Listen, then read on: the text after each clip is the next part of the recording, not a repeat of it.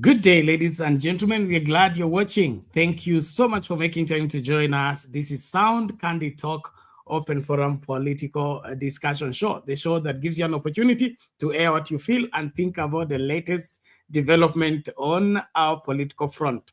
Well, today we're having a special edition where we're engaging with our pastor friend from DRC to give us the view of what exactly is going on.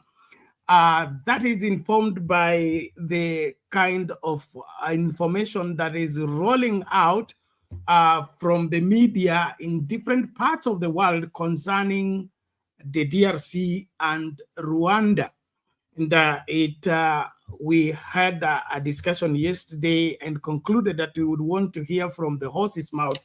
Do we have any reason to be alarmed by what is going on in DRC and Rwanda at the moment, or is just an exaggeration and we all need to get the right picture? We're here to get the authentic reality of everything and, of course, chart the way forward on how to get a lasting solution to what bedevils this continent and our people as a whole. So from wherever you are joining us, please make sure that you are the ambassador of what we are doing right here, right where you are. Share the link widely. We are live on YouTube, Sound Candid Talk, and then, of course, YouTube channel, Sound Candid Talk live YouTube channel, Sound Candid Talk Facebook page, as well as TikTok will be coming shortly. Thank you so much. And we are rolling out with this particular episode as we bring in our guest to be able to shed light on what we are dealing with at the moment. And it is of great importance that you follow through. So please help somebody to tune in, help somebody to find the show, and of course, be able to participate in what is happening in our world by reason of the situation in the country and the situation in the neighboring countries. Well, much is being said, a lot of it speculations. There is the push and pull, but it is important that when we have had this rumor and we have had this confession here and there, it bears every proper sense for us to go and confirm. Is this thing the way it is being said, or there is something more to the same? So let's listen to this first, and then get our guest to get in and be able to give us the true picture of what we are dealing with and how we need to respond to the same. All right, so in one moment, let's get this fast and then we roll it out. Please, karibisha mtu, usitazame kipindi peke yako. Wewe ndio tunategemea kuhakikisha kwamba kila mtu anapata nafasi ya kujumuika nasi katika uchambuzi wetu na katika kuelewa ni kipi kinachoendelea na ni vipi tutakavyo tatua hicho kinachoendelea katika masuala haya yote ya vita ambavyo vinahofiwa katika DRC na Rwanda. Okay, let's hear this out first. The leaders of an alliance supporting M23 rebels in the ongoing conflict in the Democratic Republic of Congo now says Rwanda is not to blame for the escalating tension in the region. Colonel Nanga, leader of the Congo River Alliance fighting alongside M23, says claims that they are aiding and abetting the looting of natural resources in the country are false, and that there is lack of commitment to end the chaos. The city of Goma, once bustling with life, now bears the scars of intense conflict. The M23 rebel group stormed into the city earlier this week, marking a significant escalation in a conflict that has plagued Eastern Congo for more than a decade. Colonel Nanga, head of political coalition supporting the M23, has defended the rebels' actions, denying accusations of Rwanda's involvement and downplaying claims of mineral exploitations in rebel-held areas. Bon, la guerre va aller jusqu'où? We are not warmongers. Even the takeover of Goma is linked to one thing. The threat that was in Goma constantly trying to kill us with the Sugoi fighter jets. The threat that was in Goma with Air Force planes or whatever they were, with the thousands of European mercenaries stationed here. With all this, I would call it tricking time bomb caused by the fact that weapons were distributed to people who were not qualified to handle them. Nanga says Rwanda is being unfairly scapegoated to cover up incompetence and embezzlement in Congo. People kept talking about resources, but in the areas we control, I have not seen a single company that is industrially mining minerals. They talked about smugglers, but I haven't seen anything. These are all artisanal mining operations. And I have not seen a single Rwandan, not a single Rwandan. So I don't know how exactly are they looting. He says M23 seized Goma due to threats from warplanes, mercenaries, and arms flows. Amid conflict and a humanitarian crisis in eastern Congo, the M23 rebels have seized Goma, but their advance toward Bukavu stalled as Congolese and Burundian forces pushed back. Conformément à notre constitution, In accordance with our constitution, specifically Article 64, it is the duty of every Congolese citizen to stand as a barrier against such system. In summary, this is the very reason that justifies our struggle. We are being killed, starved, and justice is being weaponized against certain individuals. on instrumentalise la justice contre. The situation in eastern Congo remains volatile, with growing calls from the international community for an immediate ceasefire and renewed peace efforts. Zachary Nyakweba, NTV.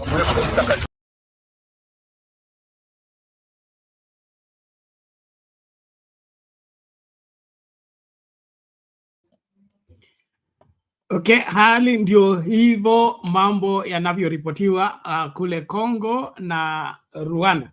Na tunashukuru because we have an opportunity to engage with one of the indigenous who will help us get the true picture of what's going on and how we can relate to the same. So wherever you are, please make sure you are sharing the link, inviting somebody. We are now live also on TikTok as well. So please let's ensure that we are doing our part, even as we anticipate to get more light on this matter. Our guest is my longtime brother and friend from DRC. We have walked our life together for the length of our existence on the face of the earth, but I believe there is why God brings people together. And today we have a privilege to host him on this special show where he will be shedding light, because as we are walking scared, we think the whole world is coming to an end. Probably he has more light than we do. So, my pastor, how are you today? To you too. Good evening to you. Please give us your names and what you're up to in life, sir. Good evening. I'm Pastor Kelley Kalonji. I'm a DRC citizen. Yeah. And I've been living here in Kenya, as you just said, with you, and we have known each other for quite a number of years. Yes. And I actually grew up in the eastern Congo, where the conflicts are actually taking place. I grew up there. I was not born there, but I grew up there. I know the city of Goma well, and the next city of Bukavu, which is 250 kilometers away from Goma. Currently, my entire biological family is in Goma right now as we are speaking. And I also have some friends who lives in that city. Yes. Excellent, excellent. Now, please take us up to speed to understand the situation in Congo right now. Maybe the historical part of it and what exactly is happening. Well, I've just watched the video you've just played a while ago, and Corneille Nanga is speaking. it is to me very sad, because this man, he's just a puppet and he has been brainwashed. I'm even surprised that he's called the political spokesperson of this movement, because he just joined this movement just a year ago, just last year. But the M23 rebels have been there, and Rwanda has been attacking Congo for the past 30 years.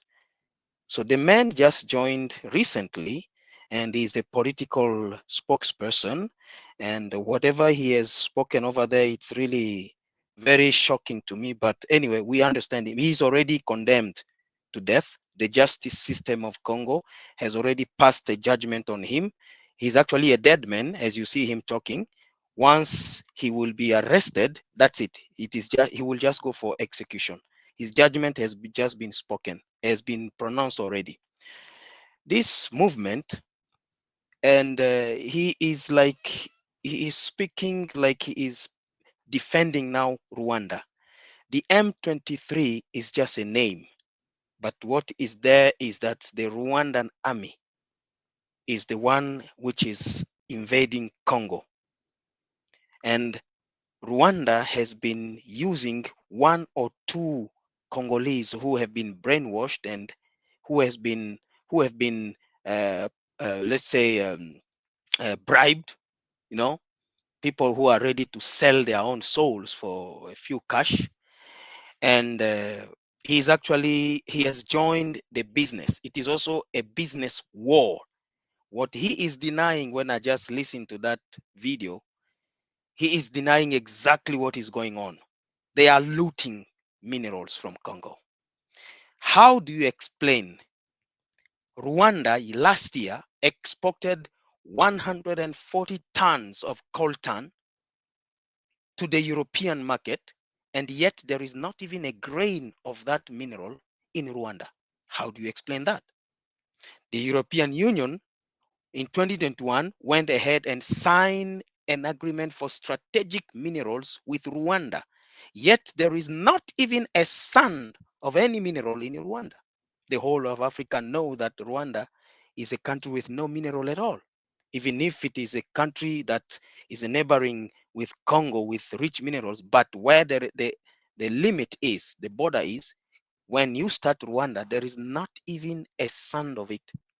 How do you explain what Rwanda is exporting? Tons of gold and tons of coltan, if not from the same areas that they have occupied, which is Rubaya. It is a locality within the North Kivu where actually the M23 have occupied for the past 12 months. They are the ones there, and that locality is 80% natural reserve of the world coltan in the whole world. 80% of this mineral that makes these phones, laptops, TVs, and all electronics. And now they are even using it for planes and even weapons, military equipments.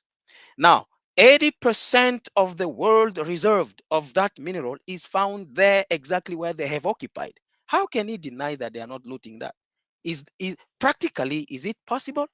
This man has decided to betray his country, has decided to lie just like he's breathing, and he's lying with a stone face. But like I've told you, the justice system of Congo has already passed judgment on him. He's a dead man. It's just a matter of days and hours. God knows the day he will be apprehended and you will hear his execution. So nobody even listens to him in Congo. That's what I can say for now. Okay. Thank you, Pastor Kelley, for that outlook. And when you say he has been brainwashed, and those in the movement, or rather those leading the movement, have been brainwashed, please clarify that so that we can get the true picture. This brainwashing is about them benefiting at the expense of the country, or brainwashed of them betraying their brothers to save their enemy? First of all, this man has been actually the chairman of the Electoral Commission of Congo. When the current President Tshisekedi won the first election during his first term, the person who actually announced Tshisekedi the winner was the same man who is talking like that. It is this Corneille Nangaa. Now, when Tshisekedi took over, Tshisekedi is not someone who wants to tolerate any nonsense. The man is determined to change the country. The man is determined to make sure you steal, you are locked up. You do nonsense, you are out. And all thieves who have been stealing from the country for all these years, including Corneille Nangaa himself, he comes from an area called Isiro. That is his hometown. And that hometown is rich in gold. The entire province is actually a mineral province, and they produce gold. And Corneille Nangaa happened to have some what we call mining zone for himself, private mining area where he was mining gold with workers, but he acquired the mine illegally. He does not have papers for it. He doesn't even bring his return to the government. So he doesn't contribute anything to the government with what he is actually exploiting. Now, when Tshisekedi took over power, he has to go around and check all the people, both foreigners and locals, who are actually involved in mining activities, and check and see their returns, how far they've contributed to the government and so on. And Corneille Nangaa was found to be a fraudulent person. So according to the laws of the country, his mines were taken away from him. It was seized by the government and given to other people who will file returns to the government. Because when you are exploiting minerals, the government has to benefit from it, which is actually normal to any country. Now, Corneille Nangaa was furious for that. He had around 4 to 5 mines illegally acquired without any paper, nothing. So that's what pushed him to join the rebel movement. Everybody in Congo will tell you, including a baby who is still in the womb, knows that there is a man by the name Corneille Nangaa who have just joined rebel groups because his mine were seized from him. But his wife and family are living in Kinshasa. No one is touching them. His brothers, his younger brother was actually a governor of the same province where he comes from. It's just the last elections he was not voted in. But when he joined the rebel movement, his brother was still governor, and he was in good term with the president. So that is what pushed this man into rebellion. He is not fighting for the country. He is not fighting for anybody. The man is just furious. His mines were taken away from him. That is what people should know about Corneille Nangaa. That is just some light I want to bring in that one. So whatever is talking there that there is no Rwandese in the movement, he is just lying, just like he's breathing. He's just lying, just like the same way you see him breathing, the same way he's lying. All right, thank you for that. Ladies and gentlemen, we are engaged here, ensuring that we get the proper picture of what's going on in DRC and the conflict there. So we call upon you to join us from wherever you are. Please, we need you to share the link, get more people to join. We are live on Facebook and on YouTube as well as TikTok. Tafadhali ukitupata tu sukuma hiyo link ili watu wengi wa join na tuelewanwe katika masuala haya. Tuko na Pastor Kelley hapa, and he's giving us the true picture. Just before we can bring in Ayaga to weigh on the same, unasema this particular person was the chairman of an electoral commission, okay? Yeah. Then you say he is convicted for crimes. He's to be executed. That's a bit confusing. What's happening?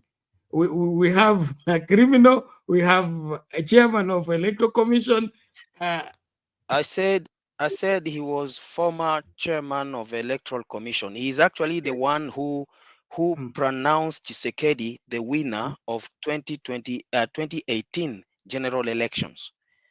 When Tshisekedi won his first term in office in 2028, this Corneille Nangaa was the chairman of the Electoral Commission of Congo. He's the one who pronounced Tshisekedi the winner. Now, he thought maybe Tshisekedi will show him favor when he takes power. Tshisekedi is a no-nonsense person. Even if you went to school with him, and you are his best friend, but if he finds you stealing, he locks you up. You understand? So he went and did what we call inventory and check everything, how things are going on in the country, and he found a lot of irregularities, including the chairman who pronounced him the winner of the presidential election, owning mines with no papers, with no tax payment, with no returns, with nothing. So Tshisekedi stood on his ground and seized. He instructed the minister of mining to take actions, and according to the law, the mines were seized from him. So then that's when he joined the rebels, and today he is now the chair. I don't know what they call him, the political chair or speaker, from chair of electoral commission now to the chair of political rebel movement, whatever they call him, I don't know. So he's just exercising. It's quite funny. Okay, so he was once a government, we could call them a civil servant. And then yes. All right. So it is now this conviction. You talked about conviction. Has it been produced before the court of law, or according the system of the justice system of Congo? When someone betrays his country the way he's doing, okay, the attorney general will just order the court to open up a case even when you are not present, because this is a case of betrayal. This is the system how Congo works. Even me, if I will join that movement and I happen to be known, the court will take my name and everything, and they will just pass let's say a judicial process on me, even if I'm not present in court. They will just see that based on the evidence that they see that I am in the movement that is attacking the republic, blah blah blah blah blah. So according to the law, the judge will just pronounce me, he will just sentence me to death. So the judgment has been pronounced already. It is a matter of the day he will be apprehended. He will not be taken to court for any process because the laws have already taken care of that. The day he will be apprehended, it is just to be executed. That's all. That's the system, the justice system of Congo. Okay. And he knows that. He is aware of it. He knows that judgment has been passed on him already. So just that's why I say the man is dead, though he's talking. All right. Thank you, Pastor. We appreciate that. Ladies and gentlemen, Ayaga, you can get back. Sorry, ni kama umetupwa nje. I pray you get reconnected so that you can also weigh on this. We want to get your view on the matter. Now, as we go further, so there is the rebel movement. Can you help us make sense of what is M23 and what are they fighting for? M23 is just a new name, but the team is still the same. Like Gormaya can change its name to FC Leopard or Ulinzi, but you find the same players and they keep on changing the uniform, but it's the same people. M23, the M stands for March. No, May, sorry.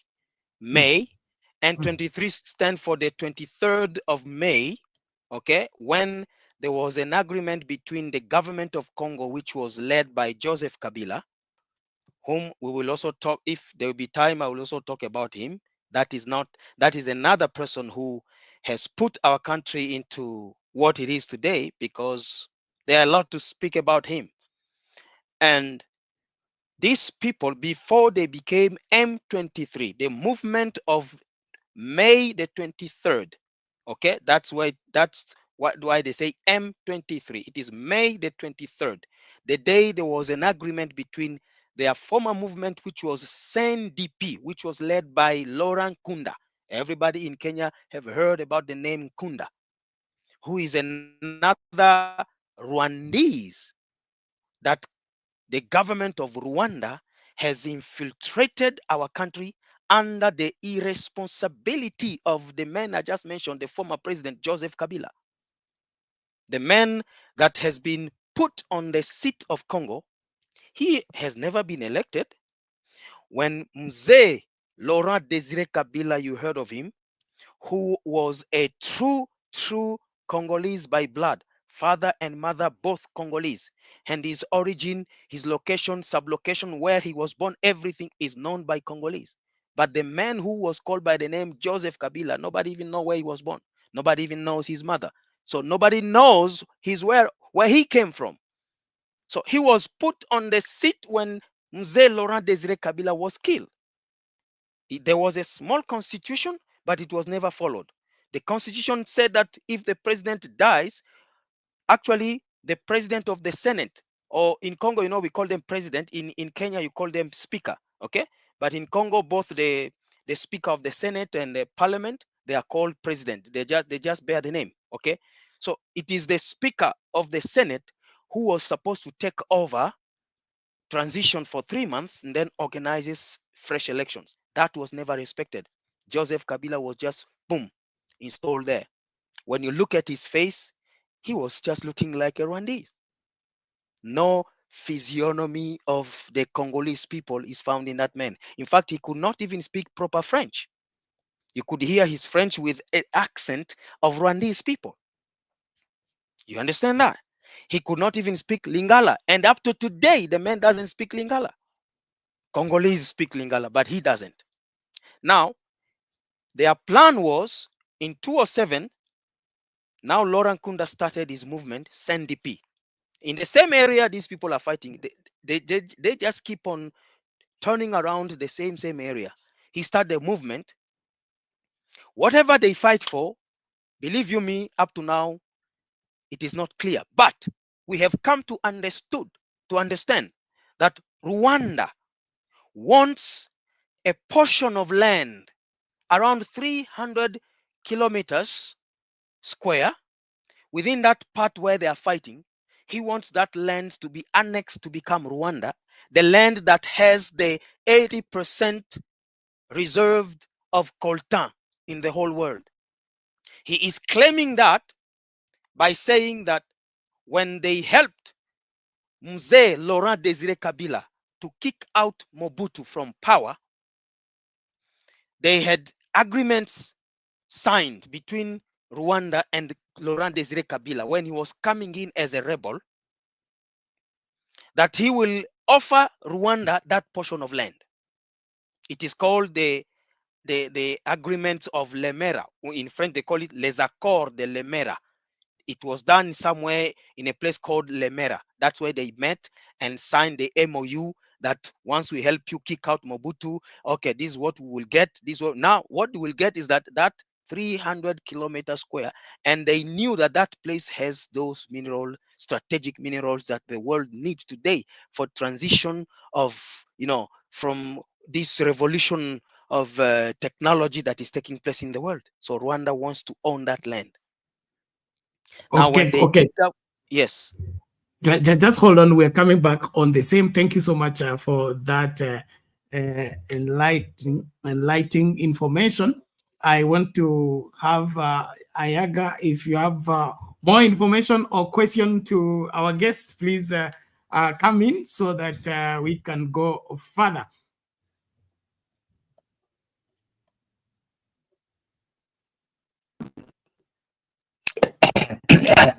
Hi, Bernard. How are you? I hope you can get me clearly. I'm good. We can hear you. How are you? I'm good. Say hi to Pastor Kelley. I was listening to him very keenly and clearly how he's he's talking about the problem in Congo. I just want to debunk so many things. He's saying he's so much enlightened about Congo, and I just want to debunk some 2 or 3 things. Then I give my speech. The M23 is a rebel factor that was born after they had so many rebels. Remember, this place had a problem even as early as 1950s, even before independence, and actually after independence, they had these problems. I am sending you a video that the Nyerere, the Tomboyas, many people were talking about this region and why there is a problem today. That video is coming, it's a little bit long video, so it will also help you understand. So these rebels, there were so many rebels. There were many rebels factions here and there and there. So they signed an agreement so that they can work together, and that happened in March 23rd. And that's why those rebels are called M23, not me. That agreement actually was signed on March 23rd. You can take its fact very well as we try to help people understand this. Number two, Kabila Luru. March 23rd, which year? I can't remember the year, but it is not long. I will come with the year just in few minutes time. I will tell you the year. Yeah.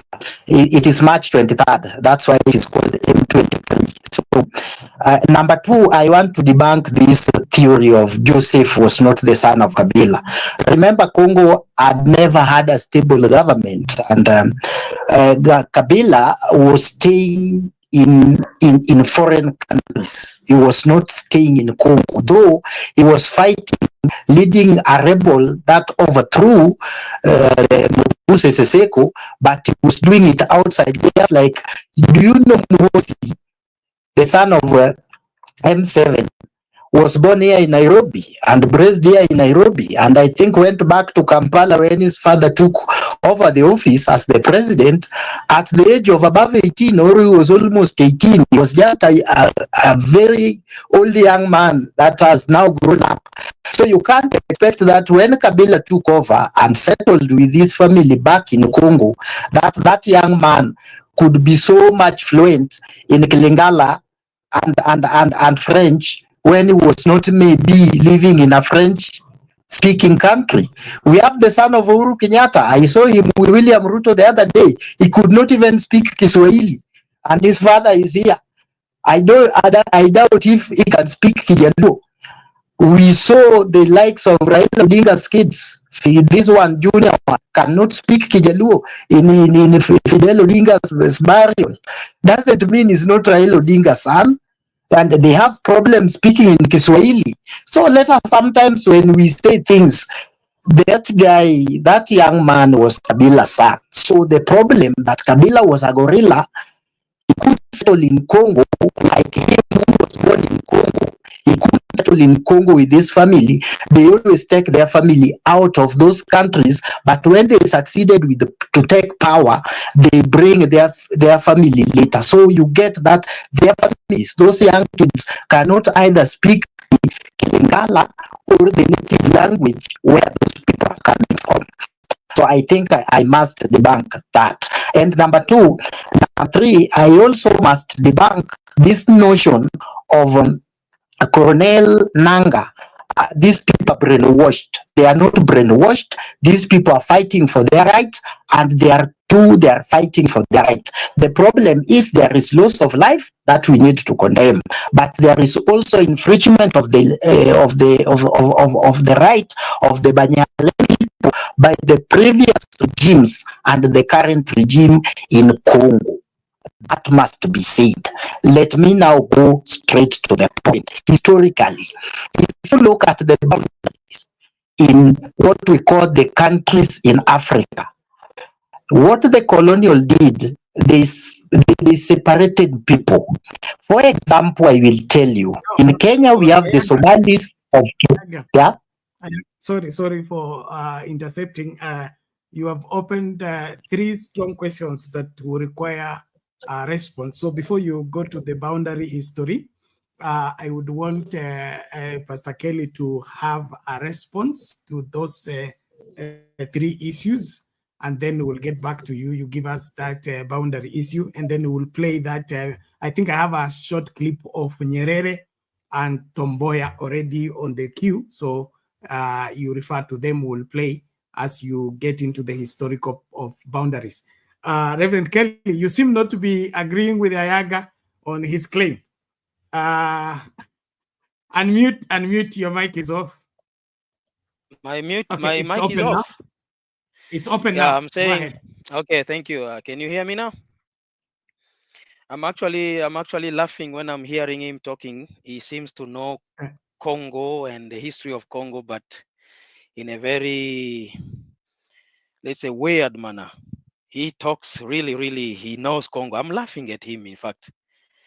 Joseph Kabila is not, has never been, and will never be the son of the late Mzee Laurent Desire Kabila.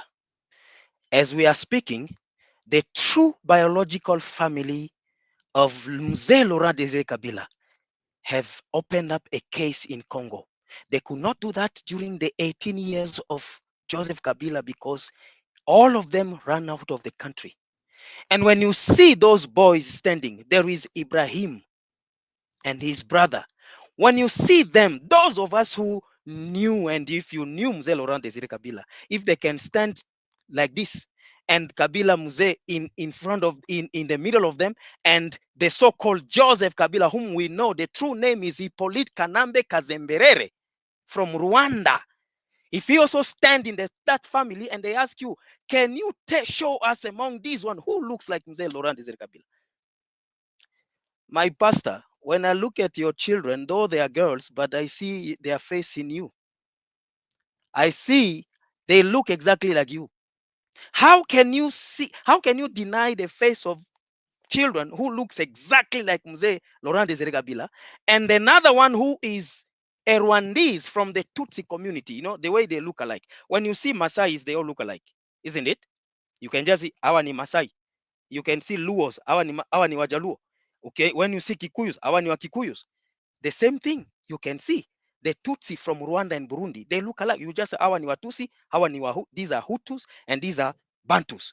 How can you differentiate? How can you fail to differentiate a Tutsi face from the Bantu's face, which looks exactly like Mzee Laurent Desire Kabila? My friend, Mr. Ayaga, I will refer you to go to Google and type the name Ibrahim Kabila. The face will appear. And then type also Mzee Laurent Desire Kabila. The face will appear. And type Joseph Kabila. The face will appear. And tell us next time maybe which of those two looks exactly like Mzee Laurent Desire Kabila. The part of history you are talking about, he was born in outside the country. Yes, we understand. We know all of that. But the story is beyond what you know. Of course, he knew Mzee Laurent Desire Kabila. The real father of Joseph Kabila is known. And he was a very good friend of Mzee Laurent Desire Kabila. When he was a rebel fighting Mobutu, Mzee Laurent Desire Kabila started fighting Mobutu way back in 1967. And he was not living in the country. He was in Tanzania. Sometimes he's in the mountain of Fizi, there where he was digging gold for his survival. And they knew together. They knew each other with the real father of Mzee Laurent, Joseph Kabila. Very, very close friends, just like you and me are today, my friend. And when that Mzee died, Mzee Laurent Desire Kabila actually took Joseph Kabila and his sisters and housed them in their house, in his house. Number two, I want to tell you something. Joseph Kabila was given the name Joseph Kabila. Joseph Kabila, this other name in that tribe, the Lubakat name, meanings he's a twin. And his so-called sister twin was called Janet Kabila. Okay? He was called Janet Kabila, and he was in a parliament. Now, listen to this. Have you seen two twins, but they have 3 years difference of birth? This one, Joseph Kabila, is born in 1971, and his twin sister is born 3 years before him, and yet they are twins. These are things people, they want to talk about some countries as if, and he's talking as if he is actually hammering the whole thing that is what we should believe. My friend, brother Ayaga, please, if you don't know something about a country, don't usijiingize kumambo haujui. Sisi wa Kongomani, we know the reality of that country. Why is he not in the country now? Joseph Kabila. If he's the son of Mzee Laurent Desire Kabila, who kicked him out of the country? No one. No one kicked him out of the country. We are Christians and we believe in the Bible that says that a wicked man runs away without anyone chasing him away. He just took off. There is no threatening. There is no, his wife is still there, but himself, he's now fugitive. Right now, his passport has expired. He's using Rwandan passport. Namibia government has just proved it recently. He was to take off from Namibia to go, I don't know where, with the Rwandan passport. Namibia government intercepted him. He was under arrest until they kicked him out. Nobody knows where he is. Recently, he was in Ethiopia meeting with Katumbi, trying to organize how they can stop Tshisekedi from trying to change a new constitution. Katumbi, another foreigner who was born in Congo. A father is a Jew, a mother was from Zambia, but he was born in Congo. So he can claim Congolese citizenship by birth. Now, the two guys who are not really Congolese by blood, even if people say he's the son of Joseph Kabila, no Congolese believe that, my friend.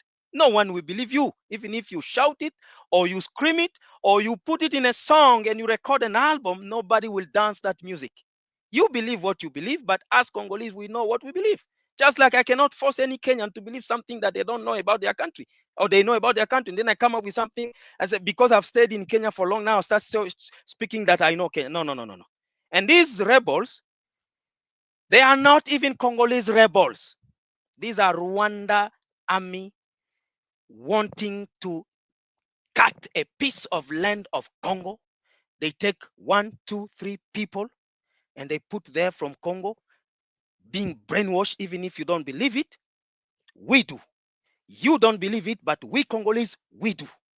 We do believe he has been brainwashed. He is betraying his country, and it is a matter of days, even if weeks, years, or whatever the time, the man will be apprehended and be executed. That's all I can say. Okay, thank you, Pastor. We appreciate that. Now, the tug of war here, but I think let's all put everything on the scale, and then, of course, make use of what is valid. Ladies and gentlemen, thank you those joining us from wherever you are. Please, let's do well in inviting more people to join. Share the link. Let's. I believe there is more light here than we have had so far in understanding the situation. I would like, excuse me, I just want to put on something. I'm just forgetting. I don't know if Brother Ayaga understands French, but there are videos from the European Union. The European MPs themselves, now they are quarreling among themselves, you know, when the debate hits in Parliament. And there are videos, parliamentary people in Europe are talking clearly how they are the ones who went to take Joseph Kabila from Rwanda and imposed him in Congo because they knew that he will be easy to be manipulated. It is there in French. I'm asking a question. Have you heard that video? In the European Parliament, not even Belgium, but the whole European Commission. It is there. Have you heard it? Things that now God is allowing the world to know the truth. You are there, you know. Let me. Okay, that's why I say I'm just laughing at him. We'll see wazungu wenye walituwekea huyo mtu wameanza kukosana among themselves. Mambo saizi in Europe is not the same. It is not business as usual. They are now denouncing each other. Now wanaongea wazi ya kwamba these things must stop. We have now European MPs who are now speaking on our behalf in Europe. Nani hawa Europeans who are pushing all these things. They are the ones who are financing Rwanda, giving Rwanda 20 million euros every year to the army. And they are the ones who have signed the agreement with Rwanda for minerals that Rwanda doesn't have. They are the ones, even the country of Poland has signed military agreement with Rwanda, telling Rwanda, we shall give you every technological in military that you need to take over that part of the land. Mr. Ayaga, are you aware of all this? Okay, Pastor, hold on there. We are coming back to you. Thank you so much for the information. Ladies and gentlemen, as we continue to engage Please, let's invite more people. And if you have a question, you can come into the studio to ask it or put it in the comment section. We'll put it over to our guest to respond to the same. Thank you. It's alarming that we can be twins, yet we were born 3 years apart. Ayaga, hebu tuambie hii maneno vipi?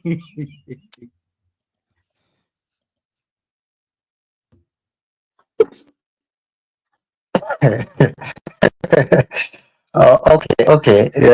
I think the only person who can disown a child is the father, and Kabila is there, and Kabila never disowned Joseph. Your brother cannot disown you, or your brother cannot lodge a case against you. That is not, you are not his father's son. So I don't want to engage in those. Those are petty things. Like, if you read a book, even here in Kenya, there is a man called Migona. In his book, Peeling Back the Mask, he claimed Raila Odinga was castrated in prison and never share any child. And if you look like people like Winnie, they look like Raila Odinga. So I don't want to engage into those petty. It is only a parent who can disown a child, and the mother. And if those two, either they are dead and none of them spoke, those other children of Kabila, either from different mothers, cannot claim to be to know who their fathers share and not. So I don't want to engage in that route.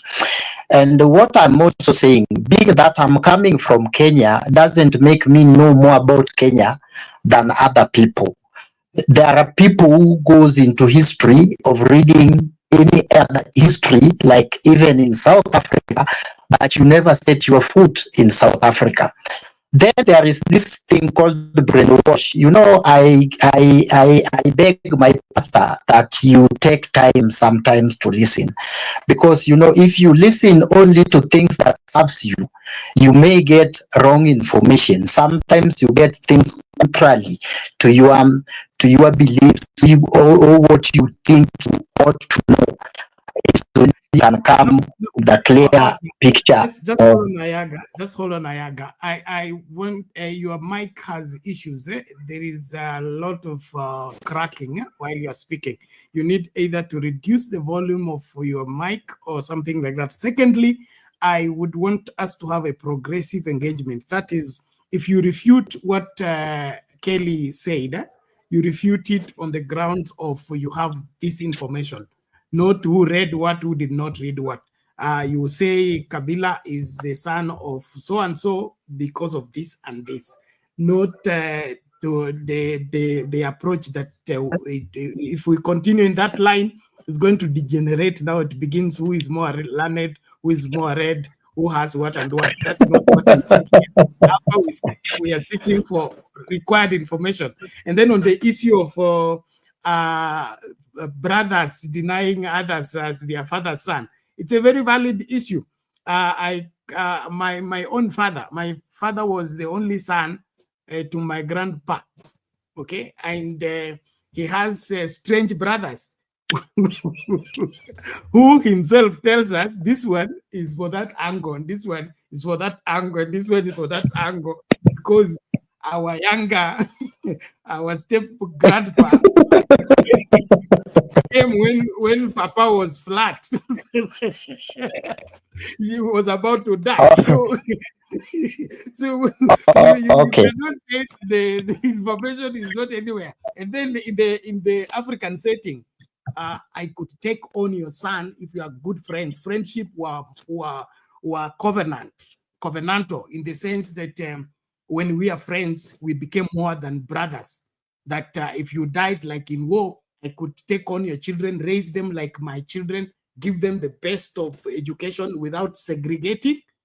And then everybody from outside will think all these are my children because I raised them that way. But that does not negate the fact that biologically they belong to my brother, who I am just a person who raised them.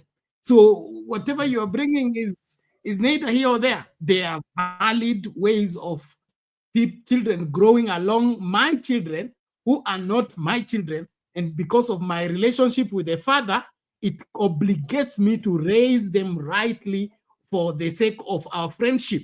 And if now these sons grow up and then begin now to betray their brothers who allowed them to grow alongside them, by now them, being used to seize power and then maybe vanquish this other family, then that's a different ball game altogether. So let's not rule out realities that are really African and true in our coexistence. It's not far-fetched for any person to raise somebody else's children. Yes. Okay. And you can now hear me clearly. I think I have reduced my volume. I think net has a little bit buffing. That's a little better, but if you reduced it a little more, like 15%, I think it will now be very good. Okay. If now you can get me, or is it still vibrating? It's vibrating, but it's I think a little better. Okay, what I'm saying is very simple. I wanted just to go straight to the problems that in Congo and why Rwanda is being blamed. I don't want to engage into siasa. Unajua hizi zingine za kuzaana na nini, na hizi ni siasa tu za hapa na pale za kawaida tu. Hizi hata Kenya ziko. We were told Kenyatta was a Masai, was not a Kikuyu, and some people still believe Kenyatta was a Masai. So those things exist. So what I want to say, the problem started during the partition of Africa. The kingdom of Rwanda was divided into two. There is a part that is in Congo, and there is a part that formed the country called Rwanda. Like what was done to the Maasai, where you get the Maasai in the Serengeti side, are in Tanzania, and there are Maasais in Narok, in Mara, that are in Kenya. Same to Somalis in Kenya, and the Somalis in Somali, and even Luos here in Kenya, and the Luos in Uganda. That thing was made by mistake by the colonizers, and they knew what they were doing, and they knew this would bring problems to Africans in later years when people want to join their relatives from the other side. Now the problem in Congo is one. And I think my brother will be honest to tell you that the problem in Congo is one. They have refused to recognize the Tutsis community that were annexed into Congo as Congolese. They have refused to recognize them as part of Congo. They want these people to go back to Rwanda minus land. Now that's where the Kagame is coming in, and that's where the blame game between Kagame and Congo is coming in. Remember, there are Tutsis that are living in they're called, I think, Banyalenge. That they were divided into three countries. There are some that are staying in Uganda, and some people argue that actually Museveni is a Tutsis. There is a rumor that Museveni is a Tutsi. So there are people, the Tutsi side, that the people who are left in Congo, and there were Rwandese now where they are in Rwanda. So this thing, it is a colonial thing that started way back, even before Kabila, even before Tshisekedi, even before Kabila II. So it is something that started long way back. And people like Julius Nyerere spoke about it, that if you can accept the Maasai in Tanzania as Maasais from Tanzania, and accept the Maasais in Kenya as Maasais in Kenya, but if you want to tell Maasais from Tanzania that today you go join your brothers from Kenya, walk away from Serengeti and go and join your brothers, you are chasing those people from their ancestral land without taking them, by just forcing them, by denying them citizenship. So these people, these Tutsis, are fighting for their rights. These people are Rwandese, that they were annexed into Rwanda by the colonial powers, and that's where they belong to. and they need to get a right of citizenship in that country called Congo. So if the Congo administration, until they recognize, ensure that the Tutsis, the Banyalenge people that are fighting now for their survival, for their rights, are given their rights in that country, I think it will be safe for Congo. But if they are still obsessed that these are the Nyarwandans and they need to go back to Rwanda, and you want to chase them by force, they will also fight, and that fight will be there. And I think as things stand now, if they are not monitored, they will march to Kinshasa. Because I saw what Sesekedi is doing, is mobilizing youths that are not inexperienced in war, people who have not fight anywhere, and you give them guns to go and fight the rebels who have stayed in forest for very long time, have engaged the trained military for very long time. So those people are very trained. So I think the problem in Congo will be solved by the Congolese. I don't have a problem as a Kenyan, but I'm giving example. We can't tell the Somali people like Aden Duale and the rest and the people of Mandera that go back to Somali, you are not Somalis, you're not Kenyans, you go back to Somali where your brothers are. But we are not telling them, go back with your land. Let us reduce the size of Kenya, and because that is what will happen in this part of the world. If you insist these people are not Congolese, if you insist these people are not Congolese, but hold on. That is their ancestral.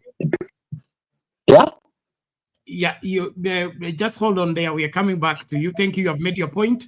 And I will want to play that Nyerere's claim. And then from there, we can have Pastor Kelley responding. And there is another question on the comment section to Pastor Kelley. We'll combine all of them that he gives this equal response. Thank you for sharing. And then Ayaga, either you move away from the microphone or reduce your volume completely. It's cracking and fluctuating at the same time. But we have heard you clearly. Thank you for coming in on that. So let's hear this, and then we now see where are we from all this. The Banyamulenge are not immigrants to Zaire. They're not. The kingdom of Rwanda was partitioned between the Germans and the Belgians.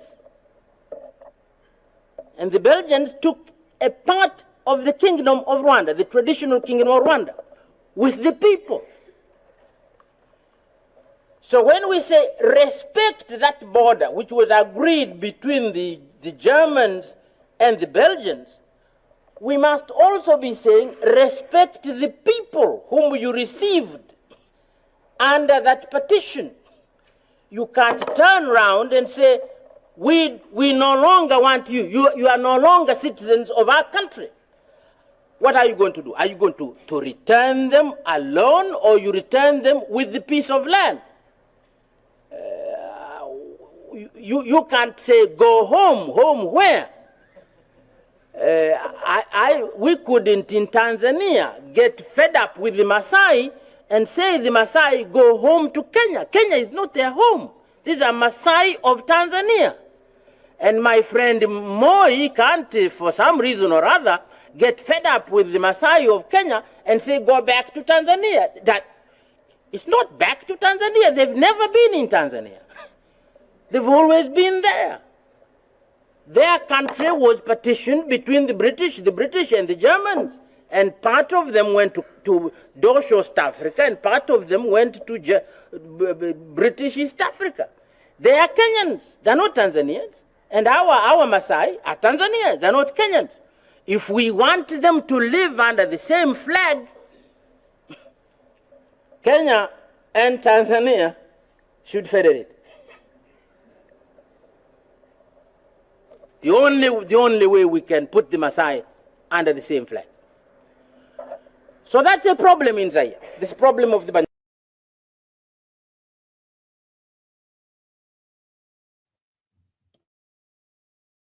Okay, there you have it from Mwalimu Nyerere addressing a conference in New York.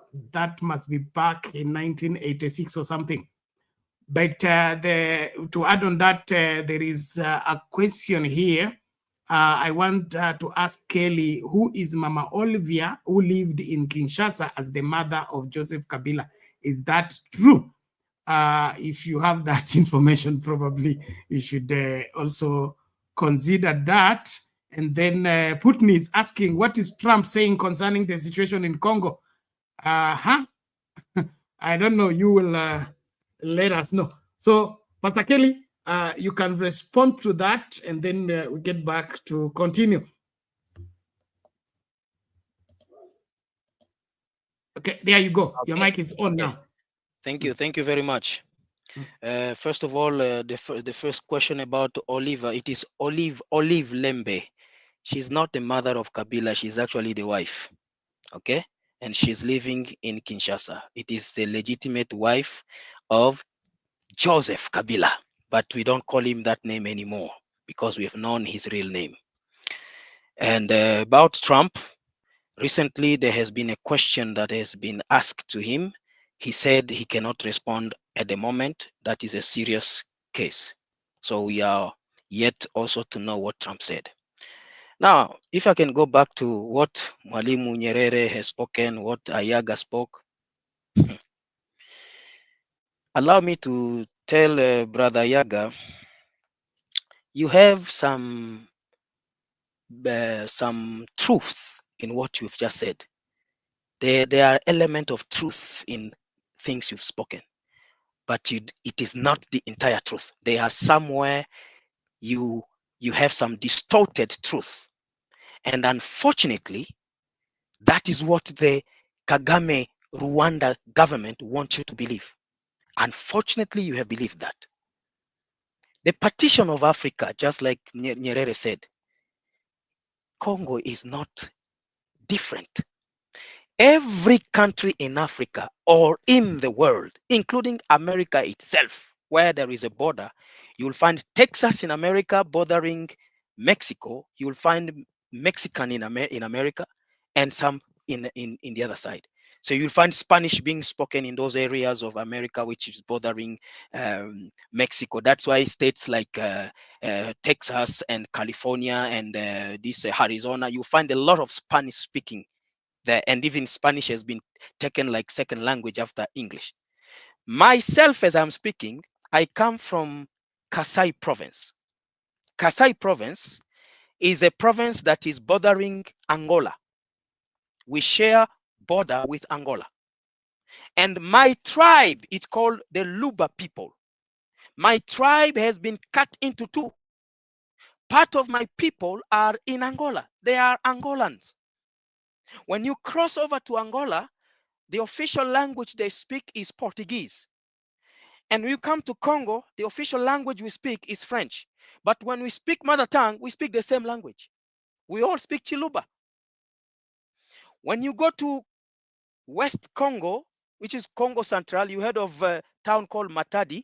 If I may just refer to some common names that people know in Kenya, you have heard of Tabule Rochero, you have heard of Mbilia Bel, those famous musicians. Their province in Congo also borders Angola, and in some area to the north, they border Congo Brazzaville. Do you understand that? And you find these are the Bakongo people. Their tribe is called Bakongo. You spell the Congo not with C, like the country Congo, DRC Congo. That one is spelled with C. But the tribe called Bakongo, it is spelled with K. So Mbiliabel, Tabule Rochero, comes from a tribe called Bakongo. And their tribes, to the south, they border Angola. And to the north, they border Congo Brazzaville. And that is where Kinshasa and Congo Brazzaville are it's just the river Congo which separate. It's actually one city which has been divided by a river. These tribes, you find the Bakongo people in Congo Brazzaville, you find them also in Angola. When you come to the north, Pastor Ngozi, recently, you know, I've come from Congo, and you know what I went to do in Congo, right? I went to a town in Congo. I actually went to Isiro, the town of the man Corneille Nanga. But the place I entered Congo from Kampala, I went to Arua. Arua and Congo, they border with a town called Aru. That Aru place is actually a home of Luos. In Congo, we have Luos. Luos are not just in Kenya. They are not just in Uganda and South Sudan. They are also in Congo. I heard the Luo language in Congo. It was my second or third time to be there because I've never been in the whole part of Congo. Until I was shocked, I said, what? And when we speak Lingala, we speak fluent Lingala. And then when they speak their mother tongue, I hear them talking, Maber, hey, Bera. And I say, what? Are you people Luos? I say, no.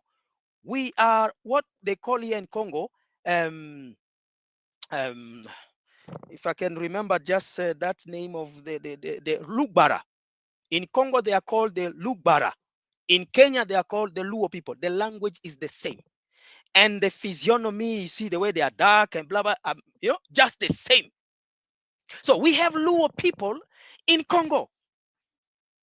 But the question is, have you ever heard my tribe, which is in Angola, that the government of Congo says because the Luba people in Angola are being mistreated, now I'm sending my troops to Angola to fight for their right? Is that not an invasion? Is that not a violation of international integrity of boundaries of the country? That is what Rwanda is doing. And I don't know why Mr. Ayaga is not seeing that. Have you ever heard? Now Tanzania say the Maasai who are in Kenya are being mistreated by the Kenyan government. Now we are sending troops to go and protect their right. That is what Kagame wants you to believe, unfortunately. Unfortunately, that is what Kagame wants you to believe. He has other motives behind.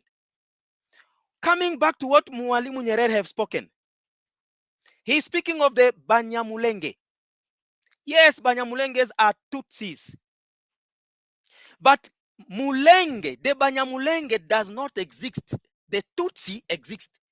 In Congo, there is a mountain, like in Kenya, you talk of Mount Kenya, Mount Elgon, Mount Serengeti, whatever. In Congo, there is a mountain called Mulenge. Now, these Tutsi people, and it is found in a territory called Fizi territory, where Congo is sharing common border with Tanzania. When you are in those sides of Mulenge, you see Tanganyika Lake beneath. And on the other side, you see Tanzania. And a little bit on your left side, you see Burundi. So there is nowhere in that place Congo is bordering with Rwanda. The bigger share of common border between Congo and Rwanda is found in the province of North Kivu, where there is fight. Now, when the colonial master divided, yes, it is true. The tribes can be found in this part, and these are just like we have all said. But the ones who were in this side of North Kivu, Mobutu, the late President Mobutu, issued them citizenship. We recognize some Tutsi who have this Congolese citizenship, and Mobutu proved it during his time. He appointed what we call I don't know how in French, in English I can call it, and I don't think you have it in Kenya, that position. We call it the directeur de cabinet du président de la République. It means in State House, in the presidency of Kenya, there is one person who is like the chair of all of them. He's the one who take care of businesses. Before you reach to the president, every staff of the presidency have to reach. He's their boss. Then he reports to the president. So that is called directeur of the cabinet, directorate of the cabinet of the president, if I may translate it like that in French. Mobutu went on and appointed a Tutsi by the name Bisengimana to be his director of the cabinet of the president of the republic. I guess Mr. Ayaga is aware of that. If he's not, then I'm shedding light to what he said. Saying that these people are fighting for their right, it is wrong. Because there's no right they are fighting, they have the right. And going to the Banyamulenge now, the Banyamulenge, these people are far away from their land, far away from where Congo is bordering Rwanda. These people, the Banyamulenge, were actually the refugees, my brother. They came to Congo during the 1953, 52, 51, when Rwandese fought among themselves, when the Hutu people overthrew the government of the Tutsi people, and they ran into Congo. There are documents proving how the UNHCR took them in numbers of families and took them there, because in the chart of the UN, refugees are supposed to stay 100 kilometers or more away from their border country. That is why they were taken to this mountain called Mulenge. So they were refugees there. But the Congolese Tutsi were on the side where Congo borders with Rwanda, and they are citizens of the country. And some of them are born in Congo, and they are, as I'm speaking to you, my own sister, by the way, was married to a Tutsi in Rwanda. The husband just died recently in 2003, leaving my sister with 10 children, and all of them looking like the Tutsi, and they call me uncle, and I'm glad. Even today, I was chatting with one of them, asking me, "Hey, uncle, how are you in Kenya?" I asked him, "How are you guys there?" He's actually in Gisenyi, the town that is bordering Goma. I say, "How are you guys? You people should just put yourself in prayer and make sure God covers you in case of anything." So I have nephews and nieces who are Tutsi people. Just for the information to try and clarify our friend here, Ayaga. The Banyamulenge, now they call themselves Banyamulenge. It is the name of that mountain, Mulenge. How can Masai, for example, run from Tanzania, and the UNHCR takes them and say, you cannot stay in Namanga because the laws of international refugees says you must be 100 kilometers away or more from your border country. Now we are taking you toward Mount Kenya. And then they go and establish them in Mount Kenya. Years later, these Masai from Tanzania start calling themselves, we are the Banya Mount Kenya. Does that make sense? They say we are Banya Mulenge. Mulenge is the name of a mountain, my friend, just to give you a geography of Congo. And it's actually 300 kilometers away from where Congo is bordering Rwanda. Where they are, they see Tanzania face to face. On the left side, they see Burundi. 1951, 1952, 1963, that's where they were taken there. But those living in the border, Ruchuru, Masisi territory, and all those others, they are Congolese. And they are quiet, and they know it. They are not the ones who are fighting, my friend Ayaga. Why have you fallen into the trap of what Kagame wants the world to believe? These people are being used. Their name and identity is being used by Kagame, saying that they are being mistreated, they are being blah, blah, blah, blah. That is all a lie. The ones that we know have issues are those in Mulenge, because those were taken as refugees. But many of them were born there now. They are the first generation that was taken as refugees is no longer there. Those who are born in the land, they actually have Congolese citizenship. They can even show you their ID. Who is saying that these people are being mistreated? Mr. Ayaga, you are misinformed. And you have fallen, unfortunately, to the trap of what Kagame wants you to believe. Kagame wants that land of Congo. That's what he wants. And he is bringing all these issues to try and distort the entire truth. And to your information, there are groups of these Tutsi people who are against him. We receive videos. We receive audios. They speak out. They speak in French. It's just that you don't understand French. They say that we don't want our identity to be used by the regime of Kigali. One of them even said in parliament, they are in parliament in Kinshasa. One of them says, we do not need any external government to speak on our behalf. We can speak for ourselves. Here we are in parliament. We can fight for our right here in parliament. Kagame wants 300 kilometers square of Congo, where there are strategic minerals that makes the computers, the TV, all the phones that you have today. If Congo will shut the door, you will not have those phones, including the computers. That's what Kagame is after, and it is not him who wants that. It is the European Union. Watu wajue ya kwamba wazungu wanastumia huyu Kagame kuua wa Afrika for their own interest. And the whole of Africa, except maybe Mr. Ayaga, is okay with that. But the rest of Africans are mad that Kagame is being used and allow himself to be used by Wazungus to butcher his own people. Have you read the report of the UN? There are 3 reports of the UN. The experts of the UN have descended on the ground to evaluate the case. It is on the Security Council of the UN. 3 reports, all showing that Rwandan troops have occupied Congo. 4,500 troops in Congo. And the killings, so far Congolese have died in 13 million Congolese people have been killed systematically and quietly. The report is in the UN. This is not me, Pastor Kelley, saying. This is a report of the report. They call it the mapping report. And after the mapping report, there are 2 other groups of expertise from the United Nations have been sent to evaluate the case. They have reported the same. Over 13 million Congolese people have been butchered. What Kagame wants is his troop to come to Congo, that part of Congo, and kill and cause terror and kill Congolese so that the Congolese will fear and run away so that they leave the land for them. And then the Tutsi people from Rwanda come and occupy, say, these were the Congolese Tutsi who have been here. That is what Mr. Ayaga doesn't want. I told you, you have some truth, but you don't know the truth. You have some distorted reality.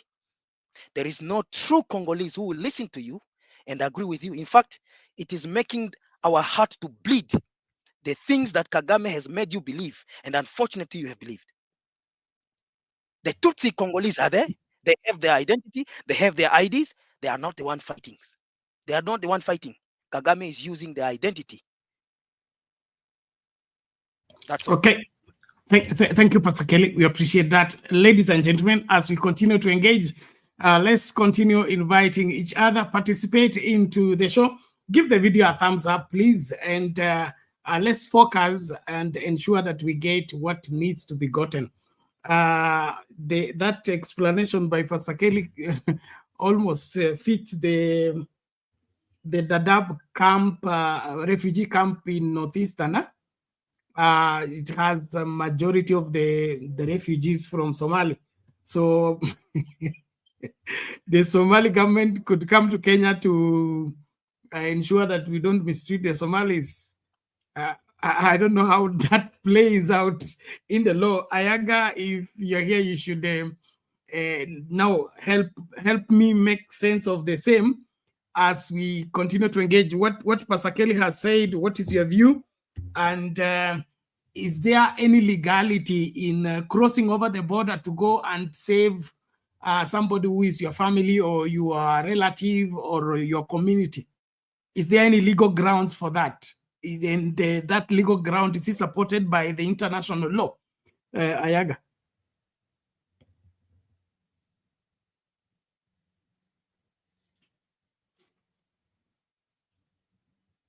Ayaga, unmute, your mic is off.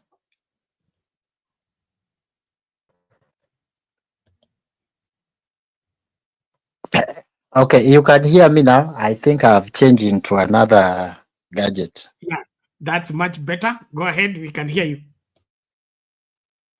Okay. What I'm saying is very simple. I'm not saying that I support Kagame or the accusation on Kagame. What I'm saying, the history must be put in its right place. That there are some Tutsis that were annexed into Congo, and the story that are coming from these people that the government just they have been neglected. You see, you know what always bring problem in a country is where you are in a country and then you feel you are not part of this country. That is the only thing that brings war. But these cross-border things happens. Remember, Al-Shabaab always use the northeastern to hit Kenya. We can't go and blame the Somali government of aiding the Somali community to attack the rest of Kenya. Let us just be sincerely speaking, sometimes the truth. As much as we blame the Kagame, he may play a role because that part of world is very rich and he may have interest in that part of the world. Is he a human being? We can't rule out. But let us blame the government of Congo for what he has done by neglecting the people of Goma and refuse to recognize those people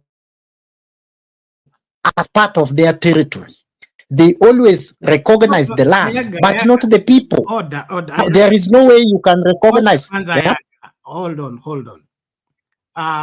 Pastor Kelley here has given us two scenarios. The Panyamulenge, the people that were the territory, the scramble for Africa and the dividing of the nation, asked them from Rwanda to Congo are Congolese citizens. They are recognized, they have IDs, the ones that Nyerere is referring to. Then he talked about another scenario where the refugees out of the wars in Rwanda in the 50s were taken to Congo as refugees and was settled in that Mulenge, is it Mulenge mountain? Okay. They were not originally Congolese and they were not axed by reason of territorial dividing. They were transferred just like we have Somalis in Dadaab and the other refugee camp. Then they set the refugee camp under that mountain. So they are not citizens. So those people cannot be fighting for their rights. I'm talking about the Tutsis. Yes, they are ones we are talking about, the Tutsis, who are taken by the UN, okay, human rights, international human rights. No, Bernard. You have missed the point. You have missed the point. I'm just explaining what we ordered. I heard Pastor. I heard Pastor clearly. Mimi nataka tuelewe na watazamaji wetu waelewe kile tunachosema. It's not even who is right, who is wrong. I want us to understand that there are those two scenarios. Those who are axed by reason of territorial dividing, and then there are those who are transferred by reason of war as refugees. Let Pastor Kelley explain, and then you respond. Because I got those two scenarios, and you seem to be mixing the two. Yes. Pastor Kelley. Can you hear me? Yes, your mic is on now. I am surprised that this brother Ayaga seems not to understand everything I said. He said he heard me clearly, but what he's speaking is not what I said. We are talking of Tutsi people, of course. And Pastor Bernard has said exactly what I said. They are the Tutsi people in Congo. The area Congo is bordering with Rwanda. And I want you to understand one thing before we go even further about the Tutsi people. Even in Rwanda itself, Tutsi people are not majority. The majorities are the Hutus, who are the Bantu people. You should know that. The Tutsi people are just a small minority group of people. And even the area that Congo borders Rwanda, most of the people who are in those areas were not even Tutsi people. They were Hutu people. I want you to understand that, my brother. Don't be speaking things that you don't seem to have knowledge about, and you are trying to make it sound like it is a truth. Please. The area that Congo bordering Rwanda in the North Kivu province, most Rwandese who were living there and those who found themselves in Congo, that area was actually the Hutu people. And then Tutsi, because they were nomad people, like the Maasai, they normally move around with cows, blah, blah, blah, blah, blah. That's how they move around, and they found themselves also in that part of the country. Do you understand that? Now, those who were taken to Mulenge, let me repeat again. Mulenge is a mountain in Congo, in South Kivu province. South Kivu province has a border of Burundi and Tanzania. That is where Congo has what you know about Tanganyika Lake, which is sharing its limit with Burundi and Tanzania. Now, in those areas, Mulenge is found in territory called Fizi territory, because provinces in Congo are subdivided also in territories. Do you understand? After territories, you have a sector and so on. Now, the territory of Fizi, that's where Mulenge Mountain is located at. And that area, when you are there, you are actually seeing on the other side, you see Tanzania. You actually see Kigoma in Tanzania. That is where the mountain is. So Rwanda has been left far away. So how did these people come here? Now they call themselves Banya Mulenge. Like you take now a tribe in Tanzania living in Mount Elgon, now they become the Banya Elgon. Banya Mount Kenya. How many mountains do we have in Kenya? Mention me another one. Then you take a people, you give them the name of that. But these are Tutsi people fleeing the war. When the Hutu took over, overthrew their government in Rwanda, now the UNHCR under the International Red Cross documents are there. If you can even Google, you will find the documentary of the Red Cross, International Red Cross. You Google 1953, the transfer of the Tutsi people from Rwanda to Congo. It is there. You will see it. So document yourself, Brother Ayaga, before you can speak. Document yourself. Videos are even there, how they were taken from Rwanda, fleeing the war, and being taken to Mulenge Mountain. Now, years later, they multiply, they are born. Those who were born there, they are recognized Congolese citizens. I don't see any problem. Kagame is only using the name of these people to try and cover up whatever he has in his mind. And that is what we Congolese, we know and we believe. And that's why we are not going to let him do anything.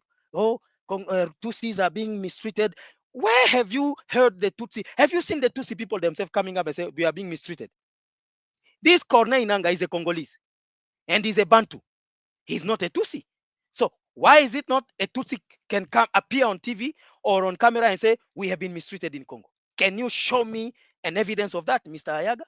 There is none. And Goma is not even a town of the Tutsi people. Like I said, the Tutsi people are just a tiny minority like this. Tiny minority. Even in those areas that they share with other Congolese, they are just a tiny minority. You can see a Tutsi family in the midst of 100 other Bantus. Never a day, Congolese people, the Bantu people, have mistreated the Tutsi people. Never a day.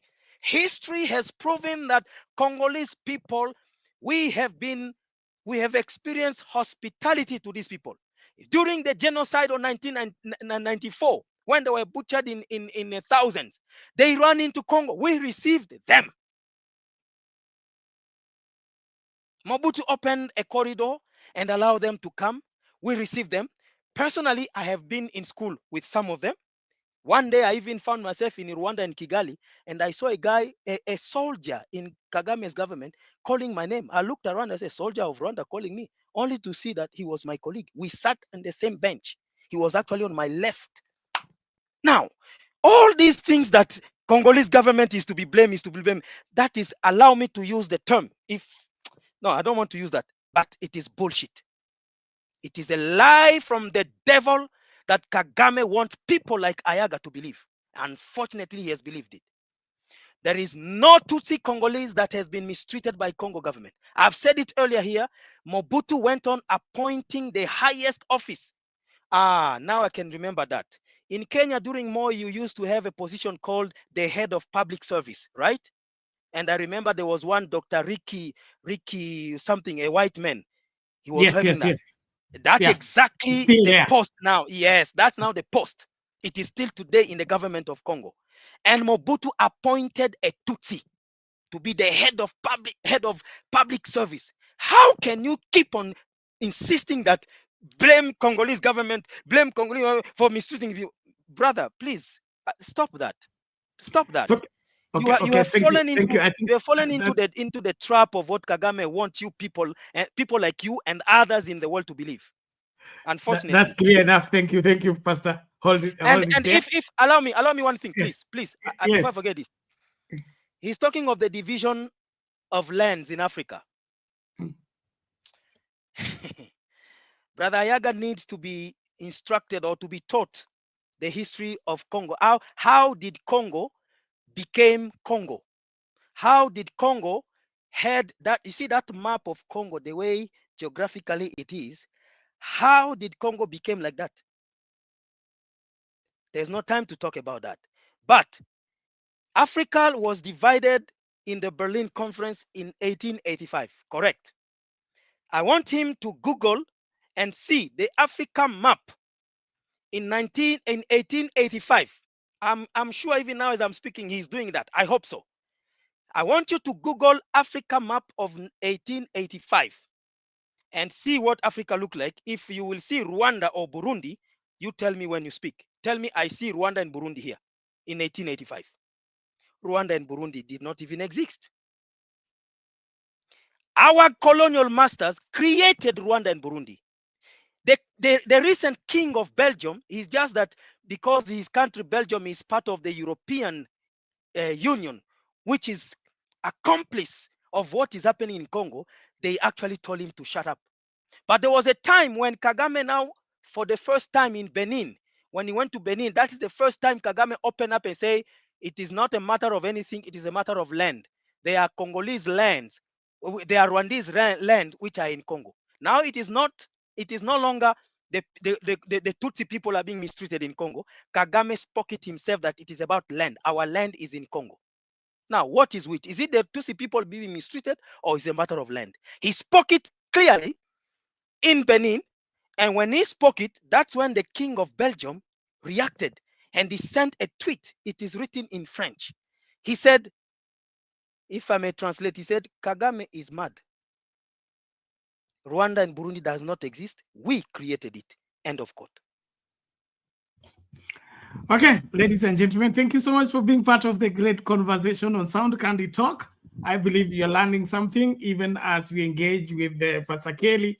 Time is really running and we really want to get as much as possible. So please, if you have a question, put it in the comment section. We will be able to respond to you. I'm also happy Mr. Guru is here to join in the conversation. We'll soon be giving him time to make his submission. But what's going on around us affects us in one way or another. There is Liz here claiming that we should come back to Kenya. I think there are great lessons to be drawn from this conversation because whatever that is being explained here is not far from us. We have hosted so many refugees in this country, and part of what we are suffering is born out of the same. The Al-Shabaab issue and all these other things that we are dealing with right now. There is now a new frontier to establish a new tyranny of numbers, this time around from Northeastern and not from Central as usual. And so all that is going to be part of this. So if we don't carry these lessons mapema, itakuwa tungejua. We don't need to find ourselves in that particular place.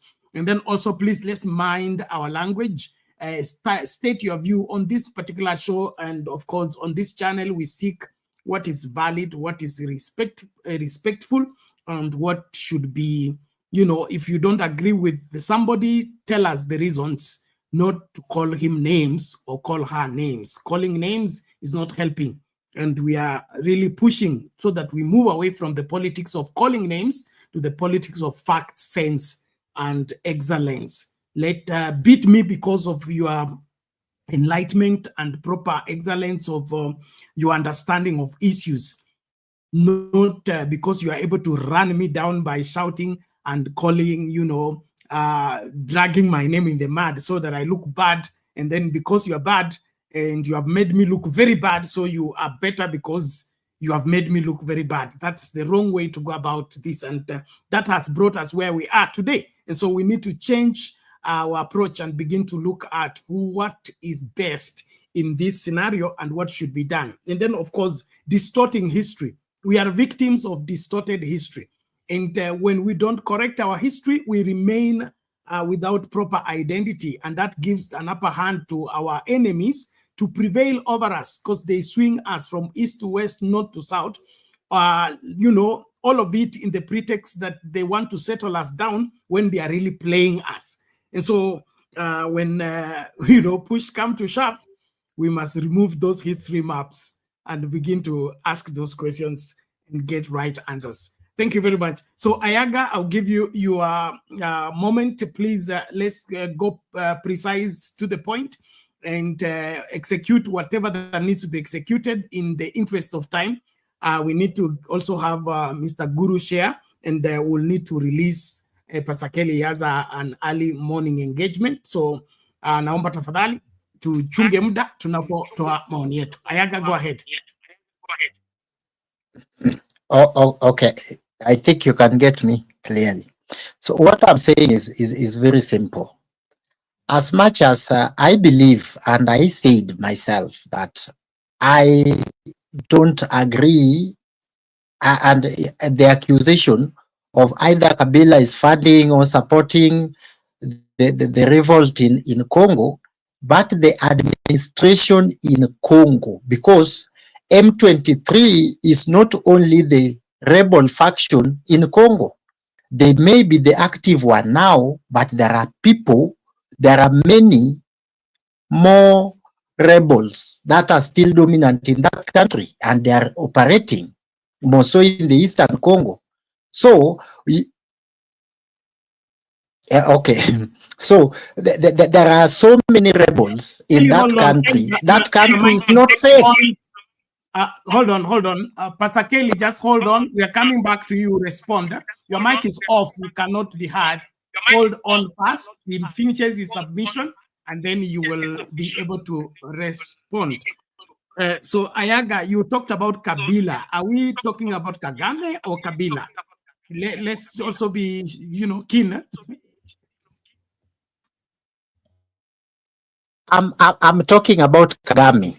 I'm talking about Kagame. I'm not talking about Kabila. I'm saying Kagame may have a shared problem in Congo that is playing a role in the revolt in Congo. But the problem should lie squarely on the administration in Congo. That Congo from the word go, since the days of Lumumba, the Congo leadership or the political class or the ruling class in Congo has messed Congo more than the foreign African states that are trying to get interest in Congo now. The Congolese leadership, they messed their leadership right from the independent, where they allow the assassination of Lumumba and the rest. So this problem did not start yesterday when Kagame is now aiding the Tutsis, whatever, into the revolt in Congo. This problem is a generational problem. It is something that started in 1960s, even if some people want to make it a problem that started in yesterday. It is not a yesterday's problem. So what I'm saying, the leadership in Congo must take responsibility, shared responsibility on their side. The weaknesses they have had, that they can't actually unite that country as one. Apart from M23, there are so many other rebels groups in that country. It is not only M23. Yes, there is AFP. I think AFP also is there. But my friend, it is not only M23 who are the rebels in Congo. The ones that were being shot the other day in the Mayor Public Gallery is a gang criminal that is operating in Kinshasa, the capital city of Congo. Those young kids who are being shot dead. Sijui Kalumba, sijui Kala something. It is a rebel in that country, so many, and they are operating mostly on the Eastern Congo. Even in the Kinshasa, it is not safe. Let us speak the truth. We can't hide that it is now the problem of Rwanda, because this M23, I have checked, I have confirmed. Bernard, relax. Bernard, relax. I have confirmed this M23 thing started in 2012. That's when M23, March 23, that agreement, they were formerly called the Congo Revolution Army. Then they changed the name in 2012 to M23 on that day, March 23rd. So let us not say they are the only problem in Congo. There are so many other rebels in Congo. You may deal with the M23 today, but there are so many other the rebel groups in that country that need to be dealt with, or they should be listened to and bring to the table so that they have a united country. When you have a united country, you cannot be threatened by a tiny country, not even size of Katanga province, called Rwanda, that Congo, the largest country in Africa in terms of land, I think after Mali, and with the population of more than 300 million people, are crying for Rwandese who are less than 15 million people. Let us be serious and sometimes place the problem where the problem lies. Congo is the richest country in the world, if not in the entire universe. In the world, Congo is the richest nation. And let us speak the truth. If there is a lapse in the leadership in Congo, you don't blame an opportunist like Kagame, who is now looking at the vacuum, because they always say if there is a vacuum, the nature will occupy. Hold on. Ayaga, you are overstepping. Okay? I asked you, is there any international law that authorizes a neighboring country to cross the border to go and defend their relatives who live across the border?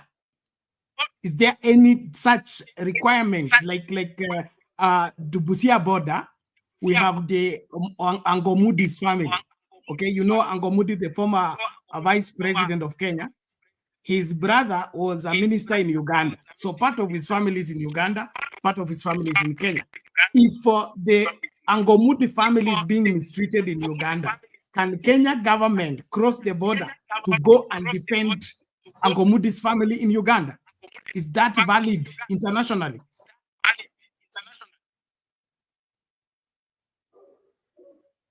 Bernard.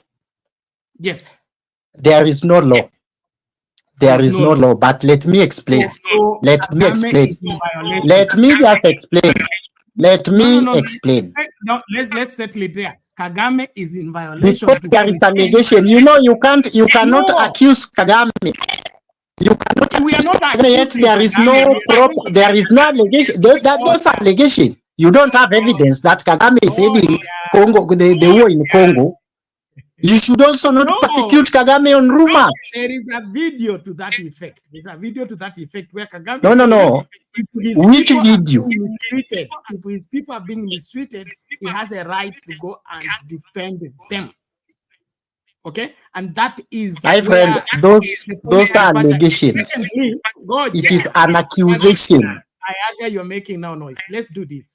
Even if it's an allegation or an accusation, and it does not meet the requirement of the law, then we should treat it as a violation of the law. Secondly, other rebel groups, okay, are a part of the Congo problem. We agree. But right now, we are discussing this M23 and the Kagame Rwanda issue. So raising up these other ones is a diversionary from what we are addressing as our discussions today. And I'm not necessarily limiting you to the same, but let's go to one issue, then we go to another, other than opening this other one to water down the gravity of what we are discussing. But you and I agree that it is not proper for any country, like right now we are talking of Uganda crossing into Kenya to come and take a Besije, abduct a Besije, is against the law. Okay, it's a violation. It is not, should not have taken place. So how do we now justify that Kagame is on record claiming that he's defending the Tutsi who are part of the Rwandan family in Congo for being mistreated? And when did the Kagame become the prefect of Congo, that when the Tutsi are being mistreated in Congo, they go to report to Kagame that we are being mistreated. They should complain to their government, which is the government of Congo. How does Kagame get involved into that? I think that's where the truth lies, other than us beginning to look for justification where there is no justification. But in the interest of time, please, I know this is a hot issue and is going to elicit a lot of heat, but I want us to maximize on the time available and get as more people to participate as possible. So please, let's restrict ourselves to the discussion and then be able to address it. And I also want to, there is something Liz is introducing here, which I really don't want to dive into. Can we, I don't know why we love dragging things into where they are not.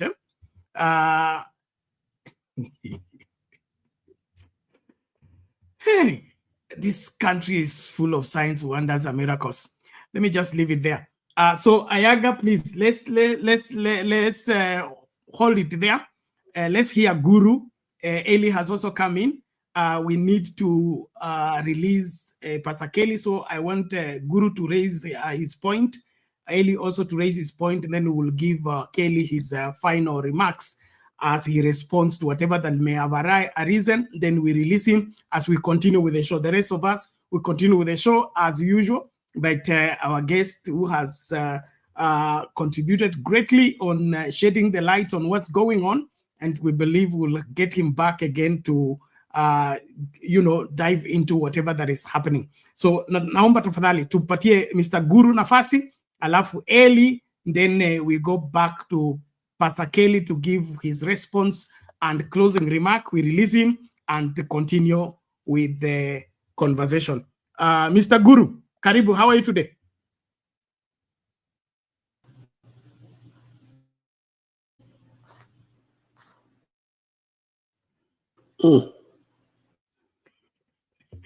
Your gadget is not obeying you. Just hold on. Let me see if it can help you from this end. Okay, it has refused. You must just sort it out yourself. There you go. Sorry, just click once. Yeah. Oh. Sorry. Hapo basi. It's okay now. Hapo sawa, endelea. How are you? I'm okay. Good to see you. Karibu sana. Eri and Ayanga. I believe you are doing well. And Nyakairo. So,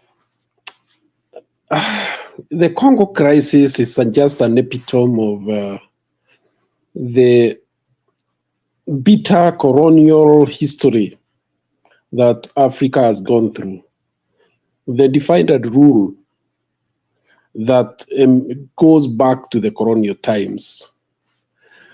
And unfortunately, our political elite have fallen right in the trap of keeping our countries constantly in conflict.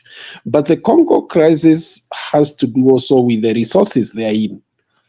And whatever happened in Rwanda in 1994 has a dimension of what is happening now in Congo.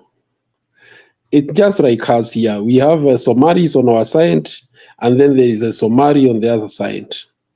And then everything goes haywire. So when I listen to the various voices I've listened to, it's a very delicate situation because there seem to have been Tutsis who are domiciled in Congo even before the crisis that happened. Then there are those who ran there because of the insecurity that came with the crisis in Rwanda. And there are also refugees who are still domiciled in Rwanda, according to the Kagame, who now he says came from DRC. And then he goes on to say that there are 3 times of such a population in Uganda. But what has come out very clearly between Kagame and Museveni, I see a more serious interest in DRC, which is not explained. But if it is true what Kagame is saying, that there is a lot of minerals going through Rwanda to other Europe destinations, and he doesn't care, because the minerals don't reside in Rwanda. They just use Rwanda as a conveyor belt. Then you can see their interests that are there. They are dying, but in the mix, you can see the kind of tension and fighting that is going on in that country. Who is this? Yayanga pointed it out clearly that there are other rebels. It's only that there are small pockets. They are not as lethal as M23. But because the country is in a state of flux where the central government does not seem to have had any good control of the whole region. It's a big country. So you'll find pockets of people who want to exploit the resources in that country in conjunction with some foreign countries, because you get to know that even Chinese are there taking some minerals deep in the country, and they are under small pockets of people who control small regions across the country. So it's a messed up affair. And then what you see is that there doesn't seem to be enough interest to solve that crisis from the political elite, both in DRC. The neighbors have not helped either. And the international community also seem to have their own interests, which perhaps the fighting would benefit them more, because what is coming from Congo ends up in their capitals. And you can imagine then it is boosting their economy. So it's a messed up affair. It's totally messed up. And in fact, I pity the people of DRC, because the way it looks, this solution cannot come from foreigners. It is only through the patriotism of the people of DRC to sit down and say enough is enough, come together for the various regions, and even decide on how to define the wealth, if that is what they have been fighting about. If it is a federal government, I don't know whether they run federal governments, they strengthen the regional governments and then decide on how the communities will benefit from the resources, so that there is no tension about a few people, taking advantage of the whole country. I understand that country has more than almost 10 types of minerals, and some of them very unique. Yet it is the poorest country in the world. It has immense mineral resource. Not to mention even agriculture and other sectors that can thrive. I bet Congo, as it is actually the heartbeat of African continent in terms of resource. In fact, that country can be able to stabilize the economies in the region if it was well managed. But unfortunately, what we have are buccaneers and international criminals who have now decided to align themselves with the political elite in the region and exploit the people of DRC. I am very suspicious of those two guys. And you can also remember Kabila coming all the way here to follow his gold. They say from Kibaki. So you can see how deep this problem is, how serious this problem is. And in fact, if we are under very strong AU it would resolve the DRC problem as an African problem. I believe even those so-called few refugees, they can't exhaust the resources that are there. So it's just fighting. In fact, the people who are benefiting are the foreigners. I don't think those are the main, they are the ones who would finish the dinner for the people of DRC. We have kept Somalis here for a long time ourselves, and we've never felt the heat of having to accommodate about 1 million of them around Kenya, and we are not that rich in terms of minerals. So I do not know why it's become so difficult to have an accommodating, a solution to the problem of DRC. Thank you. Okay, thank you, Mr. Guru. We appreciate that. You will be Pastor Kelley will respond to that later. Let's quickly bring in Eli, and then we go back to Pastor Kelley. We need to release him, and then tutaendelea na mjadala. Nashukuru wote ambao mnajiunga nasi, tafadhali tumakinike tunapoendelea kukaribishana na kuchambua mambo haya jinsi yalivyo. Eli, please, in the interest of time, let's make sure that we release Pastor Kelley as early as possible. Eli, take it. Bernard started with Eli, usiongee sana. Okay, thank you. I am the one who begged Pastor Kelley Sawa. Anapaswa kupumzika. Sawa. Ndugu yangu Pastor Kelley na wote ambao wako hapa kwa hiyo hii platform ya leo, nawapongeza sana kwa sababu hili jambo si jambo rahisi. I really don't think I can add too much because most of the things that I would like to say have already been said. We know about the natural resource conflict. We know about the laziness, no interest from the international sector sitting at the United Nations Security Council. This should have been an emergency situation long ago, not this week or last week. African Union has been very useless as an international segment of diplomacy, and very many other things that have failed the people of the region of the Democratic Republic of Congo. If you consider the amount of people that have been killed directly or indirectly, sometimes you hear 6 million, 7 million since 1996, or even upwards, as I can see Bernard putting his hand there. Yes, can you imagine the lack of interest? So I remember there was a time when the Nigerian oil companies based in Nigeria, especially Shell, where the former, there was a guy called, there was an author who was hanged by General Sani Abacha. This is back in the 1990s. And there was international interest. People were boycotting Shell at the petrol stations in Western Europe because of one guy who was hanged by General Abacha. Ken Saro-Wiwa.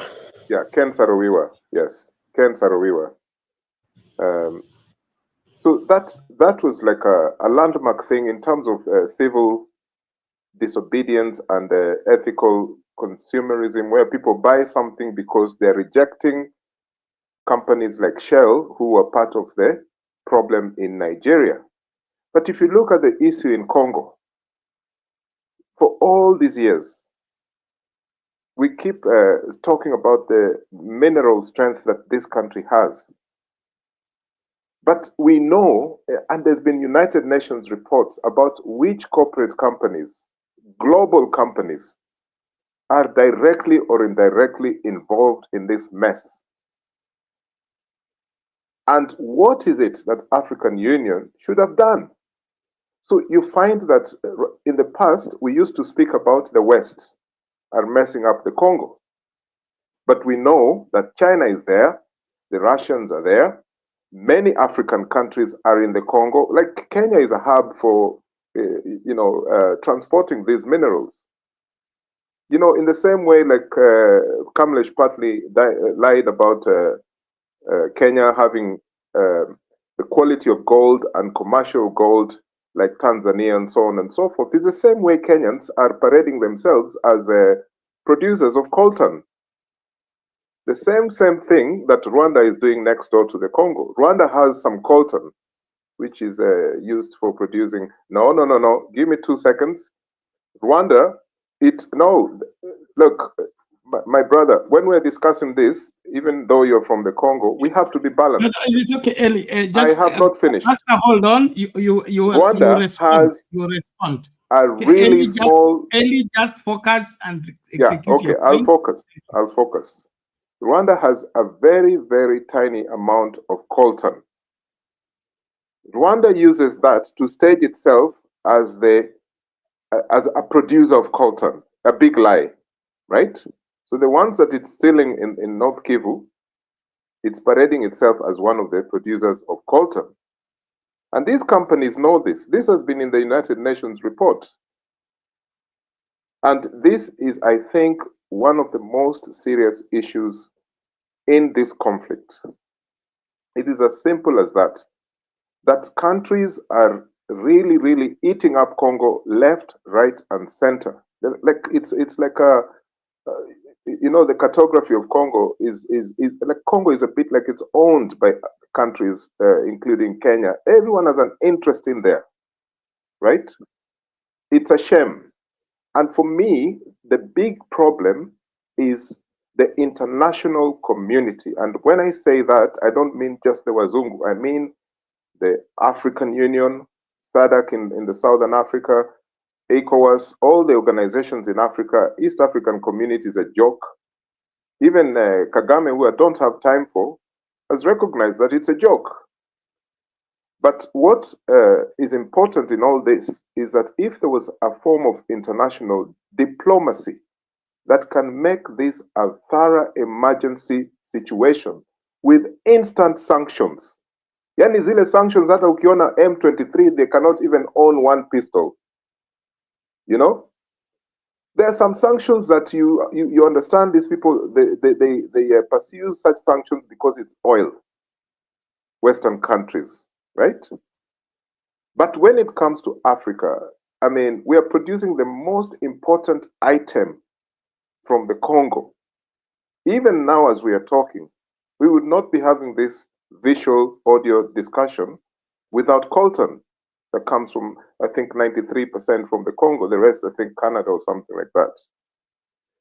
This is the huge problem, that there is no meeting being convened by the so-called Security Council and the useless Africa Union. So for me, these are the two big organizations that should have stepped in. Now you think of someone like Cyril Ramaphosa, right? Who is the president of South Africa, and I know he has been condemned badly by Paul Kagame. But this one Cyril Ramaphosa, we know that he's a corporate businessman. He has interests in Coca-Cola and things like that, McDonald's. But this one, Cyril Ramaphosa, was involved in dismantling apartheid. He was in the background of the negotiations with the devil, right? This one, Cyril Ramaphosa, is the same person, apart from the former Prime Minister of Finland, Matti Ahtisaari, the only two people in the international stage who know where the weapons are decommissioned in Northern Ireland that stopped the war in Northern Ireland between the Unionists and Nationalists in 1998. These are the two only people who the United Nations appointed to visit the paramilitary groups in Northern Ireland and show us your weapons. You show us your weapons. We're going to create new laws where your fighters will be able to get jobs like everybody else. Some of them were released from prison in big numbers because of but all these actions were because of one Cyril Ramaphosa. He has never spoken about where those weapons, thousands of weapons, have been decommissioned in this island. Why is it that Africans have a doubt about the actions of Cyril Ramaphosa? Is it because he's a corporate business person? Is it because they think he has an interest, a South African interest, or what? Because for me, this person stopped one of the deadliest wars in Europe. He has the secret of where weapons are kept by people of opposing sides in this Western Europe. People say that Cyril Ramaphosa is a coconut, white inside, brown outside. But this man, I think, should have been given a chance by the region. I don't support some of the actions by South Africa, but I think Cyril Ramaphosa, in terms of mediation, because this is my second point, in terms of mediation, bring your enemies closer. And the people who are going to be involved in that mediation, don't start suspecting them just because of their past, their history. Now, my final point, and as I said, I cannot contribute more than I've already heard, because I think you people have given strong points about what is currently happening. My final point was about this man who is now leading the so-called March 23 to march into, Sijui is saying that he's going to march into Kinshasa. This man was the head of the Electoral Commission in the Democratic Republic of Congo. This man actually brought in Tshisekedi into power when there was a dispute of the elections. What is going on? Are you telling me that the international community is not involved in this?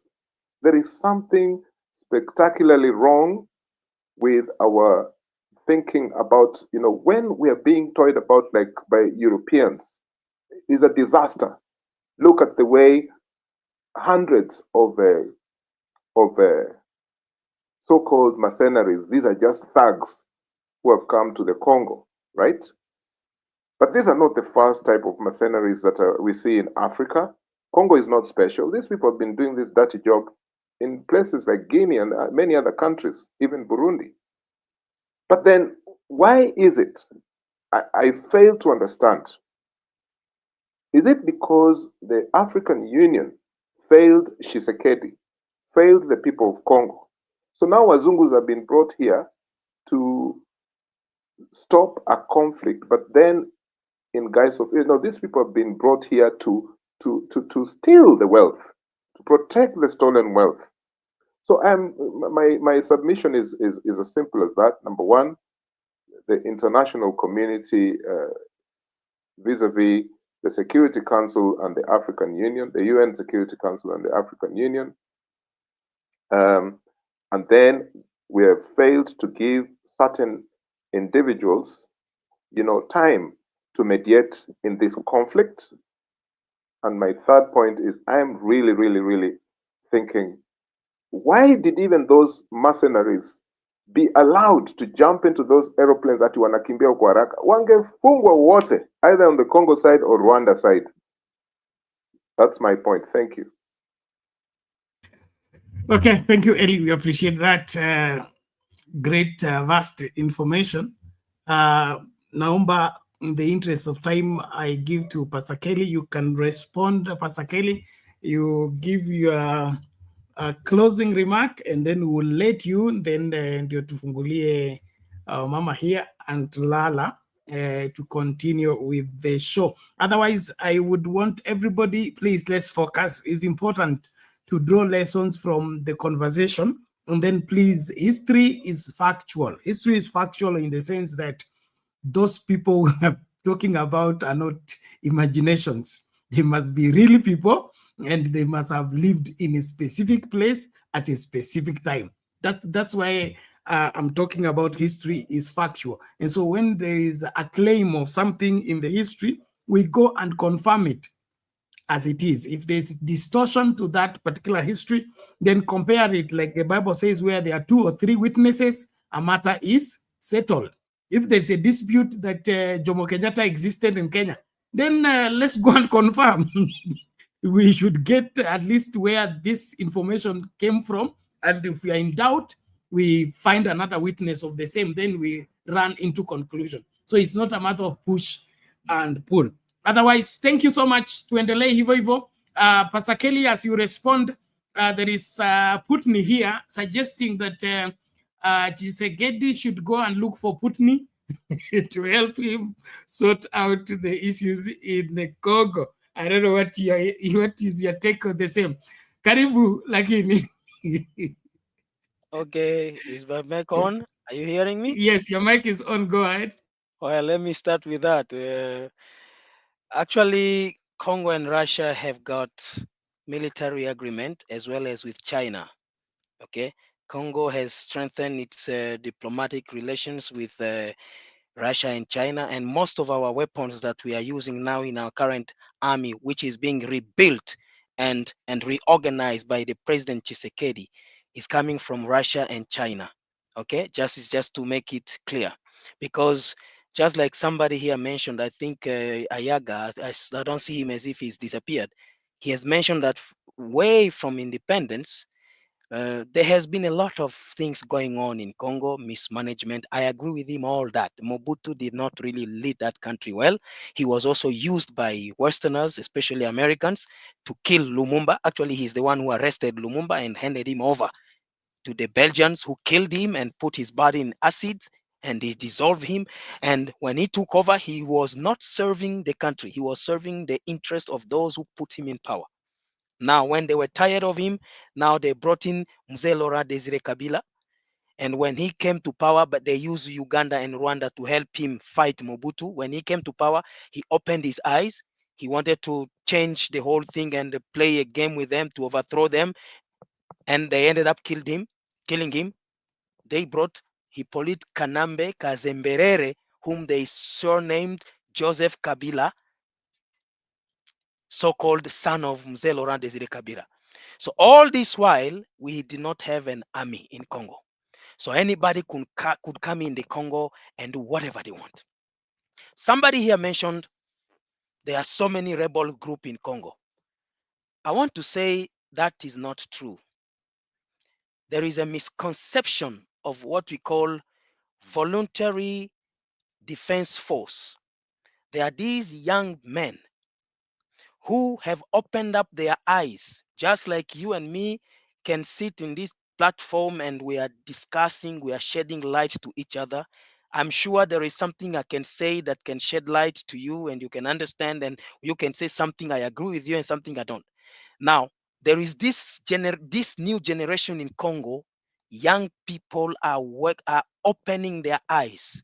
They are reading the history. They are looking back into the history of the country. They are saying enough is enough, especially during the 18 years rule of Joseph Kabila. That is when we thank God Joseph Kabila did what he did, because it is him who helped Congolese people to open their eyes and see. That is when hundreds of groups from different tribes. Allow me to use the case in Kenya. We had like the Mungiki. There was a time Mungiki was in Kenya. There was also this Jeshi la Mzee. There was a Taliban. And so those different groups, we don't hear about them anymore. Such like things, they came up in Congo. In almost every tribe in Congo, we are almost 450 languages that are spoken in the entire country of Congo. And in each tribe produced young people who decided to take weapons to fight for their right. Now, during Kabila, the UN called those illegal groups. They call them what you are saying here, rebel group. Like Ayaga was saying, there are so many groups, so many rebels group in Congo. That's why I was disagreeing. These people never killed any of their fellow citizens. They never raped any of their fellow citizens. They never did even steal from anyone, because they use juju, this traditional medicine, to protect themselves. And those jujus They even work with the 10 commandments of the Bible. It prevents them from doing any harm to anyone. If you break any rule, be sure that a bullet from the enemy will gang you down. So they go and they respect those rules from their traditional, masters, whatever they do. They have never done any evil report. The UN call them militia. They call them illegal groups, illegal whatever. And here some are calling them rebels. They are not rebels. These people took weapons to defend themselves against what they saw, the international conspiracy coming against Congo. It is they created what we call the resistant movement. That is what today, when Tshisekedi came into power, he had the same view. He had the same view. He was calling them illegal armed groups. But upon sitting down with their leaders and understanding the philosophy behind them, and he looked at the report of the UN only called them illegal armed groups. But there is no killing, there is no stealing, there is no looting in the UN report. But all those bad things were associated only with the M23. The report of the UN is there. I don't know if my friend Yaga has that in mind. And even as I am speaking, condemnation are coming from all over these international countries, like some brother Eli and Guru have just spoken, because the Congolese people recently, I don't know if you saw it in Kinshasa, they were marching in different cities of Congo, and they went into different embassies. They burned the embassy of France. They burned the embassy of Belgium. They burned the embassy of Rwanda and Uganda even. They went to different, especially European Union countries' embassies. They caused havoc. It caused these Wazungus to wake up and say, no, no, no, no. I think the Congolese people wameamuka. Now condemnation is coming.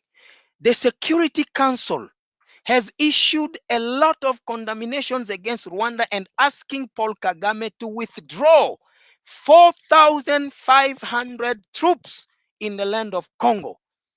Mr. Ayaga, if he's still online, I don't know if he's about that, because he was arguing with you that those are just allegations.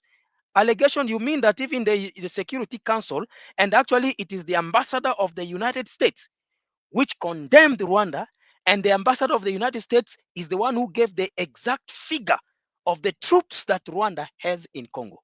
Are you telling me that America is just raising allegations against Rwanda, as Mr. Ayaga was saying? Now, Tshisekedi sat with the leaders of these groups and understood that these people are not rebels. They are not fighting against any government. They are only fighting to protect their lands. These people, they witness the M23 with the Tutsi army from Rwanda butchering their mothers, raping their sisters, killing their cows, and taking anything, creating havoc. In fact, brother, they could even take a knife and open a womb of a pregnant woman and take the baby out alive. And you expect these young men in these villages just to fold their hands and see you doing all these things? Come on, let's use common sense. Everybody will sit down and start planning for revenge, and that is normal. So that is why they were over. In fact, there was a time the report came that there were 300 illegal armed groups in Congo, according to the UN. But when Tshisekedi came and he realized that these young people, they took weapons not to fight the government or to steal or to do all these havocs, but actually they took these arms to oppose and to resist the invading army from Rwanda. That's when Tshisekedi said, no, calling these people illegal armed groups is not correct. We call them now the reservists in the army. Ayaga said that these people don't have experience of war, blah, blah, blah. I'm just laughing. I just laughed when I heard him saying that.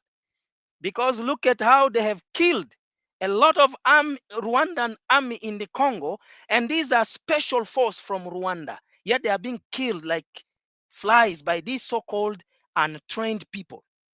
My friend, you should document yourself properly concerning some issues before you can raise up this issue and speak. Now they are no longer called rebel group as you are calling them. That's why when you were saying that, I was saying, no. There is no more rebel group in Congo except the so-called rebel group, which is not even a rebel group. It is an invading army from Rwanda, just putting on a t-shirt of rebel M23 from Congo.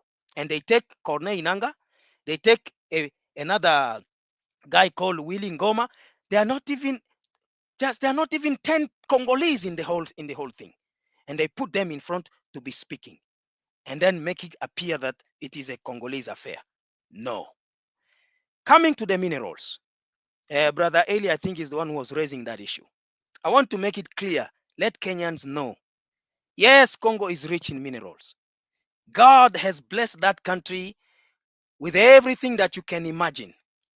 At the same time, just like you have mentioned, that is even the misfortune we are facing, because Wazungus don't want to leave us alone.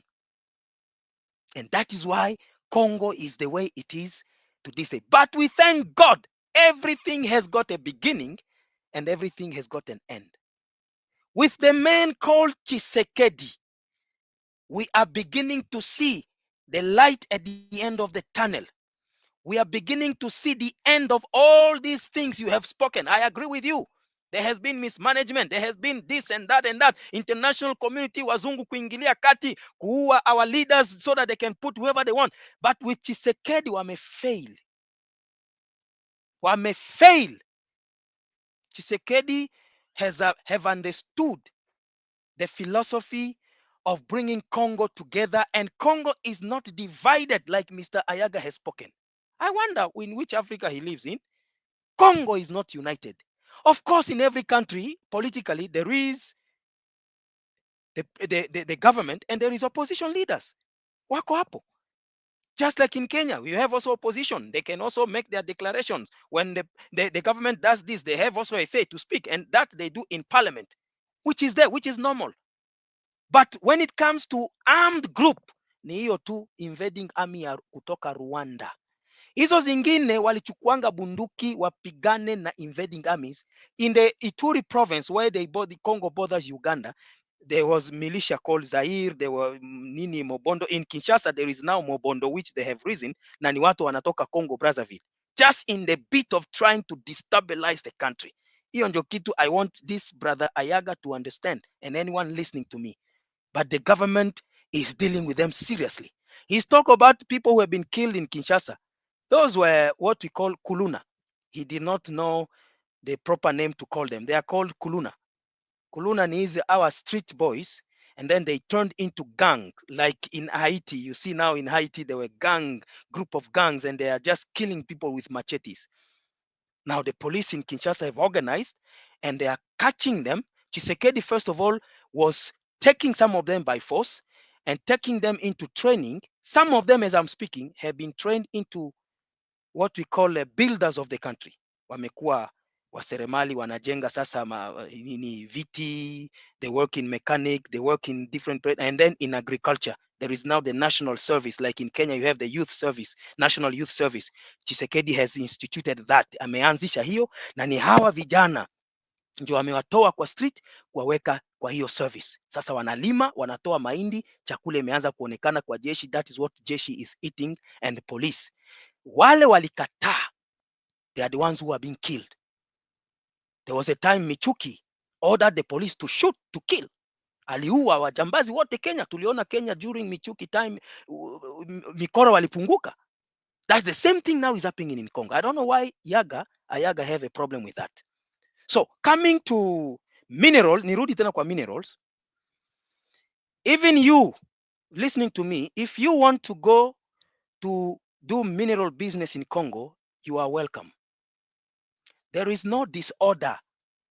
You talk of Chinese, Russians, whatever. These people are not looting Congo.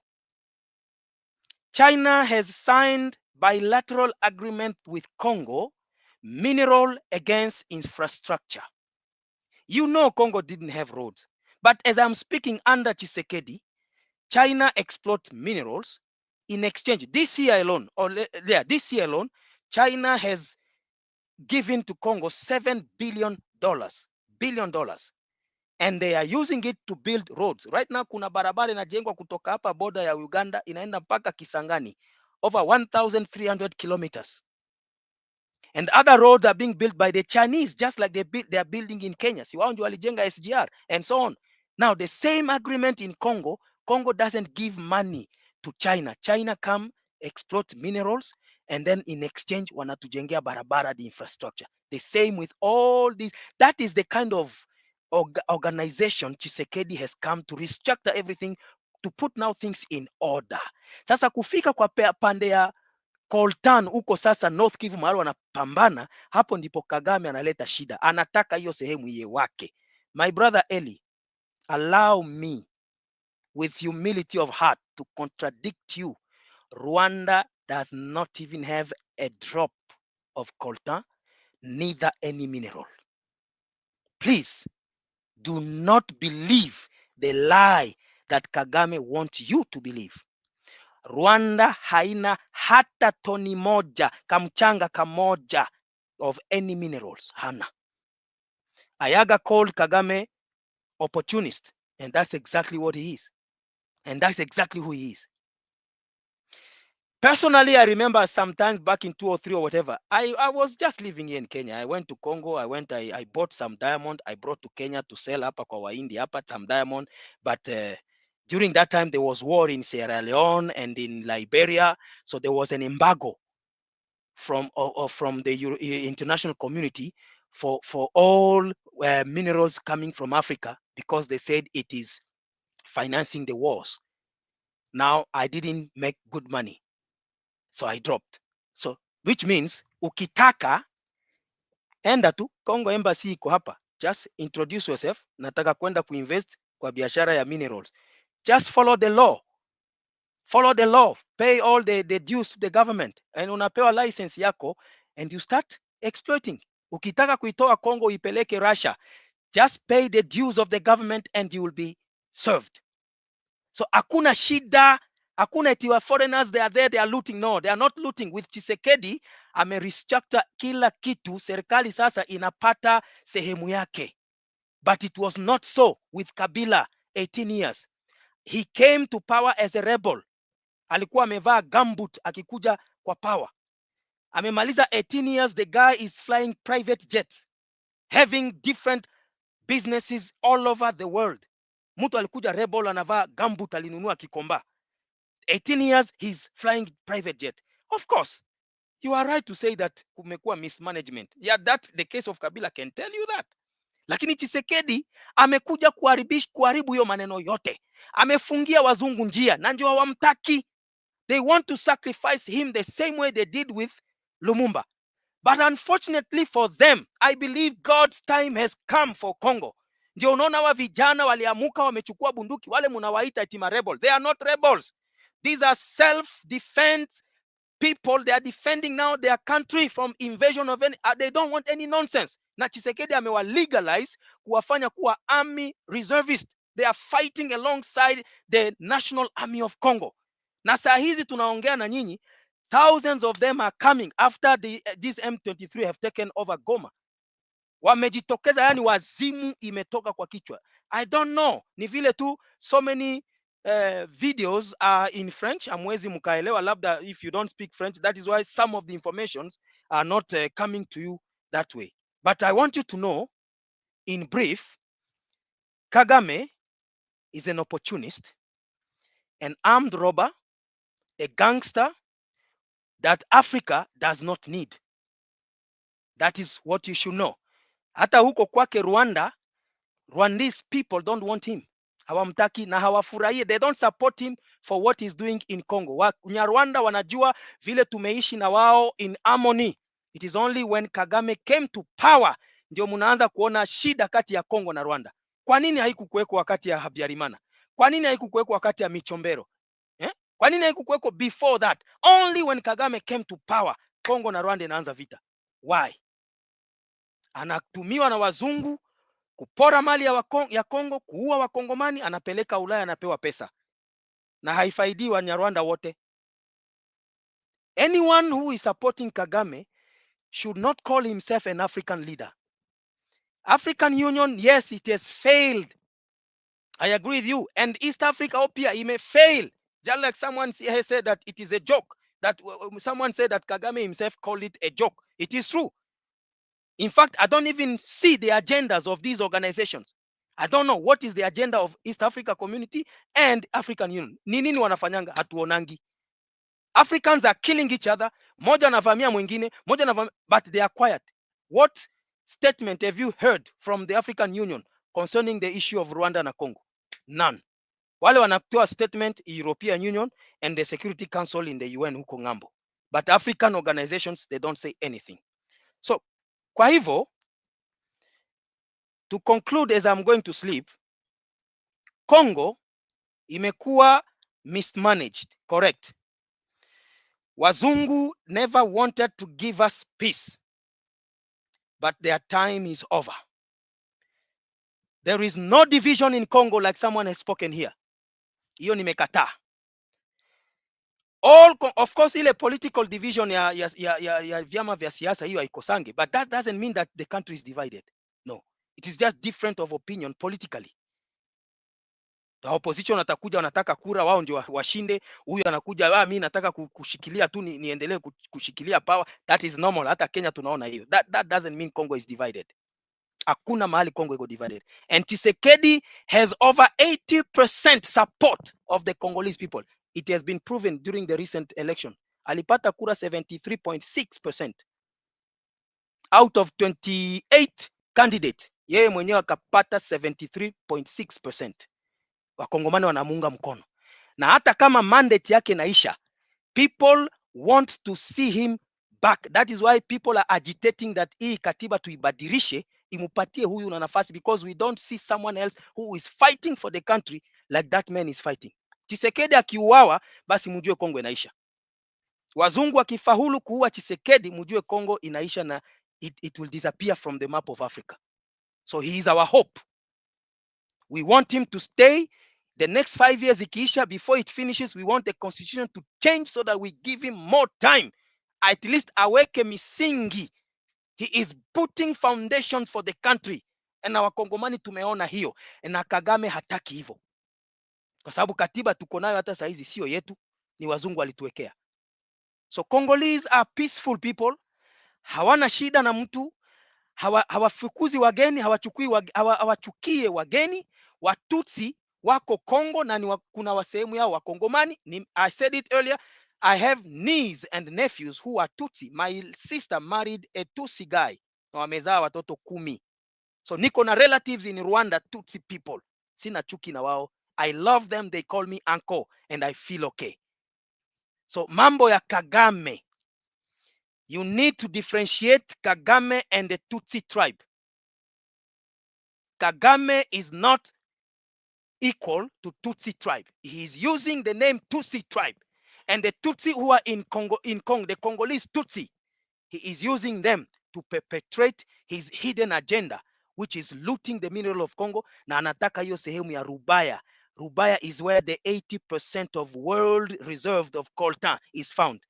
In the Masisi territory, in the province of North Kivu, mahali wanapakana na Rwanda. Lakini ukivuka mpaka Rwanda hakuna hata toni moja. My friend Eli, not even one. Asanteni kwa hiyo machache, nafikiri I've made it clear. Okay, thank you, Pastor Kelley. We appreciate your input. We will engage you further in another day with another show. We have, me personally, I've learned a lot. I didn't know much, or like I do. As Pastor Kelley signs out, I would want to respond. Is it Amos asking about Nyerere? You may have come in late. We explained the scenario between Nyerere's claim and what is happening. There are two categories of Tutsi in Congo. We have the Tutsi who are locked into the sharing of the territory in the Berlin Conference in 1885. That one are legally Congolese. They have Congolese citizenship. Then later on, there was a war in Rwanda, and then refugees who are also Tutsi, were settled in Mulenge Mountain, which are now like what we have in Dadaab refugee camp. So kuna vita Somali, alafu wa Somali wanaingia Kenya, wanapewa sehemu ya kukaa. Okay? Sasa hao ndio sasa nani anasema wafanywe wa Congolese na wapewe nini? Citizenship. That is illegal. Okay? And that is a matter of international human rights organization. So Kagame anajifanya yeye ndio nani kushinikiza kwamba these foreigners can now become indigenous by reason of him supporting them. So those are two scenarios. So there is no contradiction. What Nyerere said, wale ambao walipatikana wakati the sharing of territories took place, where the territory placed you, that became your home, and nobody's sending you away from there. But if you went to a particular country as a refugee, when the war is over, you either go home or there must be legal ways of you getting settled. And that has to be an express operation of the law constitutionally. It cannot be by you arming yourself and fighting that you have a right. You don't have a right in another person's country, especially when you came for shelter. Ukikuja kwangu kukinyesha, huwezi kusema sasa nihame kitanda.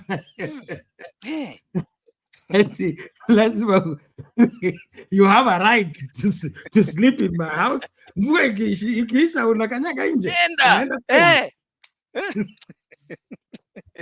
So that is it. So Pastor Kelley, thank you so much. We'll engage you for that. We have really learned. Ladies and gentlemen, let's salute Pastor Kelley as he leaves. We will communicate thereafter. Thank you. Bye. Thank you, sir. Thank you. Well, that was my pastor. Pastor Kelley is my long-term friend, and we have had a rich information from his givings, and we will engage him further if this matter arises again. But nataka tuendelee na mjadala in the next maybe 1 hour or 2 as we continue with the same subject and now localizing it with our local issues here in Kenya. But I think there is much going on that we need to dive into and just, arm ourselves with the right information, especially our history as the African people. We seem to have a lot of distorted information that is deliberately done by those that want to be our oppressors, so that we continue looking lost in our own land, and then they take advantage of the same to loot what is left of us. And so our being more careful and our being more vigilant is our salvation at this point in time. Asante sana. Aya, nimlete Nyakairu, mama yangu ile ulibatizwa wakati nilikuwa nimeenda wapi? Karibu, lakini hali vipi? Mzuri sana Bernard, nilibatizwa while you are away. So welcome. Yes, that is my name, and generally that means black people. So I love it for that sake. I was very happy actually to learn the much I have gathered from Kelley. He has really educated me. He has made me really get to the point, because I was getting a little bit confused over M23, what it means. But now it has come to my picture that these are enemies of DRC, and that is very good. Having to understand that, which is easier for Kagame, because now I'm starting to hate that guy. Which is easier for him? He said that he's going to take that portion where those Tutsi are living and put it on his side. And why? Why is it so? These people went there as refugee. They were given a place to live because they didn't have peace in their country.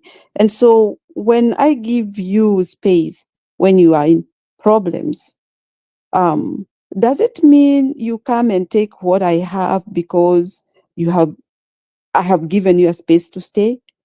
So instead of him being grateful, now he's using the muscle to do the damage to the country that really gave refuge for his people when they didn't have somewhere to live. Anyway, what I'm trying to say is, which is easier? Is it to get the piece of land to his side, or is to get those people who he believes they are his people and immigrate back to their country? It's easier rather than causing chaos and all these killings and people having feeling anxiety of where they live. So for me, I feel there is something that we are missing here.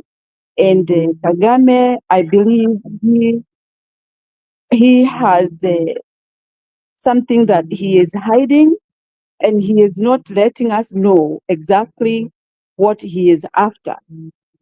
Because he is ama huwa anachotewa na hawa watu ambao wanatumia conveyor belt hiyo ya kupeleka pahali, anagawiwa. So he has seen that badala ya kuwa ninagawiwa, wacha nifanye hivi iwe sasa at least more than what I have been getting, a small share, because now it is becoming that he is becoming more greedy than before, simply because look at these neighbors, and there were no chaos, and now there is chaos just because he is trying to hide, camouflage himself that I'm not doing anything wrong, and if my people are not living comfortable, I'm going to do this. Who is he threatening? He should work hard in his country to make sure if my people are threatened, they can come back home and leave the other people's land freely. You know, there was that saying that like now people try to defend that Kagame is not doing that, blah, blah, blah. The king, one time the king's wife the king never expected any suspicion of his wife. If any suspicion arises, that wife is kicked out. So what I'm trying to say, Kagame is doing something that he don't want people to know, but now it's coming out. It has been blown out.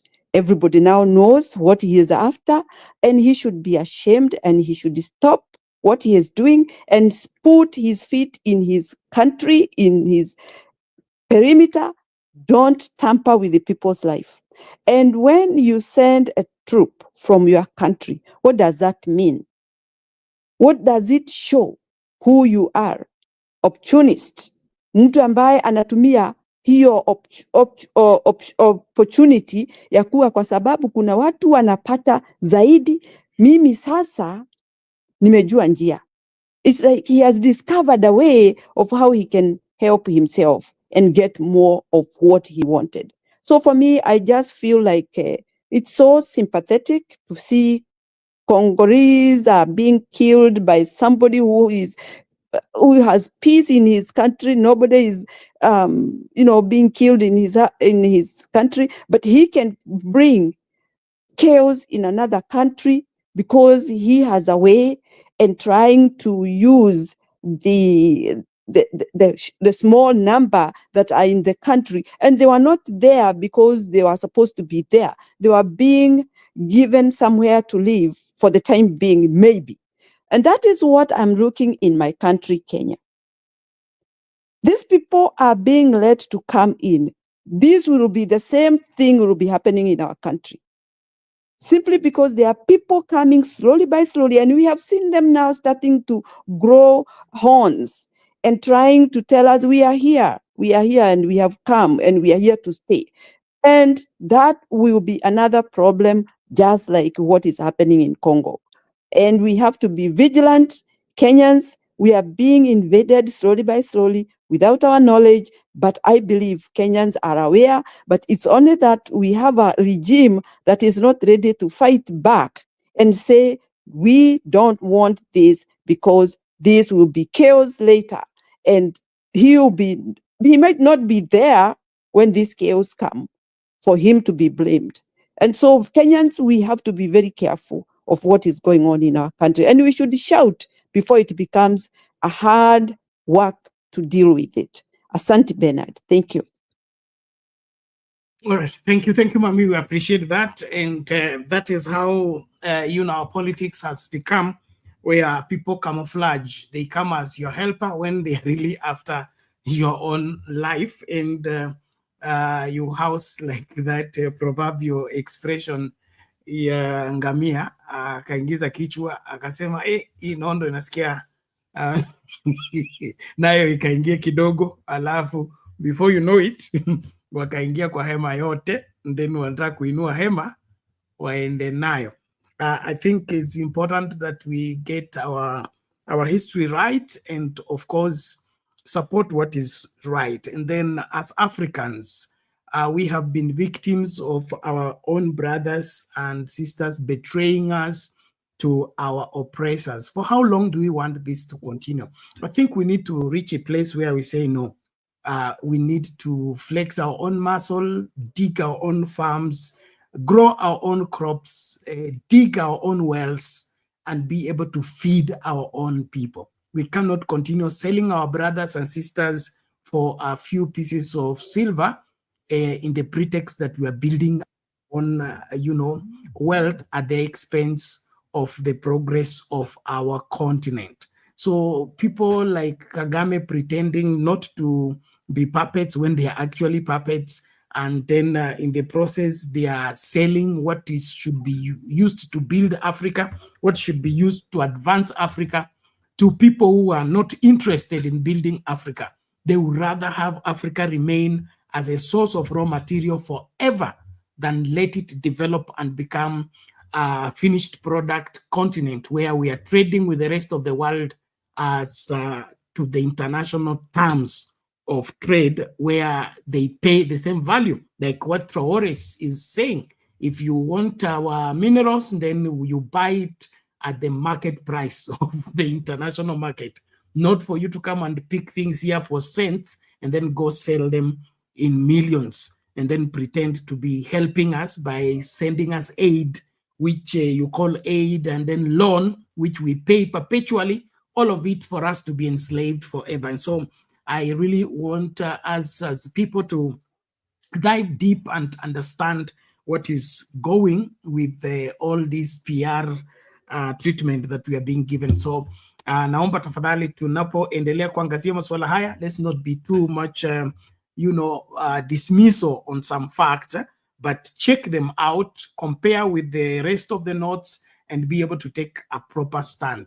But I believe we are headed in the right direction as we realize who we are, what we have, and what we need to stand out for. And that also goes for our country, Kenya. We have lived a life for too long, and the political class has treated us for fools for too long. And we need to begin to raise questions in some of these things and be able to demand that, no, this country is too rich to be this poor, and it's too rich to be complaining about what is happening in our country. I don't think Kenya is poor, because if Kenya was poor, with the level of corruption and level of looting that has taken place for 60 years, it would have collapsed. This country is rich, but somebody wants you to believe that it's poor so that they can continue keeping what rightly belongs to you and pretend to be giving you a slice of bread.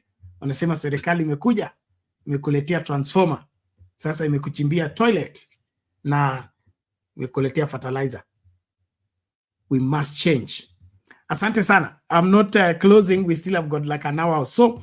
But in the meantime, I want us to also remember that we have two issues we are dealing with as a channel. One, the settlement of Frank. I reported yesterday, Frank is now moved to the house and he's safe. I spoke to him just before I came for the show. He's happy, and I'm happy that he's safe with the grandmother in a new place, no longer at the slum. But that is the first step we are doing in supporting Frank And we want to get into the second phase. And second phase is we need to help him clear his education. He needs to get his national documentation, which is an uphill task because he's there's a lot that is surrounding his pursuit of getting an ID and being able to transact as a Kenya citizen. And so kuna mambo mengi tu hapo, na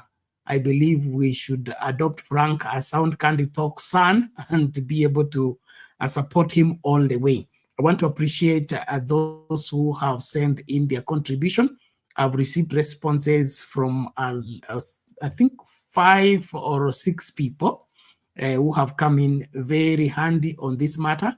I really want us to ensure that we don't relent. And so you can help us in 2 ways: send in your contribution or help us send the information to somebody who can be of help. We really want to not just appear to be helping, but to really help the Frank practically to a level whereby he will be free and, of course, able to be independent, take care of himself, start his family, and live his life happily thereafter. So we are not in this just for testing, and we are not in this for politics. We're in this for really practical help. So I will roll that tape just to get us to get the information, and thereafter we go back to Guru to make a submission, and then Eli, na kama unakuja studio tafadhali wahi mapema. Naomba leo tulianza mapema. We already conquering our 3 hours in a short while, so hatutakaa mpaka ile saa 8. So naomba kama unakuja studio wahi mapema ukajadili masuala haya na mengine ambayo tutakuwa tunaibua kutokana na siasa zetu hapa nyumbani. Otherwise, thank you so much for continuing to support Sound Candy Talk. Let's keep subscribing, like the video, participate in the poll question, and be the person rallying people to subscribe so that we can grow together. Asante sana. Welcome to Sound Candid Talk News Special Edition. Be sure to subscribe, share the video widely, and give it a thumbs up. God bless you. This is the story of Frank Okoth, a 19-year-old Kenyan whose life is nothing short of a miracle and an inspiration. A young man who, against all odds, survived 6 gunshots during the tragic June 26, 2024, Gen Z protests in Nairobi.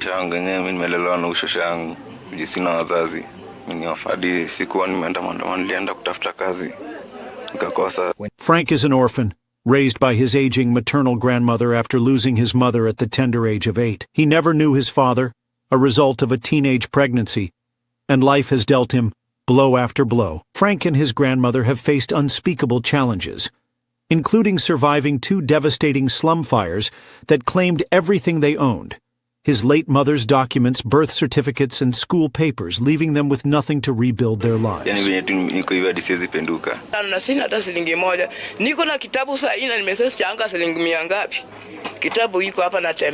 Forced to drop out of school in Form 2 due to a lack of fees, Frank started doing manual jobs to provide for his grandmother. But on June 26, 2024, everything changed. During the protests, Frank joined other Kenyan youth to exercise their democratic rights, peacefully demonstrating against unemployment, rising living costs, and rampant corruption. But the unthinkable happened. Police opened fire on unarmed demonstrators, killing over 20, injuring many, and leaving others unaccounted for.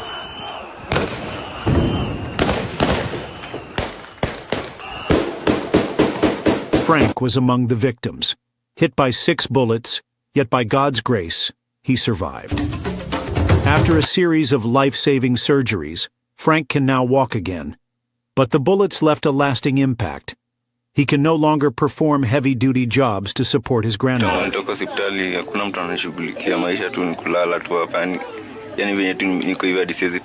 And their iron sheet home, deep in the slum, is inaccessible by vehicles. In case of a medical emergency, help is far out of reach. To make matters worse, the slum is plagued by insecurity, with daily cases of muggings and robberies. Despite all these challenges, Frank dreams of finishing his education, learning a trade, and building a better life for his grandmother, the woman who has stood by him through every storm. This is where we need your help. In the short term, we aim to move Frank and his grandmother to a safer home where they can access medical care and live without constant fear. Long term, we want to support Frank in completing his education, learning a profitable skill, and starting a small business. I've faced so much, but I'm still standing. I want to work hard, take care of my grandmother, and make her proud. I just need a chance. You can be the change in Frank's life. Every contribution, big or small, will go a long way in helping this brave young man and his grandmother rebuild their lives. Let's come together and help Frank fulfill his God-given destiny. God bless you. Don't forget to subscribe, like, share this video widely, and stay tuned for more inspiring stories on Sound Candid Talk. Send your donations to Sound Candid Talk, support Frank Okoth account. The link is in the description below. Together, we can make a difference.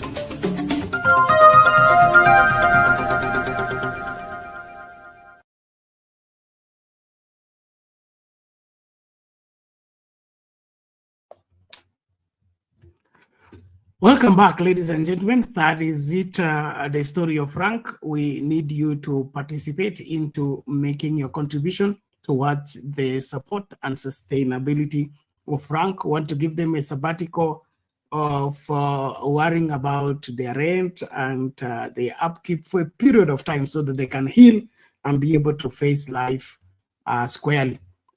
Frank should be said to get back in class, clear his education, and pick up the pieces. So that will be the responsibility of Sound Candid Talk in the meantime until that is achieved. So come on board and let's make a difference in this young man's life. Asante. Back to Guru. Guru, namna gani? Sasa changanya hii siasa yetu na ya Kongo tuone.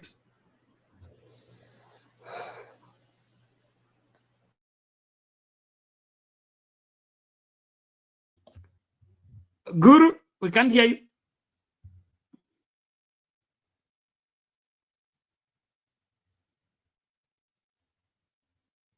Guru, are you still there? We can't hear you, but your mic is on.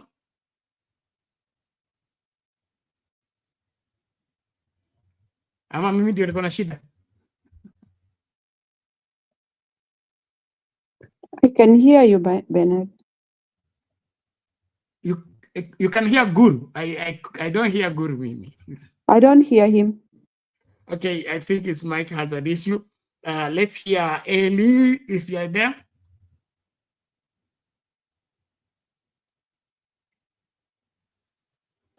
Okay, Bennett. Bennett. Yes, Eli, we can hear you. Unfortunately, Pastor Kelley is not here, but for me to, to substantiate what I meant earlier on about the situation with the possibility of coltan mineral in Rwanda, what I suggested there was I wanted to even give him the actual mineral, the mines where coltan is found in Rwanda. And we know that Rwanda doesn't have substantial or commercial value. In fact, whenever Rwanda presented itself with selling coltan, it was seen as a diluted version of coltan. Hello? Yes. Just give the information. He may come back tomorrow to respond, and also the people who had, they can also have notes to compare. So we don't have to doubt him. I don't doubt him at all. All I was saying is that even in Western Kenya, there is the issue of gold. Yeah. But that gold is not in terms that can be described as that Kenya is a hub of mining gold, because it's there, yes, but it's not as big as it is in Tanzania. But what my point was that Rwanda has used that to confuse people, because it smuggles coltan from the Congo, which I 100% agree with Kelly. But then they use that conduit where they have these small deposits and say this is actually authentic Rwandan coltan. That's what I was trying to say. But to say that it doesn't have a drop of coltan, I had my objections there. Me, I spent time in Butare, which is the second biggest city in Rwanda.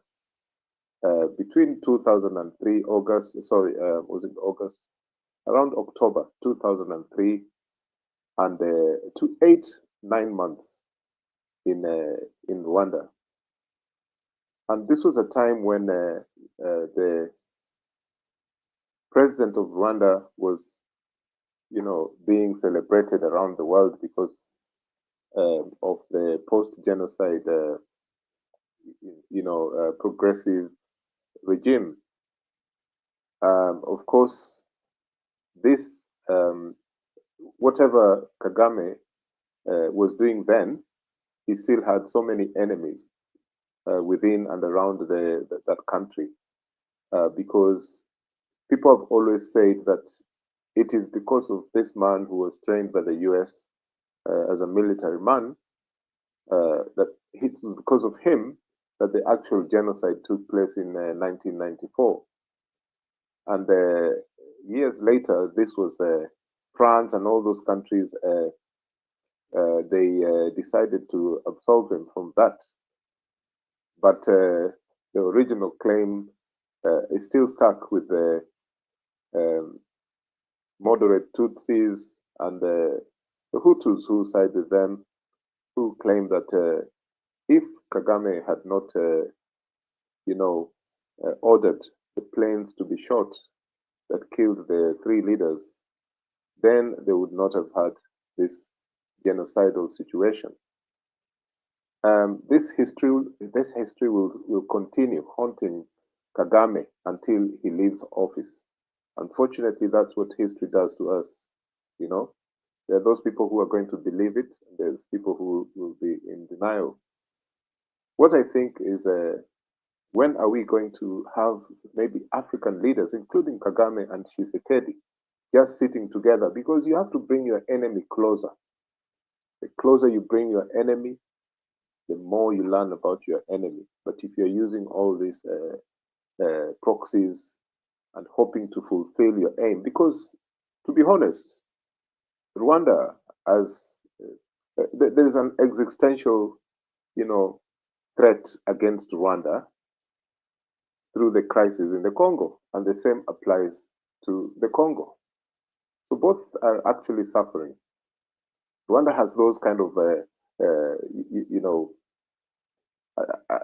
insecurity, psychological, because of the genocide.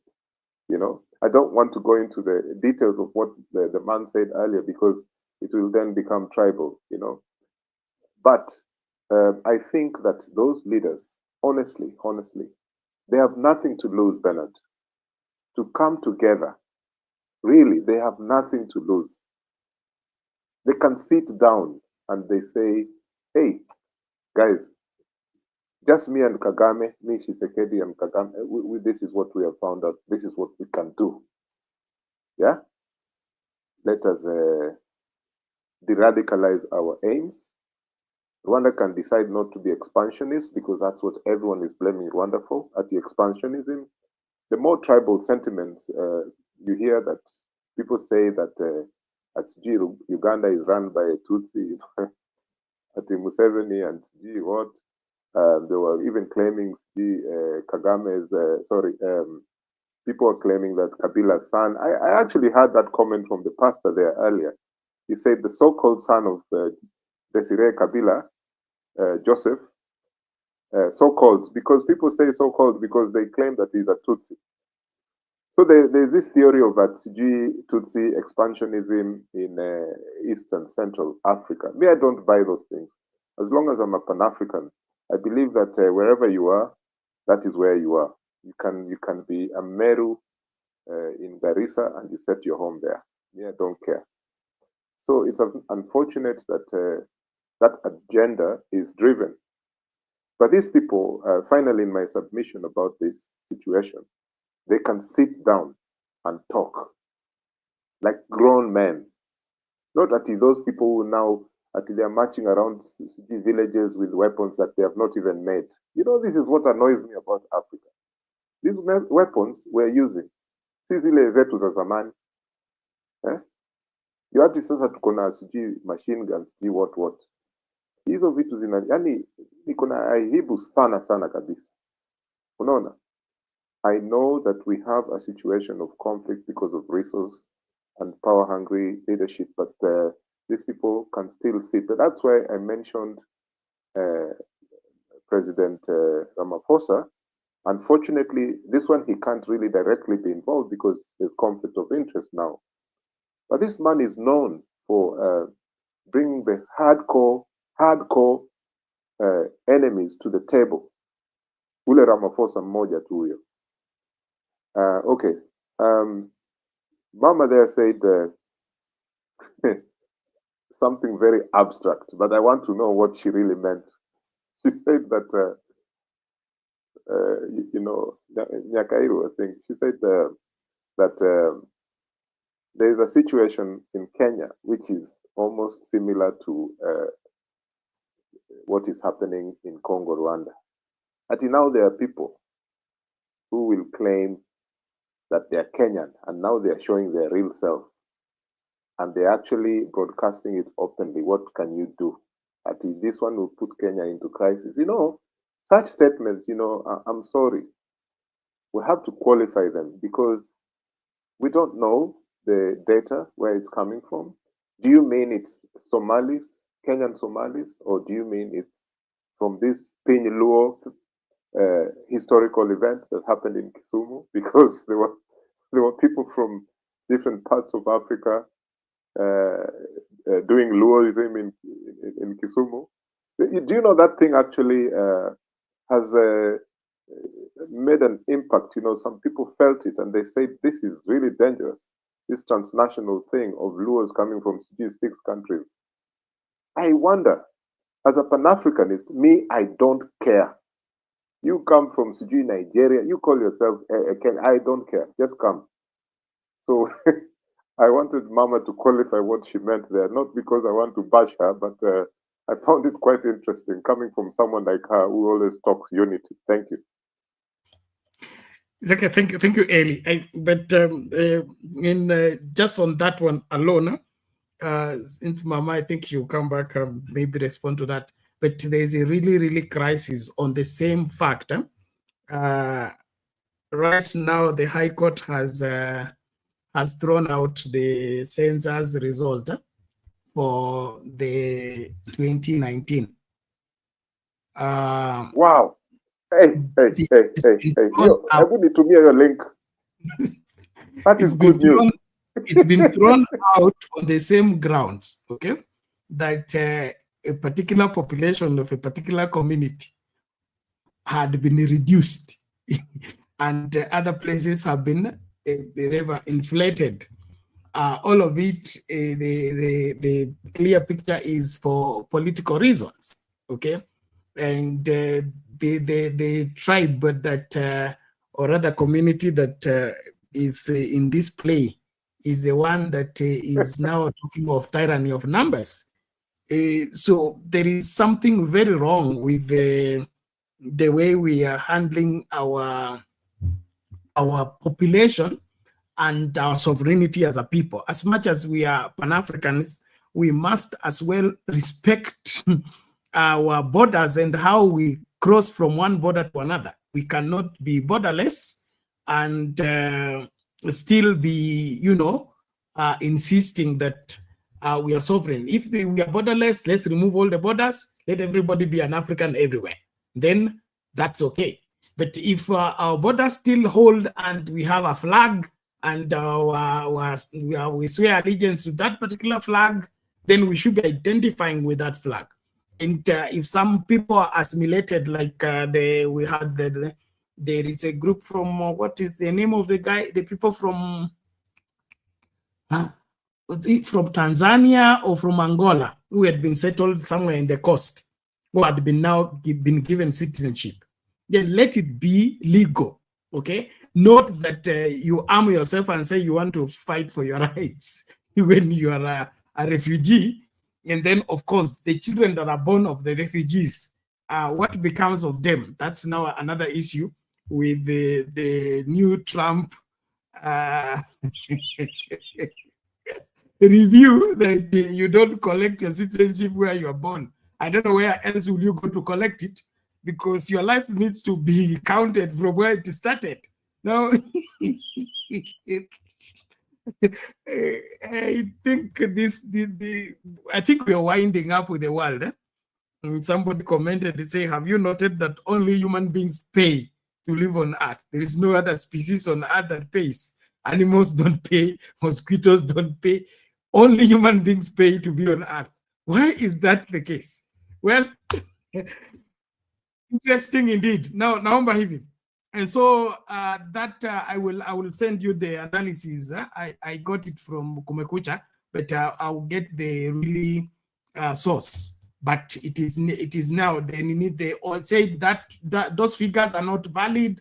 They should not be used for planning or anything. So they are reverting to Oparanya's census of 2009 to be now legal to be used by the government for any other data allocations of anything. So year 2019, imetupwa. Can I say something? Just 2 seconds. Yes.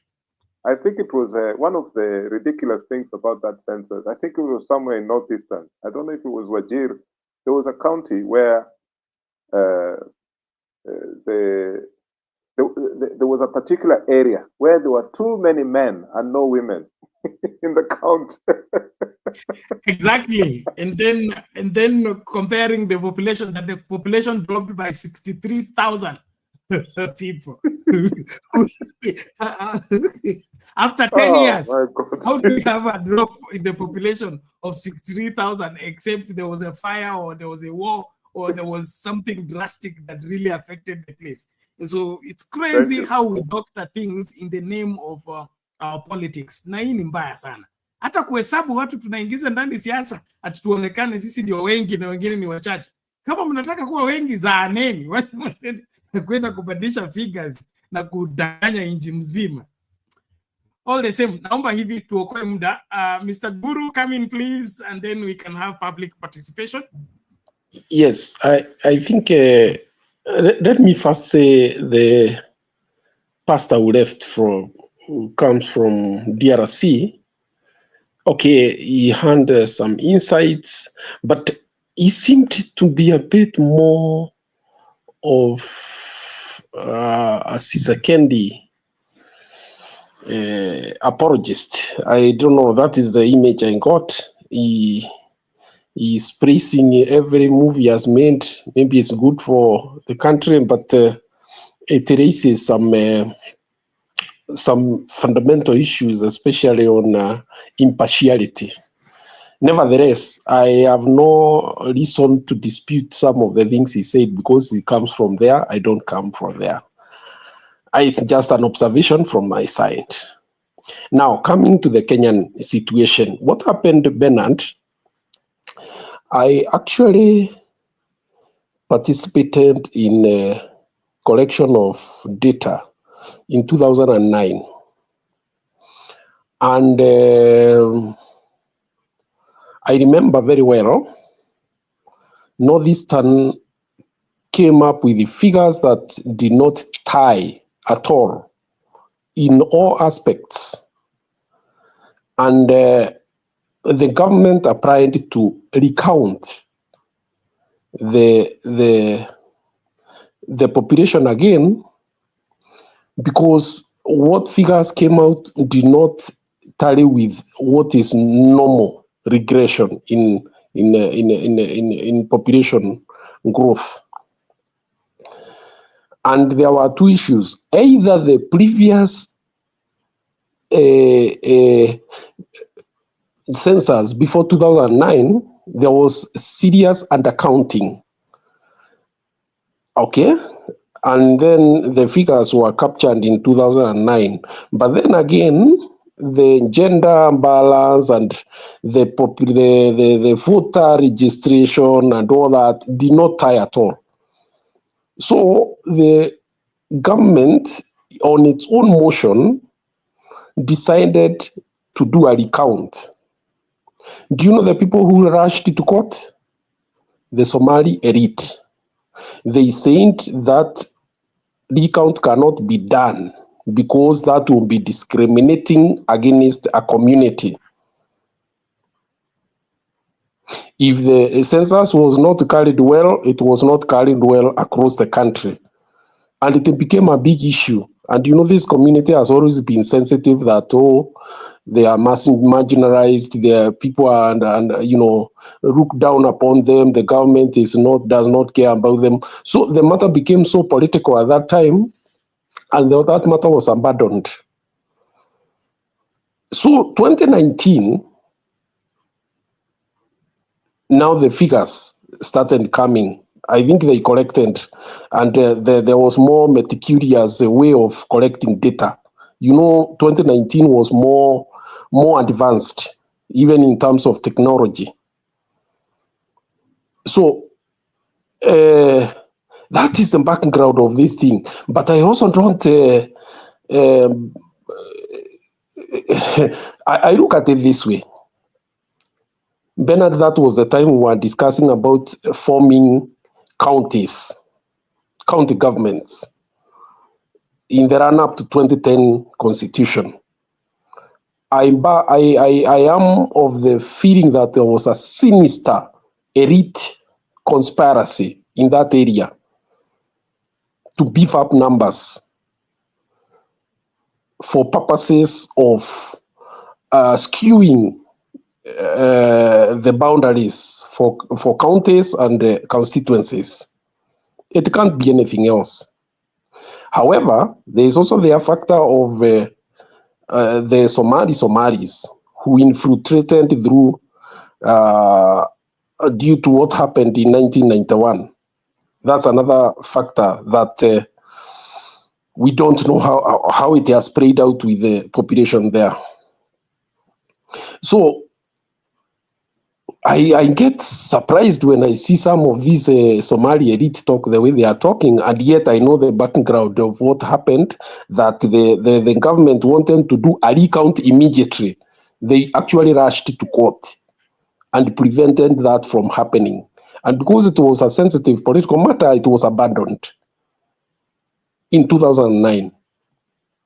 So then again, you are aware that our 2010 constitution says that when a child is born in Kenya and reaches an age of 8 years and cannot be traced who their parents are, is naturalized, is taken as a Kenyan citizen. I don't know whether you know that.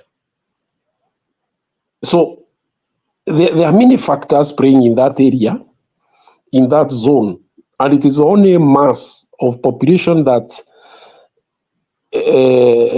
comes from outside our country, the Somali. And the danger here, I must say, and you know how sensitive matters are, like the problem, the crisis we have in Congo now, is that even the indigenous people, the Somali Kenyans, had reached a point of complaining about the straining of facilities in that zone by foreigners. It's only that it was contained through international, interventions by putting them in camps and taking care of them there. You also remember during Uhuruto government, there was a talk of them being transported back to their country. And there was a resistance, some by Kenyans themselves, because they are employed by these international organizations to take care of those people, and themselves, the population from that end. So Bernard here is a situation that we must pray very well that it doesn't turn into a poisoned chalice for our country. And the problem could be if these people are used now to maybe, tilt matters and seem to be supporting an oppressive systems, then you can imagine how the other Kenyans will react. They'll not feel well. I hope that is not the case that will be happening or is being planned, because that can be a source of a big problem in our country. Thank you. Okay, thank you, Mr. Guru. Exactly, and we pray that as a country, we need to really come to terms with the truth. I never imagined in my whole life that I will live to come to the realization that a whole country can be thriving and gravitating towards lying to the public and be proud of it. Something sensitive like census data, which the country is supposed to use for planning, for development, and taking care of its people. Why would somebody want to meddle with it for personal gain? I mean, what is wrong with just getting us the correct number of people we have, the correct number of resources we have, and then let the government allocate the resources fairly in every part? Why should we thrive into stealing from somebody so that we feel good? Why should we? I mean, this country needs to be fixed, and it needs to be fixed urgently. This business of pushing a lie, making a lie look like a truth, and insist on it to the place of arming people with guns to go and force people to accept a lie, that needs to not to be the case at all. So hii biashara ya uongo ishe, tukubali kwamba nchi inaongozwa kwa haki na ukweli, haiongozi kwa uongo, mpaka tunadanganya namba ya watu ili tu tupate resources that belong elsewhere to come to our place, or use it as a rigging process, because that's majorly what happens. I'll be playing that Kumekucha's analysis, his latest video. He gave a very good analysis on what exactly goes down in our country when it comes to population and the political dynamics that play. And as we begin to wrap up our show, please let's be on the forefront to participate. On the poll question, please share widely the video, and then we rely on you to support the channel to keep it running. So please, let's play all roles and not forsake others as we attend to others. So we are supporting Frank, we are supporting the channel, and we are growing together. Asante sana. Public participation, you seem not to have a stable net today. Please come in and to make your submission. Thank you, Bernard. How are you? Great, great. Thank you. Yeah, hi, Eli, Guru, and all the listeners. Yeah, so Bernard, I think today I just want to start with the issue of Mlolongo 4. Things have taken a turn for the worst. We are really hoping that these young men will come back alive. But after more than 1 month, unfortunately, 2 of them, their bodies have been discovered, or their remains. And according to the people who saw the remains, they were very brutally beaten up to a point of not being recognizable. So that's why they were using the fingerprints to be able to identify them, because they were really disfigured. Their bodies were really disfigured due to the violence which they underwent. Now it has become a game of hide and seek with the city mortuary. And what has happened is that they are saying that these bodies were brought in last year, maybe a day after they were reported missing. And that, of course, they were abducted. There's some relatives or one particular lady who is a wife to one of them, who explains how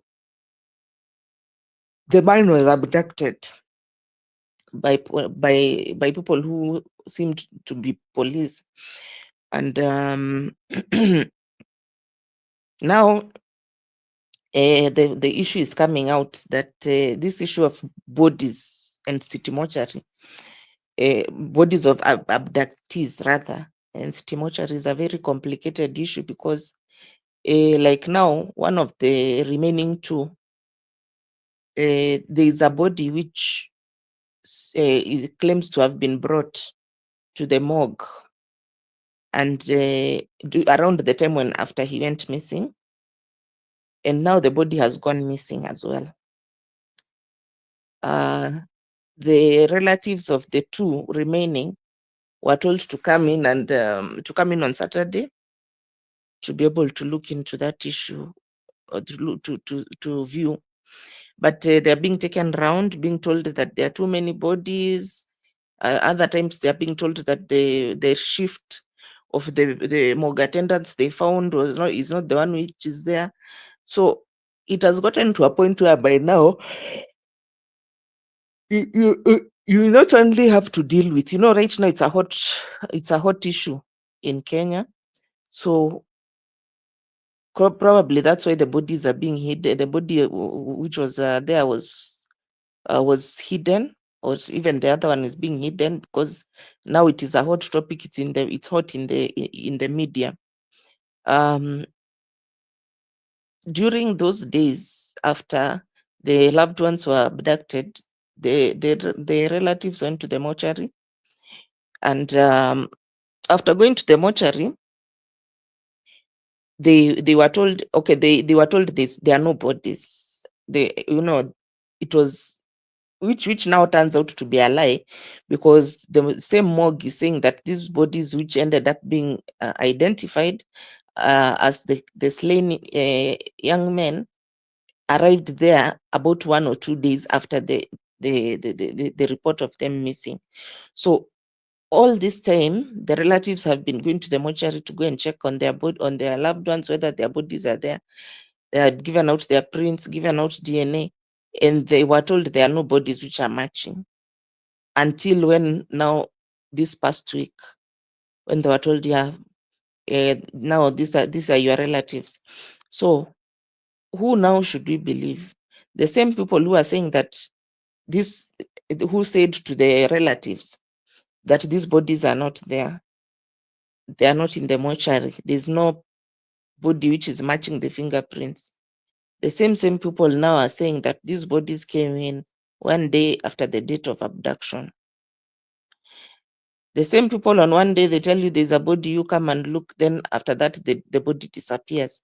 So Kenyans, we are being taken on a wild goose chase with this issue of abductees, and it's very painful. You know very well that these people who abducted have been killed almost immediately. Then you keep a family going around in circles for more than 1 month. And those are the ones who are found. The ones who are not found, who are also the ones who are not found, who are also in this Mlolongo for and disappeared around the same time, their bodies have still not yet been found. The one body which they were saying is similar has now disappeared. So you really wonder, what kind of a country have we become, to an extent whereby even bodies now are being hidden? Because kama mtu amekufa, ashakufa, why don't you release the body? But now, because you can see the issue is very hot and Kenyans, all eyes are there, and you want to wait until the issue cools down before you produce the bodies, because of the state in which the bodies are. They're severely tortured and disfigured, which is raising temperatures. So you prefer now to hide the body. It's very sad what is happening in Kenya. It's very painful that after you have killed somebody's loved one, now you're even hiding their body. and making them go through trauma for days on end, looking for their person up and down, moving from one mortuary to the other one, So, and right now, by the way, there are so many missing people, very many missing people whose bodies have not been found. So we are really living with a very rogue kind of rogue, government, because there is nobody else who can be able to do this kind of things. Then they come here and say that, okay, the person, Nani, his name, Johansen Oduor, does autopsy on the body and says that, this is a murder case, this is a drowning. But we all know these people, they were arrested because of their political inclinations. So Bernard, that's where we are now. It has gotten to a situation whereby even if your loved one dies, is killed because of these extrajudicial killings, even getting the body now is another story. We have sunk that low as a country. It's very sad. How can you even collaborate with mortuary workers, mortuary attendants to lie to the public, to take people around on a wild goose chase? It's very bad. But that's how low we have sunk. And of course, government, as usual, is denying anything to do with this. And even Justin Muturi, who came out to say very clearly that his son was abducted, is now being threatened by Aden Duale that he's supposed to resign for telling the truth. Just for telling the truth, he's supposed to resign. So that's unfortunately a situation which is very painful in our current state of our country. The other issue is the Rwandese issue. The Rwandese issue, this issue is really about Tutsis and Hutus. So the Hutus who managed to escape during the genocide, they managed to flee after the genocide and ended up in DRC rather, North Kivu areas and Goma, those areas. So now they have been having a war. It's only that it has not been visible, so visible, but Hutus have been having a war with the Tutsis. They have done so many wars, crimes against humanity. There have been occasions whereby they have killed these Tutsis, burnt them, even cannibalism, eating their meat, their flesh. Let's not call it meat, but their flesh, eating so it's been very toxic. And this war, which has been going on behind the scenes, has been going on for the last 30 years, almost immediately after the genocide, when now the people who committed this atrocity started being prosecuted. These people, they ran and they went to that side of DRC, and DRC also has a Tutsi population. They were not refugees, they were indigenous Tutsis who are living in DRC. Who, as in the way we have Luos of the Kenyan side and of the Ugandan side, or the Maasais of the Tanzanian side and of the Kenyan side. So these Hutus were targeting these Congolese Tutsis. So it was a kind of an ongoing genocide, whereby they were really harassing these people. And this is why Kagame and even Uganda, by the way, even Uganda have been supporting M23. I understand their leaders do reside or have some protective whatever in Uganda. So Uganda seems to be an ally to the M23. And me, okay, of course, I don't support destabilizing the country or destabilizing, like now Goma, which was the biggest town in the area, was where even aid could be given to the refugees and it was one of the few stable places, let's put it that way. So destabilizing it, I don't think is the answer. But you see now, they also have to come to a point whereby they have to protect their own people. who are Tutsis. So they are just protecting their people from the genocide which has been or crimes against humanity which they have been undergoing for the last over 30 years. So personally, it was a no, those ones of, I don't feel Kagame really had a choice because he had to protect his own people.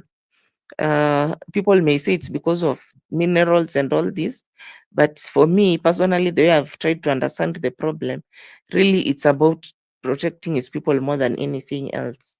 It's a sad situation. We hope, I understand Goma has started stabilizing. Water has come back. Public participation. Just a moment on that point. There are two versions from what we have gathered. I hosted Pastor Kelley, who is from DRC, and he gave us the picture. There are two categories of Tutsi in Congo.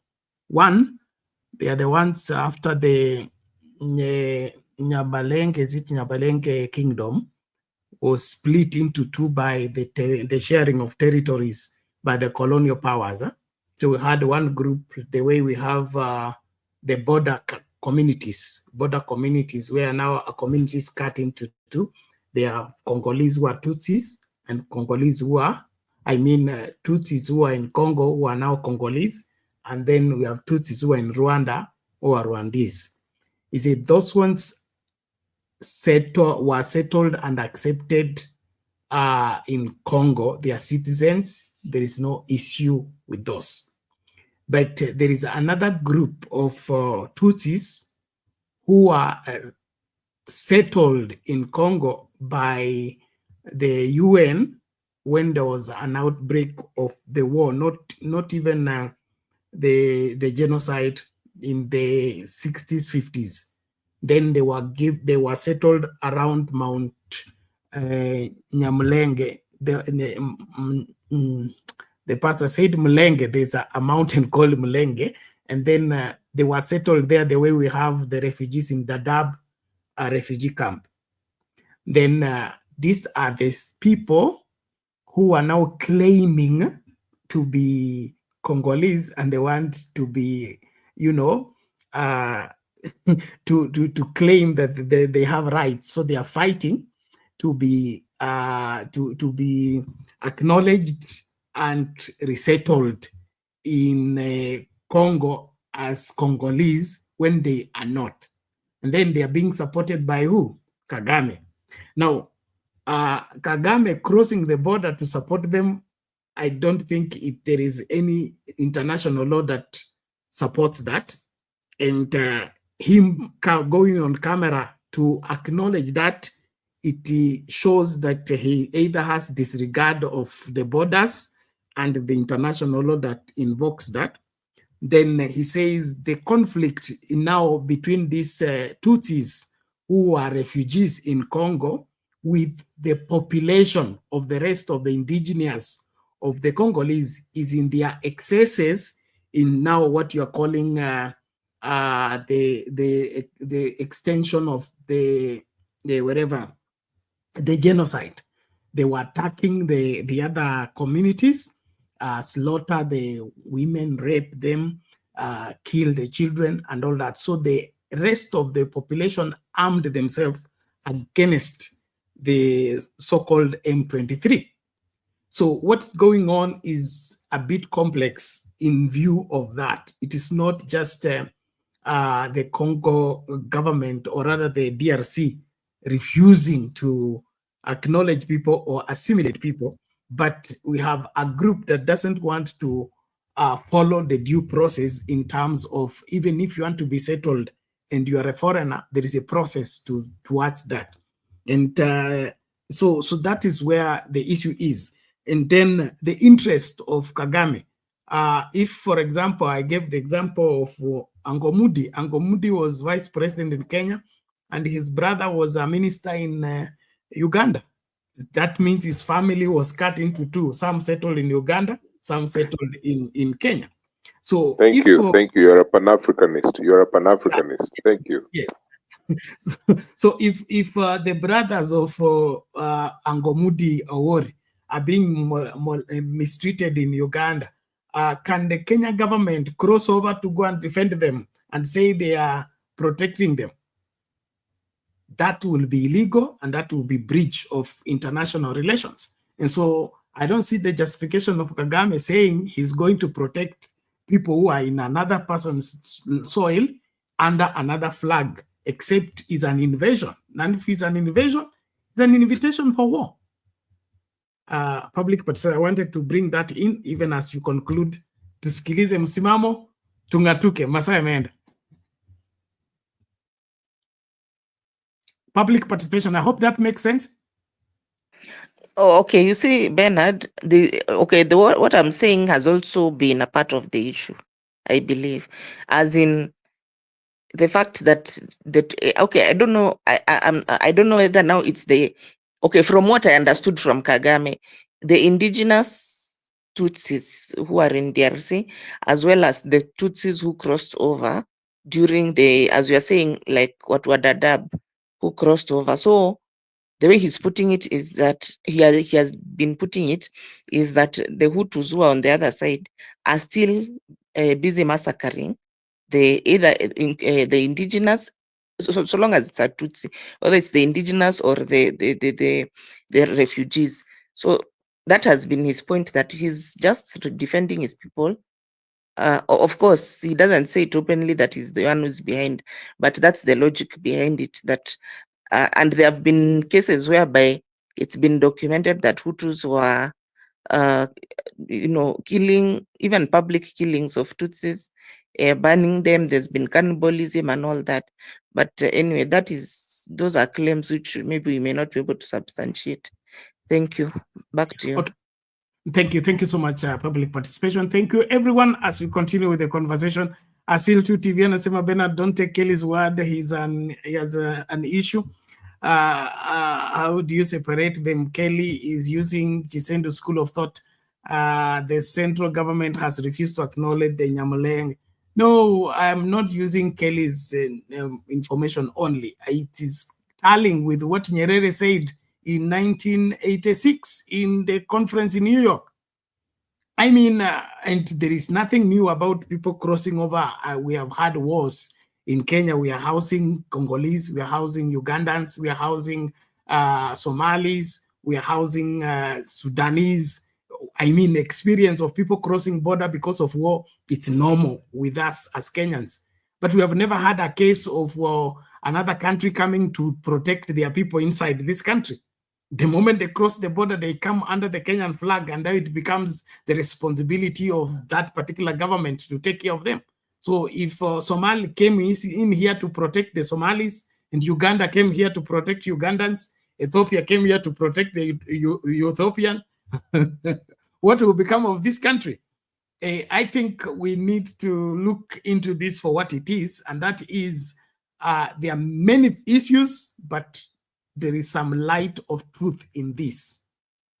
Kagame should protect the Tutsis that are in Rwanda and leave the other Tutsis that are in the other place and come up with modalities. If he feels that they are being molested or being mistreated, let him work with the Congolese government and point out, just like we can say that our relationship, our border of Ethiopia and Kenya is volatile. People are crossing over, and then we are having this kind of cases. So the two governments should come together and do what? Sort the problem. But Bernard, if he crosses over in the name that he's protecting his people in another country, that's a violation. Bernard, it's not like this issue started yesterday. He has been trying, but he's not getting any support. The Congolese government doesn't want to, to cooperate with him. It had even got to a point whereby they were supposed to come and have discussions and then schedule whatever, they didn't even show up. But the thing is, it's not an issue of you can't go to, when your people are being killed. It's like now we are having Somali, even if you're having these Somalis that we are having in Dadaab, then we are killing, massacring them. At times, and then of course, these same characters who are doing this work are the Hutus who ran away from genocide when the country now stabilized. So the same people, after they have massacred the Tutsis on that side, what will happen next? They now move back to Rwanda to try and overthrow the government. You see, so if Nani entertains them and just leaves them alone, Kagame, he will have a problem. Not only a problem of his people being killed en masse, but a problem of them now regrouping and coming back to destabilize the country and to overthrow that government. So it is his problem. It is very much his problem. It is his If it's problem. his problem, then he should follow due process. The way we followed due process to go to Somalia, to follow Let me our tell you, tourists and bring them back. this is a We did not this just is a cross the border. problem. This is a problem which has been going on for 30 years. If it was to be resolved, it would have been resolved by then. So meaning that where we are now is not a point where, because if you have been having the same problem for 30 years, all the presidents who've been there during that time, they have not resolved the issue. What do you expect? You see, if now dialogue cannot work, or due process can, and if it's about due process, it has had 30 years to work. It hasn't worked. So he now has to do what? Take matters into his own hands, because due process, UN and all those people who could have come in to sort out the issue, they have not done so. And he cannot just sit back for his people to be massacred. They've been being massacred for the last 30 years. And then on top of that, this same army or these same rebels or group of Hutus will now move in back to Rwanda to start destabilizing the country, which is actually their real target, their real goal. That is the real goal, by the way, is to come and take over Rwanda. Thank you. Okay. Public participation. Let's have it there in the interest of time. We'll dive into this further. I think there is more to this than what we can handle within the framework of the time we have. Naomba tafadhali Eli, shikilia tu hapo tafadhali, na nitakupatia muda wa kufanya closing remarks. Nataka Mlolongo. Pole. Tuhurumie msimamo. Amekuja kuchelewa. Naona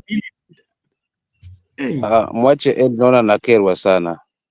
Mwache tu Eli azungumze linalomkera, alafu mimi nitamaliza, wala usio na wasiwasi kakangu Bernard. Najua leo ni siku ya kujifunza upande wa msimamo, kusikiza tu.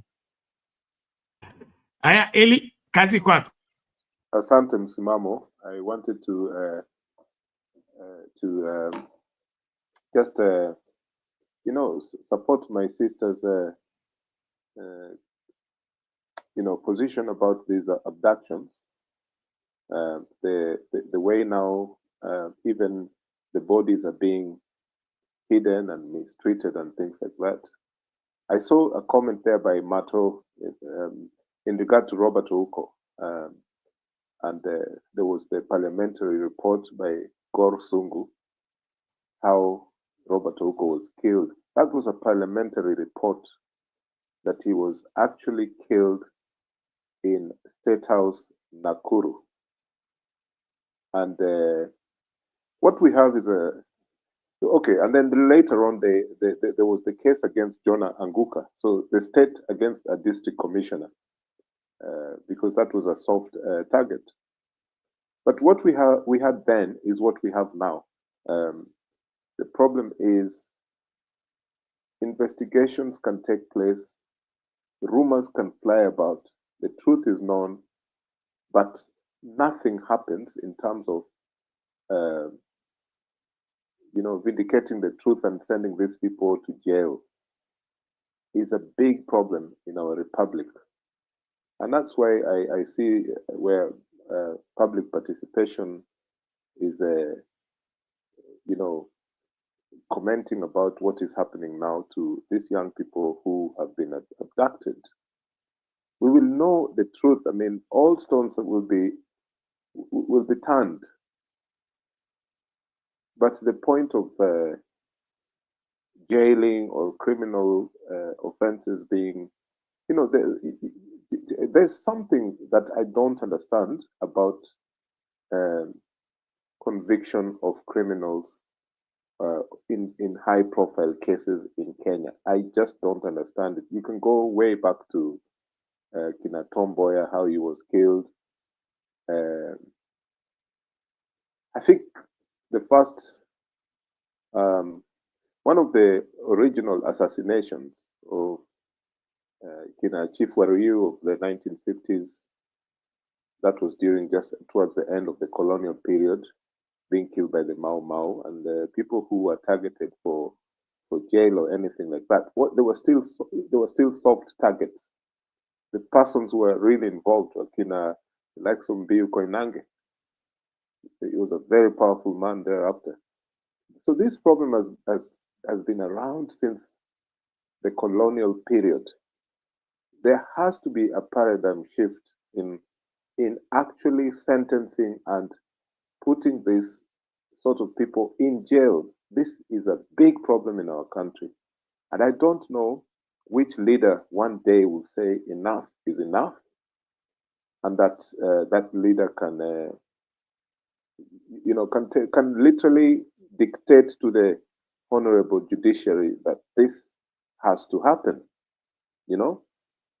Okay, my last point. Thank you, public participation, by the way. But I wanted to flat about with the idea of there is this guy called Geoffrey Mesore or something. He's a man from Kisi, and he works in Sakaja's office. I think he's the chief of environment or something. He keeps, negotiating with traders. He goes for those people who are polluting the streets and all that kind of thing. Dumping in Nairobi River. This is, if we had 10 or 100 people like that in every county, including in a judicial bench, I think Kenya would be running very, very well. I just wanted to add that. Thank you. Okay, thank you. And that's why I'm saying our country gravitates towards lying, and now we are about to legalize lying and misrepresenting information, especially when it should save the current government from their ugly acts. From the fact that somebody disappears, then is abducted in broad daylight. People see them being abducted. They are abducted wrongly against the law, and then they disappear. The families have gone to every police station looking for them, searched for every place. Now they have gone morgue after morgue. And then the information, they come and say there are no unidentified bodies here. There are no unidentified bodies here. Then later on, 18 days later, the same morgue now comes up and say this body came here 2 days after it was announced that they have disappeared. So what we are being treated to is blatant lies and being perpetuated by a government. And all of it is proof that what is going on is government sponsored. And if that is the case, as it looks, then we are more in danger than any other time before, because the people placing us in danger are the same people that we are looking up to for protection. And that's why Kenyans need to tell themselves, what kind of leadership will they put in office? If we don't put the people we are putting in office on scale and be able to be satisfied that they are credible enough and they are faithful enough to stick by what is true, then we contribute to the ills and the evils that continue. And these lies in this country did not begin with William Ruto. We have been coming here. In fact, I believe the reason why we have William Ruto as president in this country is because we began tolerating one lie after another, one cover-up after another, one mediocrity after another. And in the process, it is now become full-fledged, open lies. Zile zilikuanga za moi za kuficha zile ambazo ni siri kali ya serikali. It is now in the open, and they come and tell you with a straight face. Somebody sent me buses and lorries that ferried people in Nyeri to try and let the world know that Kindiki is climbing the mountain. Now, all this madness needs to be brought to an end. How do we end it? We must restart a new culture of insisting on what is right, what is valid. And then the government, if you're not popular, you're not popular. If you don't have the support of the people, you don't have the support of the people. It doesn't matter how many selfies you take. It doesn't matter how many rallies and, on top of the car, you go around deceiving people and hiring crowds to let the world know that you have support. If people don't believe you, they don't believe you. They will doubt you, even if they say it is said you are dead. You say you are dead, they will not believe it until they have confirmed you are indeed dead. And so something needs to happen to us even as we go about leadership. Tukikubali uongozi ambao ni wa uongo, lazima tukubali uongo kama bidhaa ambavyo vitaletwa sokoni. Kuna mtu alisema kama utaka kufanya biashara na shetani, unafanya nini sokoni kwake? Mbona unauza bidhaa ambavyo yeye anapenda? So you are selling the goods that Satan like, and you are on the devil's market, and you don't want to do business with the devil. That will not work. And so as a country, we have a lot of thinking to do. Now, naomba hivi kwa sababu ni saa 8 asubuhi masaa ya Afrika Mashariki, tunafungasha. Nimpatie msimamo sasa naye angamue mawili matatu tunapoondoka. Mato, nimekuona huko kwa comments umechacha, lakini naomba tuanze kumalizia hapo. Msimamo. Yes kaka. Haya, ngamua tunaondoka. Asante sana kaka yangu Ben, Eli, public participation. Kulikuwa na jamaa yetu hapa ambaye alikuwa na dadavua mambo ya Kongo hapa. Nilikuwa namfuatilia, jina limenitoka kidogo, lakini nilikuwa namsikiza tu, na pia upande ule wa comment section. Leo msimamo hana nguvu vile sana, yani maana mengi yamezungumzwa. Masala ya Kongo yamezungumzwa, kizungumkuti kati ya Kagame na Tshisekedi nacho ndicho hicho. Sasa cha msingi hapa ni tuangalie haswa nani haswa ana fadhili haya masuala haya ya Kongo. Ni Kagame, ni Tshisekedi, ni Ramaphosa, ama ni yule mzungu aliojificha kule pembeni akiwa yeye wasubiri tu kusikiza sauti ya mlio wa gogo, maana tayari lishagongwa. Sasa yeye yuko kando kusikiza mlio wake. Na kama ni mzungu basi haya, kama Waafrika tunalipi hapo la kuweza kujifundisha? Unajua hili swala tunalishuhudia Kenya, liko Afrika, na viongozi wengi wa Afrika ni tamaa ndizo zinazowaongoza, na si tamaa pia na uoga. Unaona, na uoga kuweza kusimama kwenye kweli na kusimamia hili bara inakuwa kizungumkuti, kwa sababu tamaa ndio ambayo inawaongoza na pia uoga.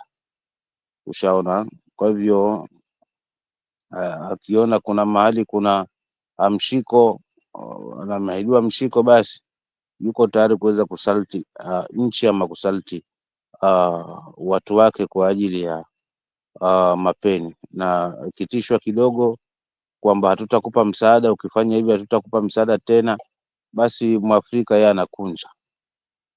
Viongozi hawa wetu wa leo wa Afrika. So for real tuna kizungumkuti hapa, kwa sababu hili swala la Kongo tulishukulia kwamba ni wa Kongo. Wa Kongo ni sisi, kwa sababu we are all African, na yale yanafanyika kule sawasawa kambe yanafanyika hapa, kwa sababu yanafanyika katika ardhi yetu ya watu weusi.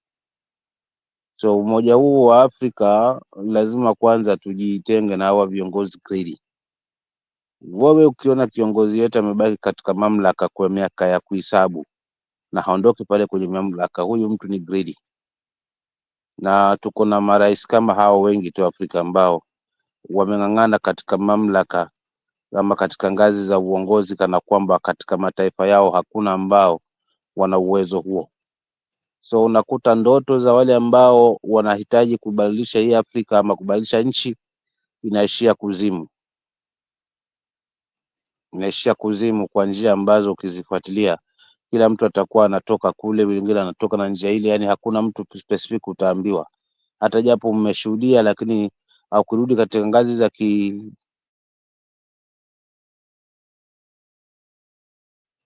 kisije kachafulia serikali jina ama uongozi husika jina. Au mambo tunashuhudia hapa kwetu. Masuala ya action haya yanatufundisha vitu gani? Vitu vingi tu, kwamba huu uongozi wetu wa taifa una mambo mengi ambayo tunafaa kuyabadilisha, kwa sababu tuliacha mchezo kama ulivyotangulia kuzungumza Bernard hapo, kwamba mambo hajaanza na Ruto. Nakubaliana na wewe, ushaona yalianza kidogodogo, mtu anazimwa, story inakuwa ndio imetoka, kwa sababu jamii yetu haniumizi sana, ushaona. So msiba wote utakuwa ni wahijumi husika yenye ambayo imefanywa hivyo, lakini kama ni mauaji yameanza muda mrefu. Sisi tumempoteza Ngala, tumempoteza Maitha. Up to date hao watu hata hutawasikia wakitajwa haswa, utasikia tu akina Awoko, akina Tomboya, but hata sisi pia tuko na watu ambao tumewapoteza, ushaona, kiajabu ajabu. So for real, taifa hili likija likipatikana watu ambao haswa hawana roho ya utu wala hawana hofu ya Mungu ndani yao, basi wewe ndio inakuwa mbaya zaidi, inakuwa mbaya zaidi. Ingine ambalo nitalizungumzia zaidi ni security. All this tunashuhudia ni utepetevu wa security. Haya ambayo tunashuhudia, mauaji na nini, yote ni utepetevu wa security. Na kwa nini utepetevu? Security tumeachia wanasiasa kuweza kupanga ni akina nani wataweka pale. Laiti kama pengine kungekuwa kuna sheria ambayo haswa lazima la security lina mfumo wake haswa na lina sheria yake kali kiasi kwamba mtu kuweza kufanya mambo kinyume, basi labda pengine tungenusurika. Lakini hili la kwamba viongozi hawa tunachagua ndo wanapanga nani watakuwa katika, si nani atakuwa mkuu wa majeshi, nani atakuwa CS wa interior, nani atakuwa mambo ya nje. Hii watu kuachia watu kupanga, wanapanga watu ambao kivyovyote kikiumana, basi wana watu ambao watakuwa wanafikia. That's for instance, tuangalie Duale yale amezungumza, but pale na Jeff Koinange, japo simwamini Jeff kimtazamo wangu, lakini yale amezungumza. Alafu nikaruka nikaangalia Sudi, yale alikuwa anazungumza Sudi kule ambako alichokozwa kidogo akawa amechemka, na kabidi aeleze kabisa kinagaubaga tuone kwamba ni nini kinajiri na kinapangwa katika hili kundi. Nikishangazwa ya Sudi, nikarudi tena nikashangazwa na Omari. Unaona, nikishangazwa na Omari, yani leo nilikuwa nafuatilia hao watu na kauli zao tu, mitazamo yao, ili nipate kujenga hoja zangu kwamba hii Kenya sasa tunaelekea katika hii taifa letu tunaelekea katika mkondo upi.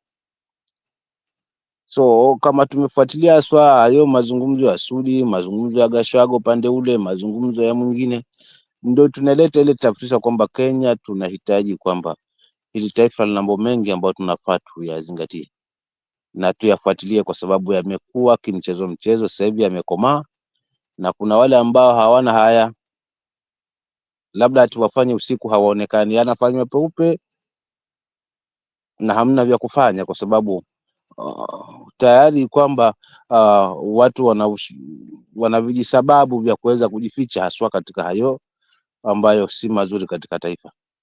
So kwa kweli mimi kakangu Benedict leo sina mengi, isipokuwa tu lawama yangu nitaiweka upande wa security, kwamba Wakenya wenye tunaenda haswa kutaka mageuzi ambao najua hayako mbali, kwa sababu taifa Wakenya wengi wamechoshwa kabisa na yale ambayo yanajiri katika hili taifa. Uongo huu hata ukapakwa nini, uongo hauna mashiko tena. Kila Mkenya sasa hivi haamini huyu jamaa, na hata wenyewe wanajua kwamba hii serikali nzima haiaminiki, haswa pamoja na uongozi wake uliopo wote, tangia rais mpaka au mawaziri mpaka wabunge mpaka yani hauaminiki, kwa sababu Wakenya wamechoshwa. Wakenya wanahitaji huduma. Yale mambo ya muhimu ndio ambao kwanza anachezewa racket kabisa: usalama, afya, elimu. Hivi vitu vitatu katika hii serikali wamefeli pakubwa, na ndio jambo ambalo linamkera mwananchi, mimi nikiwa mmoja wao.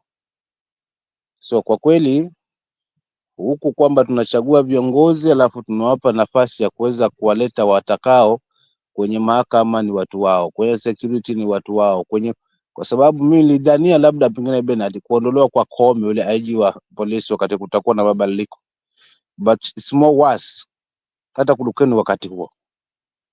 So ile kuleta mtu wetu, kunaleta mtu wangu kumweka pale, hii ndio inakuwa mbaya. Maana mimi nikiletwa hapo nimekula pesa za watu, itabidi nimsikize mwenye amenipa hela, si wewe ambao hujanipa faida yoyote. Lazima nisikize mwenye iko na amenipa hela na ameniweka katika hiyo position, napata heshima yangu, napata marupurupu yangu, lazima nimwangalie yeye, sitaangalia kwamba taifa linaenda wapi. Hata likienda mbaya liende mbaya, kwa sababu hela ninazo, wanangu wanasoma vizuri, wako vizuri. Kwa hivyo hawa wengine wanakufa, hawa ni kupunguza hiyo stress ya Wakenya. Hakuna mtu ambaye katika hii serikali hii hapa viongozi anasikia kwamba kuna maini anamchemka kwamba hawa ni watoto wa watu sawia na watoto wake mtu. Hawa wanaopoteza maisha, wanaokuwa abducted, hawa wanaozea mochari na haijulikani mochari wamefika namna gani, basi uongozi huu hauna mwenye hiyo roho aswa ndani yake kwamba hapana, hili halifanyiki, si kiwanadamu, si kiungu. Jambo hili hakuna, isipokuwa ni kufichana na kuweza kubebana juu ya magari, waonekane kwamba pia sisi tuna wafuasi. Huyu akifanya hili, huyu mwingine naye anafanya hili. So Ben, mimi nitaachia hapo kaka kwa leo, lakini as we are moving on kutafuta mageuzi ya Kenya, swala la usalama naona tulivue kabisa katika swala zima na wao wanasiasa, liwe mikononi mwa Mkenya. So asante. Okay, thank you very much. Msimamo, tunashukuru. Jukumu mabegani kwetu kwa Kenya, tujihami, tujisatiti, tuhakikishe kwamba tutapoteza nchi hii tukiwepo. Lazima turejeshe nchi kwa misingi ambayo inafaa na misingi ambayo inalinda taifa zima na vizazi vijavyo. Njia ya muongo ni fupi, wahenga washasema. So hatuwezi kuendelea na uongo, na masuala ya kumalizana kisiasa pia yakome. Mtu akikushinda amekushinda, kwenda kumuua haitasaidia. Tumeua watu wengi ambao wangesaidia nchi ingekuwa by now first world. Imagine if we had like Tom Mboya, J.M. Kariuki as presidents as early 70s and 80s, and we have had everybody serving their term and goes and not sticking on the seat of power. I think we would have made good progress, but we dealt away with the brains that were thinking development and moving forward to retain the mediocrity that has held us hostage until now. And then we still play around with the livelihood of Kenyans. I want to play part of this shortly as we begin to wrap up. Maybe Eli will talk after this. We'll stop somehow, but if you want the whole of it, it's available on Kumekucha latest. He's analyzing the fiasco of the census. A recent High Court ruling has confirmed what we've been saying on this channel for a very long time. Only that this thing which is being confirmed is very explosive. And it is the following. It is now official that the census in Kenya is not a real census. It is usually a political weapon. It is usually a political tool to prepare the government for future general elections. Yeah. Now, the High Court in Garissa has cancelled, declared null and void the census results for the last census 2019 for Mandera, Wajir, and Garissa counties. Now, this has very far-reaching implications.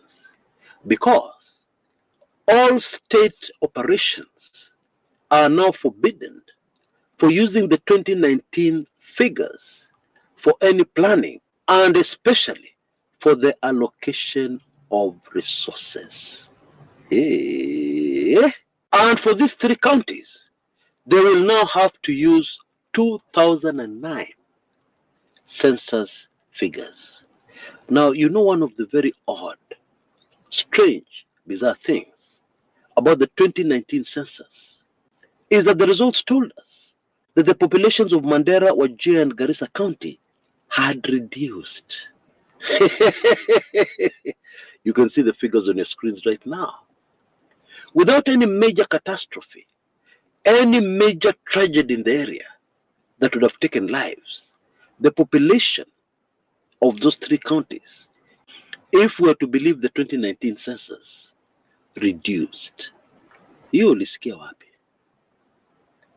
Where did you imagine such a thing? Not even think. Where did you imagine such a thing? And therefore, after many years of fighting in court, the people of what we used to call the Northern Frontier Districts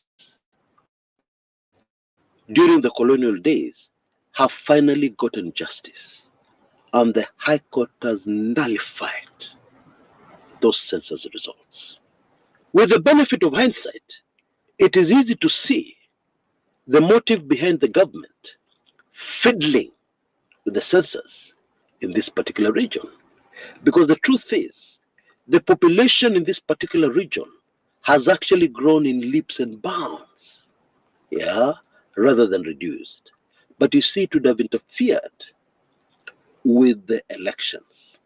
It would have made the elections much less predictable. Indeed, and this is going to shock most of us, if the correct figures had been posted and the correct voter registration had followed, this particular region is capable of deciding a president of Kenya. Oh yes, please, let's not be in denial.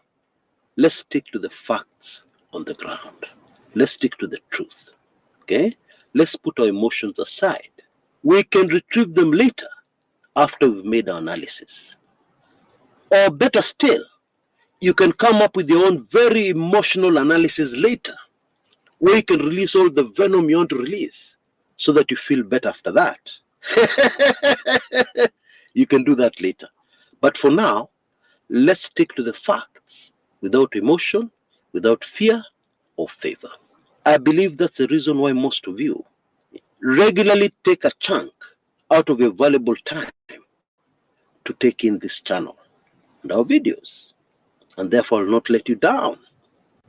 Never ever. But to fully understand this game of the government playing around with the census, we have to go back in history. And let us start during the Moi era. Okay? Now, when Moi took power, everybody knows he was paranoid about the Mount Kenya region. And therefore, he made a number of deliberate steps to neutralize the political power of the Mount Kenya region. Please allow me to be as brief as possible, okay? Brief but informative. Now, what happened in the Rift Valley region is that many new constituencies sprang up all over the place, pop, like popcorn, okay? The result, in parliament, we suddenly had very many members of parliament from the Rift Valley. And instantly what that meant is that if you wanted a bill passed in parliament, it was very difficult to make that happen without support from Rift Valley MPs, because there were so many. The Moi regime also played around with constituency borders. The quickest way to illustrate this is what happened in Eldoret. Now, Eldoret has always had a very high population of Kenyans from the Mount Kenya region. And so to ensure that nobody from that region would win a parliamentary seat in Eldoret, we started seeing very funny shapes of constituencies, which were stretching very deep into the rural areas, and then it comes into town, It takes like a funny corner to avoid a very highly populated area, highly populated with folks from the Mount Kenya region, and then it takes an abnormal corner, stretches into town and out again. And so the new numbers meant there would never again be a member of parliament who had roots in the Mount Kenya region. Census figures were also played around with, to ensure that the real population of the Mount Kenya region was never reflected.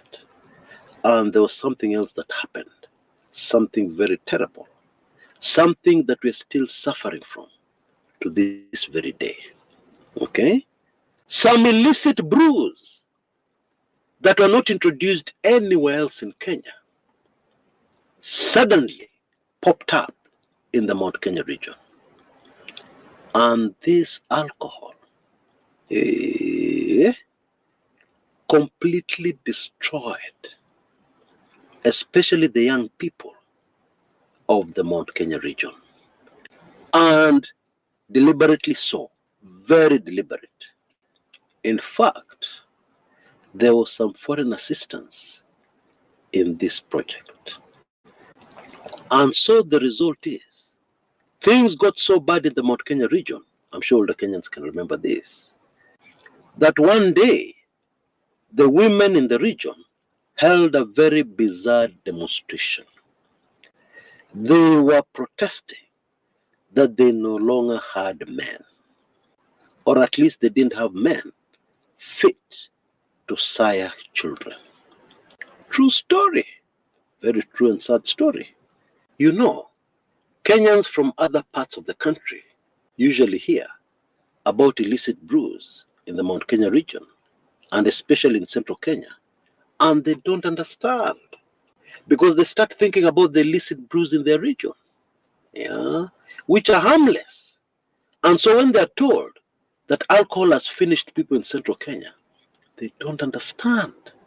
They have no idea what people are talking about. And this is no laughing matter, but many people made jokes out of it. One of the most memorable ones that I remember was by Paul Kalemba, Mad of Standard. I'm sure some older Kenyans will remember this. He drew what was his idea of a solution to this problem.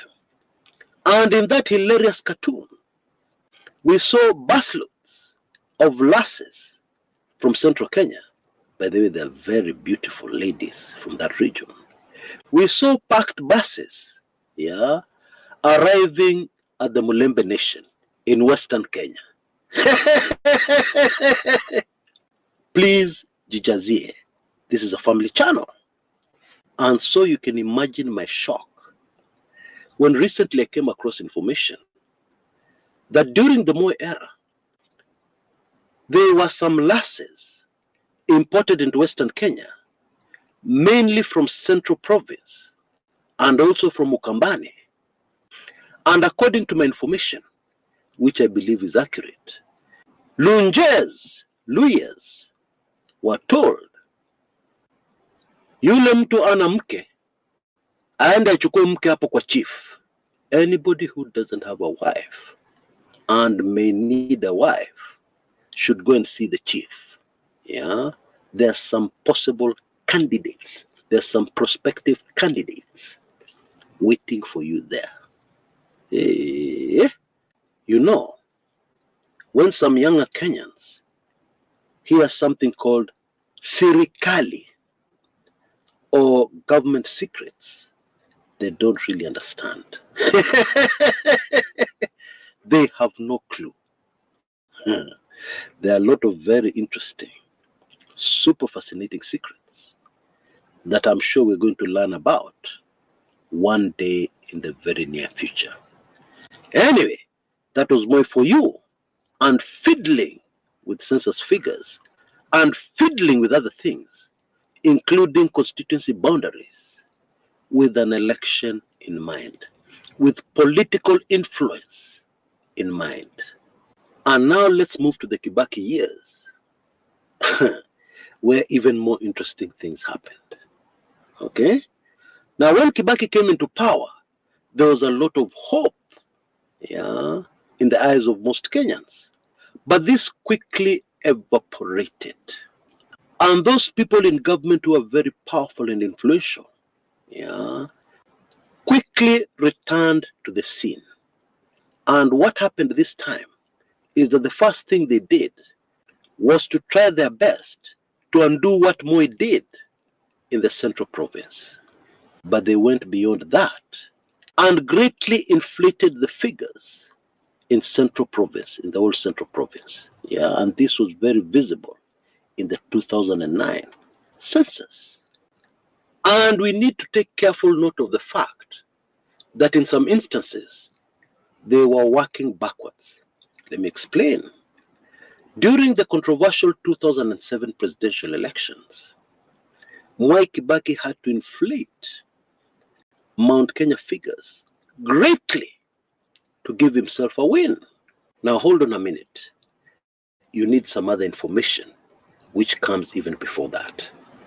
Now in the run-up to the 2007 general elections and presidential elections, Mwai Kibaki and his cronies knew very well that they were in trouble. From a man called Raila Odinga and the massive following he seemed to have countrywide. And so they did something with the voters register. The whole idea was to inflate the number of votes coming from the Mount Kenya region. And so when Mwai Kibaki went into those elections, he was confident that he would win. And this explains a lot of the confidence he had until the very last minute, the 11th hour, okay? When the government was forced to switch off the live transmission of results, which was being done by the Nation Group, the NTV, that at the time it was switched off, gave Raila Odinga a lead of over 1 million votes. It was just switched off. Now, you know, 1 million votes was impossible to come back from. And so, in other words, Raila Odinga had already won those elections. But it was switched off so that they can do their fiddling, further fiddling, with the election results to give Mwai Kibaki a slight win of about 200,000 votes.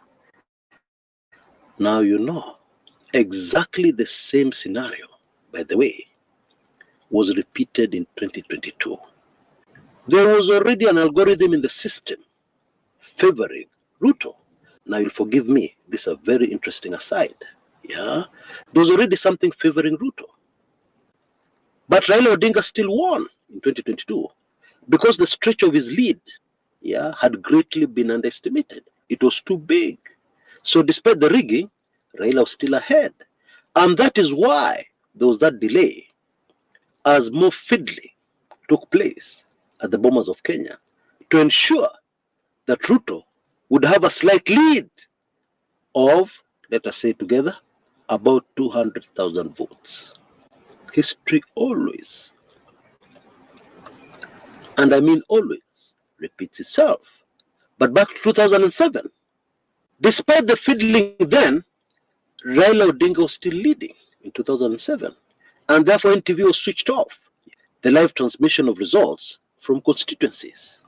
And then they had to do further fiddling to give Mwai Kibaki a win. And you know the rest of the story. But there's something else very important I need to point out. During the fiddling, there was a stroke of genius, yeah, that those rigging the elections injected into the whole project. While giving Kibaki a lead and a win in those elections, they did something else.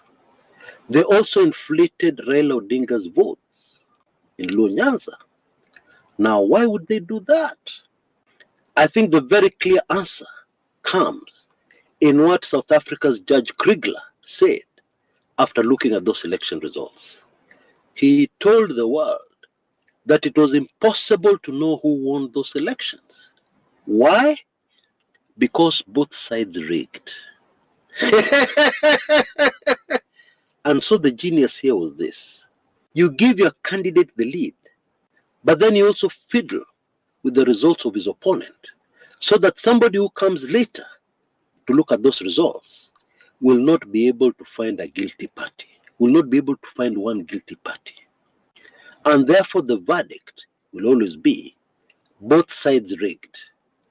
And so in the 2009 census, it was very important to inflate the Mount Kenya figures so that many years later, if somebody else came to look at those results, those presidential election results, the first place they would look is the 2009 census to confirm the numbers. They would find that actually it's true.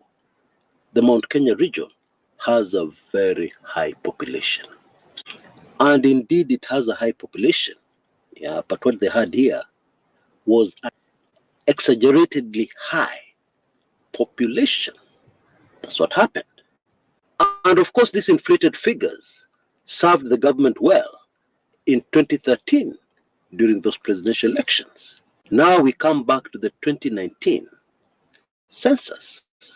And the handshake government, with good intentions, had a problem. And the problem was this. What do you think Kenyans would have said had the population of the Mount Kenya region been reduced in the 2019 census results? People would have said, no, there is something wrong here. And so the inflated figures still kicked in for the Mount Kenya region in the 2019 census. And they served Ruto well, because he won the presidency, courtesy of the Mount Kenya region, allegedly. But I'm sure you understand exactly what I mean. Fast forward to the present, 2025, and now it is time to correct, the evil that was done in the Northern Frontier District. And please remember, the Northern Frontier District is a very vast region, and we know already in advance that the real population figures of that region will shock Kenyans. Followed by intensive voter registration, that region, the truth is, that region will be the new tyranny of numbers. That is the reality.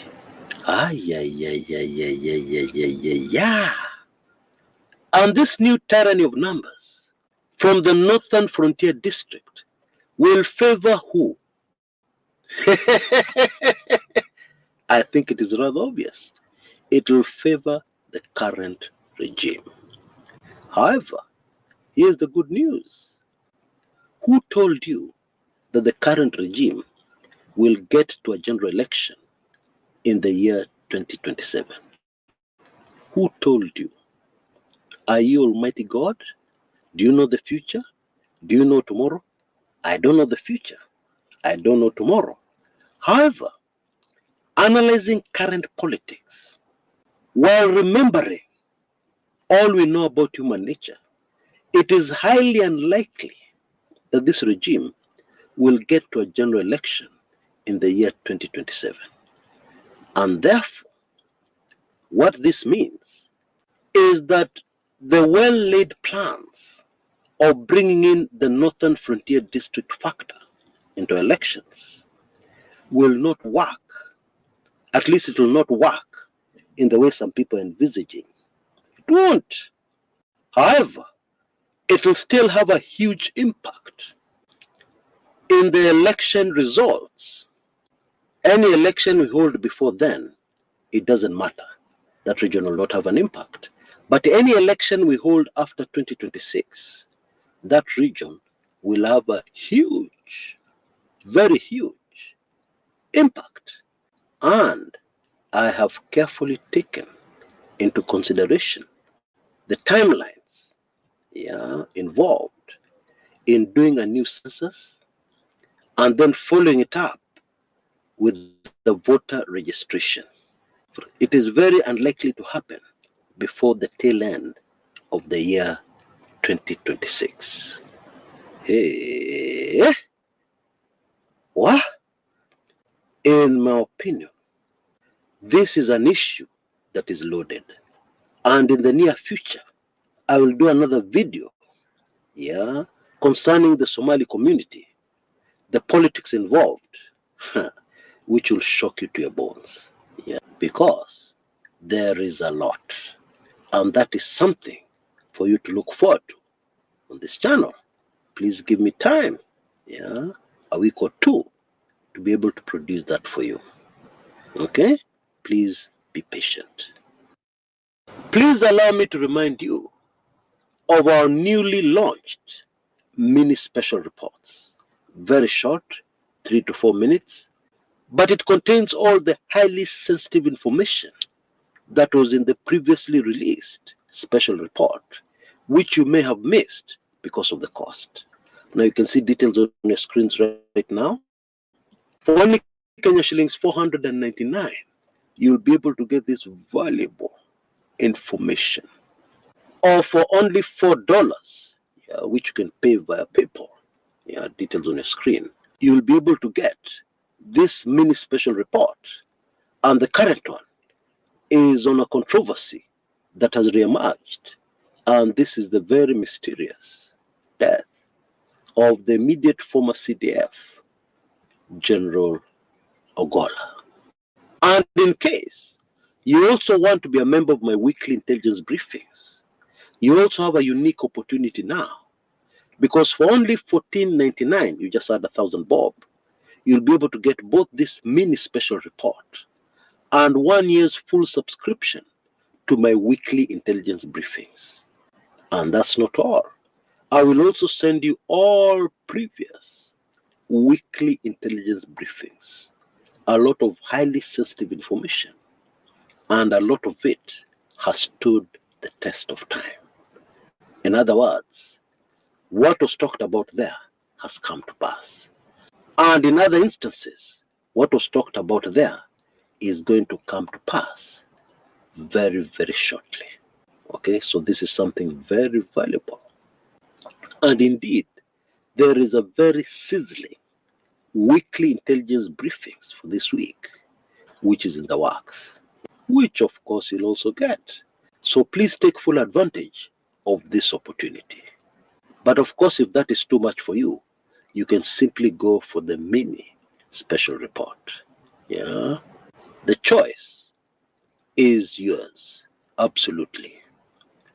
Until next time, this is Chris Kumekucha.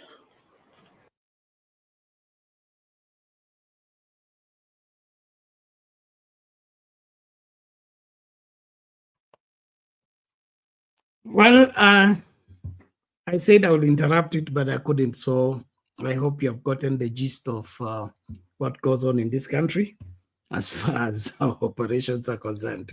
So, Eli, your closing remarks as we leave, please. Thank you. My closing remarks. Chris is an exceptional journalist. He's a very rare person in research. He is very serious. I take him seriously. That laughter of his is quite it's quite something. Ukimsikia akicheka hivyo, unajua anakuja na bomb. But on tyranny of numbers, that's the only thing that I want to conclude with. I think Mutahi Ngunyi is a big thief. He's an academic fraud, and here is the evidence. So basically, on 22nd of June 2015, I wrote a small piece debunking, Mutahi Ngunyi's work, the research that made him use the slogan "tyranny of numbers." But apart from that, there was a background of Mutahi Ngunyi that was well known in the research community, both in Kenya, East Africa, all the way to Zimbabwe, Southern Africa. He was a very close friend of Jonathan Moyo, who was Robert Mugabe's information minister, but I'll come to that. So, and I'll read this for 3 minutes. This is what I wrote in 2015. Mutahi Ngunyi is a big thief. Yet he is part of what the media refers to as the intelligentsia, the moral, upright guru, political analyst of our time. They want to make us believe that Ngunyi is the Hilary Ngweno of this era. Well, here is the evidence. I will table to you that Mutahi Ngunyi is a thief. And a corrupt criminal. In Michelle Wrong's book, It's Our Turn to Eat, here's a page dedicated to Ngunyi. Page 162 by John Githongo, if all of you can remember Githongo, who was the anti-corruption person in Kibaki 1 government. So in 1998, John Githongo moved to Transparency International. He had briefly agreed to launch a political magazine on behalf of a Kenyan NGO called SARIET, which means Series for Alternative Research in East Africa Trust. It was headed by one political analyst, scientist, Mutai Ngunyi. So SARIET won generous funding from the Nairobi office of the US-based Ford Foundation. But the project, John came to believe, John Githongo, was being used to front a scam. He suspected Ford's local program officer, a Zimbabwean called Jonathan Moyo, who would go on to serve as President Robert Mugabe's information minister, of plotting with Ngunyi to misappropriate tens of thousands of US dollars for Ford Foundation funding. Carefully documenting what had happened, John Githongo walked away from the project. Initially, recalls former work colleague Milena Hillman, he had no plans to report the issue to Ford's senior management. He was very upset, but he simply didn't trust the Wazungus to do anything about it. He kept nagging, saying not all Wazungus are the same. These are good people and they need to know. In the end, the two flew to New York to brief Ford's Foundation's vice president, and the foundation sued both Mutai Ngunyi and Jonathan Moyo. Now, it is believed, I'm about to finish, that after the massive loot at Ford Foundation, Mutai Ngunyi, rather than go to court and have the tag thief, thief, thief on his head, decided to pay the money on contention back to Ford. This is the Ngunyi who gave you the election anthem, Tyranny of Numbers. He's the one laughing at Kenyans now that his briefcase consultancy was not even paid enough recently by Anne Waiguru's devolution of theft ministry. Okay, that's the end of it. But I would like to that Anne Waiguru story with the Githongo. With the Mutai Ngunyi. Mutai Ngunyi later acknowledged, in fact, he said openly that he was paid a huge amount of money by the NYS, coming close to $800,000 for his work to the NYS. What I'm just trying to say here is that we have this community of scholars in Kenya who actually, they're part of the problem, and you have these people who, any government that comes in, they're ready to work with them just because they have to be continuing with their job as fraudulent or genuine scholars and so on and so forth. But you don't have scholars who are countering the likes of Ngunyi. So you have this big problem where Ngunyi there's a vacuum there. He can do anything he likes. And it's not only Ngunyi. There are so many of these researchers in Kenya. Hakuna mtu ambaye anaweza kumwambia tu wewe, hizi ni ujinga unasema hapa. These are fake reports. So I find this is part of the problem within the so-called intelligentsia of various sorts. Alafu hao watu pia wanafanyia the NIS people in terms of authoring documents, or research that is turned out as authoritative. But we know that these are kind of people in the deep state, and it doesn't matter what tribe they come from, and they're there karibu kwa kila situation, kila region ya Kenya. Alafu hao watu saa zile we have genuine complaints, genuine problems that need governments to intervene by looking at the statistics of population. You get people like Mutai Nguni depopulating other parts of Kenya and inflating the population of other parts of Kenya. One person. You tell me, any one of us here, do you have power to do that? So academic fraud, I think, is part of the captured part of our state in Kenya. Thank you.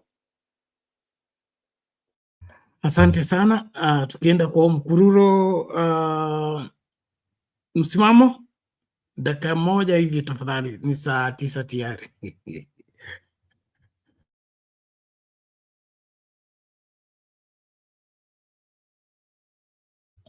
Mama hajazungumza, ngomwacha mama kwanza alafu nitamaliza mimi. Aya, umechagua hiyo. Mama Amiri, kazi kwako. Asante Bernard, asante msimamo kwa kunipatia usukani, and I'm happy to find Ellie still here. Nimesema kesho nitakuwa na mengine, kwa hivyo nimalizane naye leo. So for me, Ellie, I think my point was very, very clear. I meant this is the time that the countries have to understand their boundaries so that they can make no errors of what is going on now. And when I meant that, I don't know whether you saw what happened in Nairobi, that side of Eastleigh. These guys from Somali, they were holding their bendera in that area. And it brought some kind of eye-opening and wondering, why are these people doing that in the country of Kenya, holding their bendera, their flag? What does that tell you, Ellie? So what I was talking, it's something that really hit me, and I said, there are people who might be hiding behind the curtains, knowing that they are doing something dubious. And I said, it's time to be vigilant. Now, it's not fair for what Kagame may be doing, because we don't see what he is rescuing about those people who are in Congo, and they were not told to move out. I don't know whether that is the news. They were not told to move out by Congolese, but he decided to go to rescue them. In which way? I don't understand. So it's a kind of somebody feeling so strong that I want to attack these people, or I want to deal with them because I have got enough weapon or whatever. And this is where now African countries are failing. Look at the mercenaries. And I hope I answered Eli. He got my point, what I was driving into. I am going back now to the mercenaries. Mercenaries went home in one piece. How many Africans died? Just because of that chaos that are going on there. And they are being guarded the way they are passing, going to their whatever they are living, but in peace, in one piece, they are not killed. So we Africans, we are fighting for no reason, something that maybe Kagame would have approached Tshisekedi and understand each other in a mutual good way. But it's not working that way, simply because somebody is feeling more senior than the other one, which is very bad. And look at how those things now going down. 700 plus people are dead, just because of that short moment. That's what I wanted to, and then I want to add still on that kind of boundaries. Bernard, you say that there is law of how you cannot cross boundary and go and do those chaos in another country.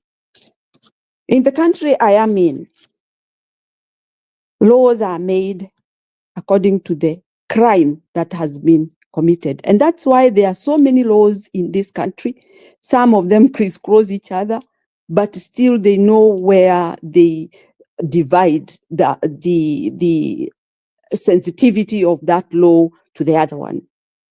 So even countries right now, having seen what is happening in DRC, between DRC and Rwanda, Kagame, they need now to start, making kind of writings of how they want their country to border with the other one, so that we don't have these kind of things happening. And that is how now they can make another law on top of another one. Because now you see these games that are being played, wananchi wanaumia, and these people, they see like they are doing the right thing, and they are making chaos for no reason. It's something that was simple and clear, but somebody took it in his hands because he is strong. He has an army that is strong. I don't know whether to test the water. I don't see any when you have killed such many people. And with that, I stop. I think those are my points that I wanted to make, and so Ellie to understand me. And sometimes I see Ellie, sometimes he is sensitive for somebody mentioning anything concerning Luo. I'm sorry to tell you that, because when you say that somebody ati Meru akienda huko northeastern anaweza kaa huko, that is the same country. We are in the same country. Hata mimi nitatoka Kikuyuni niende Nyanza, nitatoka huko Mombasa niende Western. We are still within our perimeter. Lakini mimi nasema watu wanatoka nje wanaingia nchi za wengine, wanakaa wakinyemelea, and one day watawageuka wawe your enemies, and it's enemy you have entertained to your own country for the longest, and then you start saying, wow, we didn't know that they can do that. So that is the point I wanted to clear for you, Ellie. Please, Luos are our brothers, Kikuyus are your brothers, so don't go there. I didn't talk about Luos, I didn't talk of Meru, I didn't talk of Mijikenda, I didn't talk of Western, I talked of people coming from other country to another country. That's my point. Asanteni sana. Exactly. Thank you, Mami. We appreciate that. I think that clarification is clear enough, and it is important that we be vigilant. My memory of our history, especially I was in primary school during Moi's time. Territorial protection was a major issue. It was that time when there was this shifter issues in northeastern, and the matter was you could even feel it in the village that the protecting of the territory was non-negotiable, and it could be faced with the full-fledged arm of the power of the government if anybody threatened to cross the border or extend the border. You remember the claim by Idi Amin he will stretch Uganda to Naivasha, something like that. And, such things were not taken lightly. We have of late become very lazy when it comes to protecting the border, especially our border with Somalia is not, I don't think we are giving it the attention required. And this going easy on that particular border is going to be a source of problems for this country in the long run. That is one of the things that I believe, without necessarily prejudicing against any community, our borders needs to be protected for the sake of the people, not for the sake of governments. And then this aspect of having predetermined elections has also affected us negatively as a people, where somebody creates a constituency because he needs to win an election and he has his favorable group in a particular place. So he wants to create a constituency that has the people that can vote for him and then prejudice against another. All those things need to be reviewed so that we can have a country where people are at home anywhere. I don't have a problem. We have a Kikuyu MCA in our place. There is no problem. We have another Kikuyu MCA in Busia. If he's indigenous, he relocated here, he's one of us, and he has the favor of the people. Why should we stand in his way because he is a Kikuyu and we are Luyas? He can represent our issues. He can speak in the National Assembly, wherever, county assembly on our behalf, and we trust him. Why should we go to stop him because he's not a Kalenjin, he's not a Luo, he's not a Nini? So I think there are things we need to outgrow as a people, and the fears of insecure leaders should not inform the direction of the country. On the other hand, playing within the rules of the book is important, and calling what is wrong is important too. Even if Kagame has a reason why he's doing what he's doing, he's going about it wrongly. And because of that, he needs to be called to order. You don't go to protect your people in another country. That's called invasion. There is no other name for it. And invading another country has consequences. And then, of course, the history around it also has issues. Rwanda, Burundi are an afterthought countries. They need to behave themselves. They are the small kids on the block.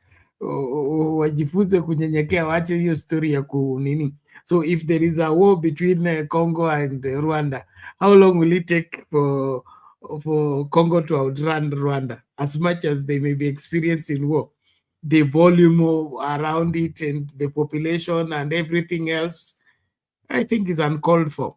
If you're interested in the minerals, or rather that part of the Nini, you want to add it to Rwanda, come out clearly. Go and apply to the international, wherever, where boundaries are reviewed, and say, no, this is part of this. This is our people. We want them to be hived from Congo and added to us. Kuja na mikono wazi, unataka shamba. Wacha kujifanya kwamba unatetea watu. Unatetea watu gani? Kama watu hawako kwa territory yako, it's not your duty to take care of them.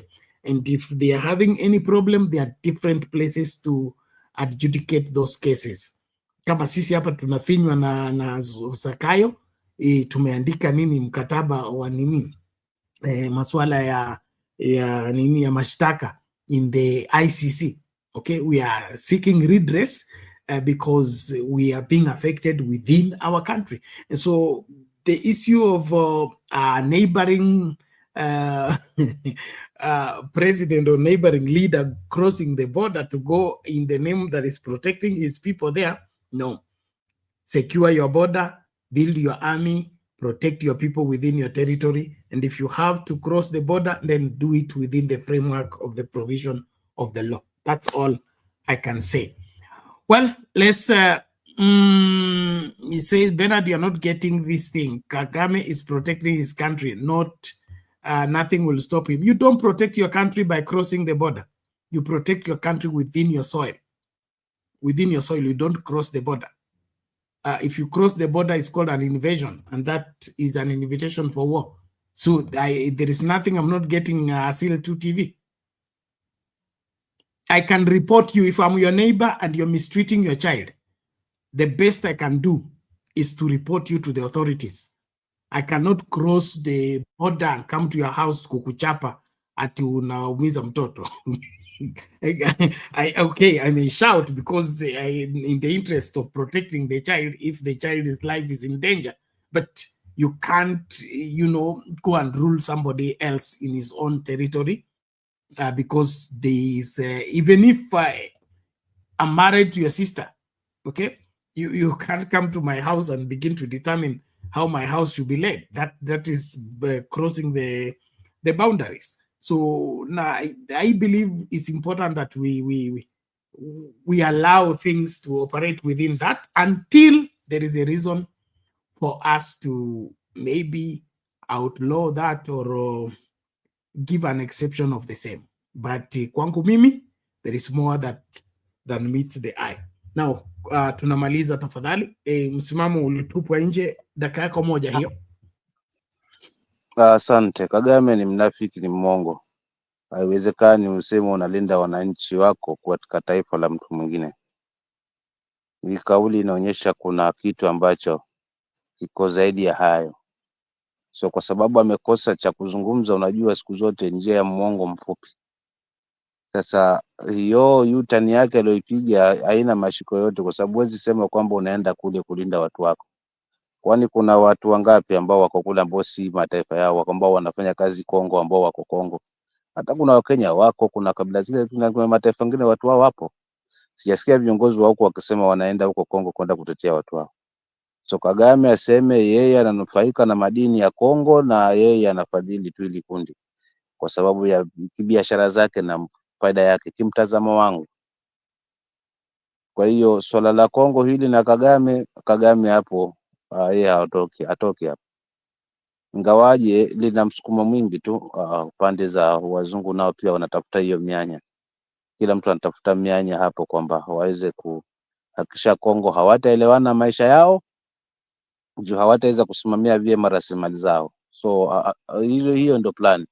So ukipatikana viongozi nao mafisadi ambao pia nao wana basi wana roho za korosho, basi mambo hayaendi sawa, So Kagame asitafute kisingizio ati uende kulinda watu wake kule, ni uongo.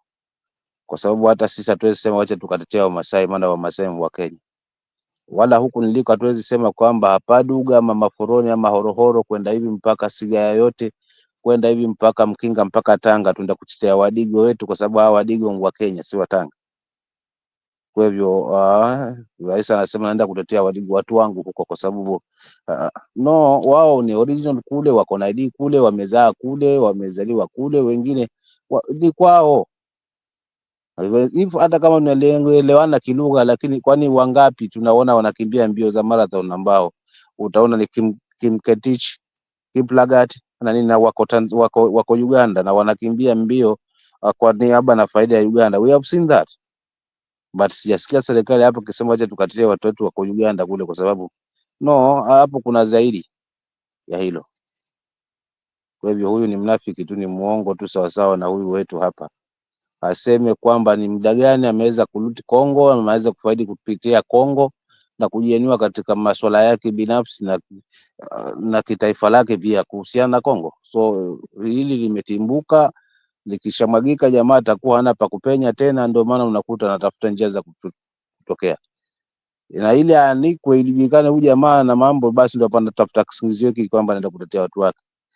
La mwisho kabisa nitazungumzia kuhusiana taifa langu. Najua haya yote, lakini mwisho wa siku lazima nitoe kibanzi kwanza changu kabla nitoe boriti kwanza ya Kongo kule.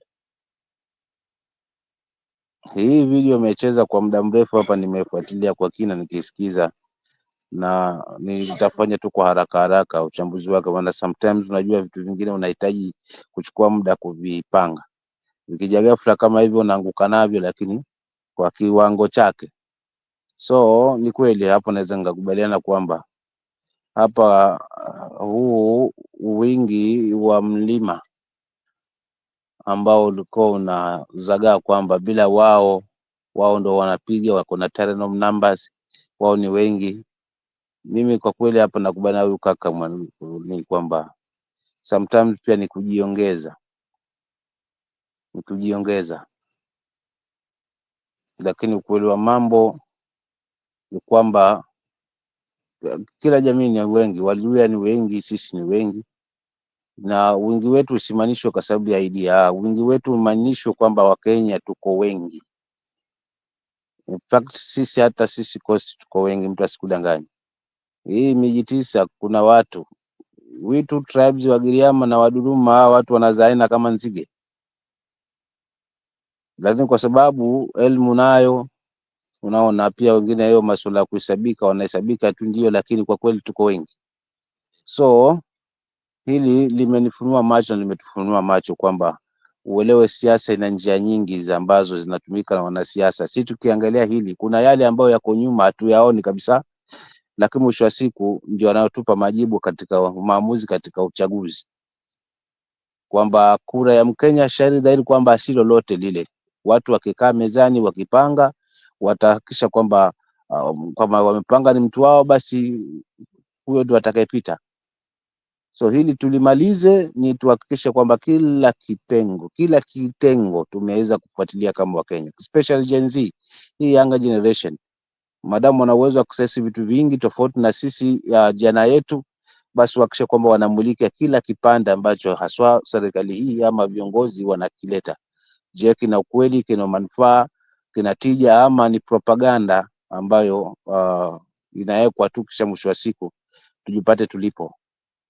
Kwa hiyo mimi leo sina mambo mengi kakangu, mimi nilipenda tu leo sasa kusikiza sana, sasa kutokana kwa wenzangu, ili na mimi nijifundishe. Unajua huwezi soma tu bila wewe, lazima upitie kwa mtu. Kwa hivyo hilo tu ndio langu la kufunga nalo, kwamba Wakenya tusijisahau hata kidogo, tukagawiwa kikabila, kingome, wala kivyama. Hivi vyama kwangu kwa muda huu havina tija.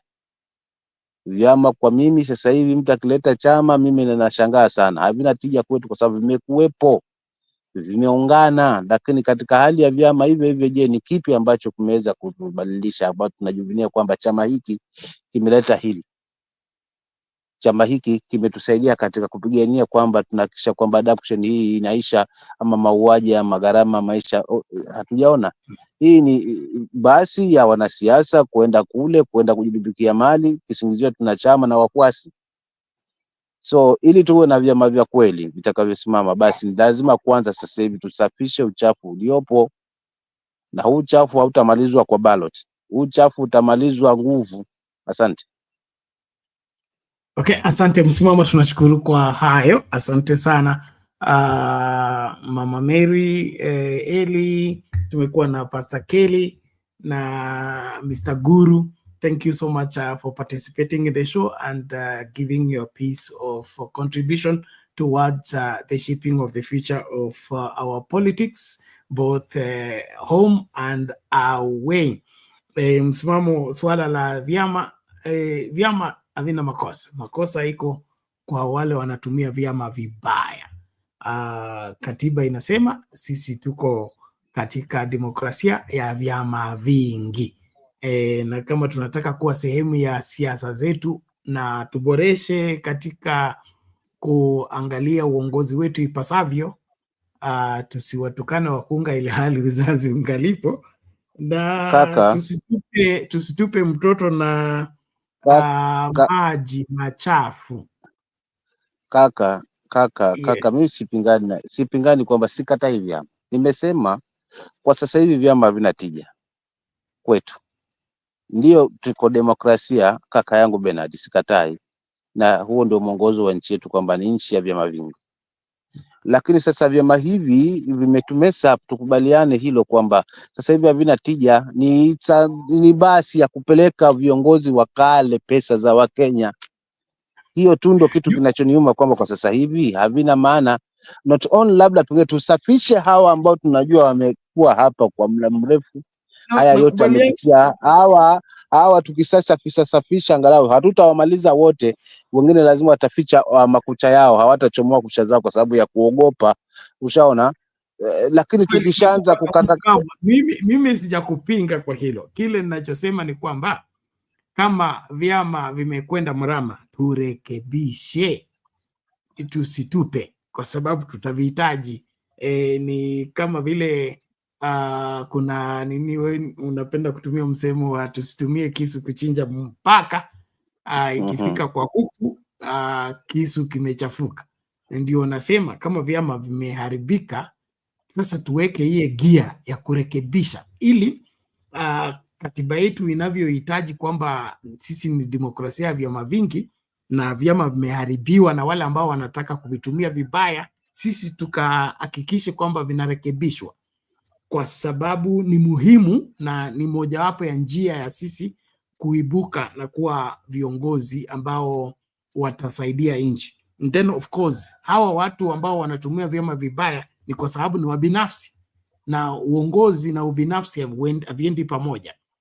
Kibiblia na kihistoria, wale watu wamefanya mambo makubwa kwa nchi zao. They were not selfish, they were selfless. And so tukifika kwa masuala ya nani anakuwa kiongozi, mpaka tuangalie nani ambaye sio mbinafsi, kwa sababu tukichukua mtu mbinafsi tumpatie chama hata kiwe keupe kama pamba, huo ubinafsi utaleta uvundo katika hiyo hali ambayo inafaa. So kuna mambo mengi tu ambayo tunapaswa kuangalia kama Wakenya, na tunapotafuta nani atakwenda kutusimamia, nani atakwenda kuongea kwa niaba yetu, na hiyo linatuacha na jambo moja: tukubali majukumu, tusikwepe majukumu. Kama kuna vita niko navyo na Wakenya ni kukwepa majukumu wakati tunalilia mabadiliko. Hakuna mabadiliko tutaleta tusipokubali majukumu kuyabeba kwa mabega yetu. Kama nyumba imechafuka, tukubali kuisafisha. Tusiseme fulani aende kuisafisha, ama watu fulani wangesafisha, ama mtu fulani roll our sleeves, tuanze kumop, fish. That is one way that we will make the positive impact we need to cause in our country. Naomba nimalizie hapo msimamo unless. Asante kaka, lakini kwa sasa hivi kubaliana na mimi kwamba chama chetu hiki ni chama chetu tumekiunda, hiki ni chama cha sita cha sehemu yetu. Sasa hii ndio basi tutakwenda nayo, tunapelekwa ndio hapo kwa katiba, sheria, mwongozo jinsi katiba yetu ilivyo, lakini katika njia ya kinyume, na hawa wanasiasa wametutumia hivyo. Hiyo ni makosa. Hii moja hapo ya kutumia hicho kipengele cha chama kimakosa. Okay? Kama kwa mfano hii inaendelezwa na Kashagwa kusema kile kilikwenda mrama na uongozi wa Kashagwa ni kwamba hakukuwa na chama. That's a lie. That's not true. Ati ndoa yangu iliharibika kwa sababu sikuingia ndani na chama. Sikuwa na gari ya kuweza kunipeleka huko. So that's why ndo nasema havina value kwetu sasa hivi vyama, kwa sababu vinatumika na watu kuweza kwenda kuloot na kuweza kwenda kutupora. Kisingizio tuna viongozi ambao wanatujali kwa kuzungumza yale ambayo yanatuma, lakini kimatendo ni kinyume. Kwa hivyo nitafungia hapo kaka. Kwanza tufukuze yanayokula mahindi, tuachane na kwenye miti yanayokula mahindi. Ni hawa viongozi waliojikusanya pamoja ambao wanatudanganya na wanatuhadaa kutupeleka katika hiyo sheria, lakini ukifuatilia ndani kwamba sheria hiyo iko kinyume kwetu. Asante, mimi nitafungia hapo kakangu Bernard. Kwa nini mwasema Ruto aendelee na hali kabla Ruto hajaingia Mkenya alikuwa kila mara 3 kwa siku, wanwa chai asubuhi wala saa 6 na jioni, walala kama wakorota kweli kweli. Lakini leo kinwa turungi asubuhi mpaka jioni, tena jioni ni hamna sima na chumvi ama na mboga za vichochoroni.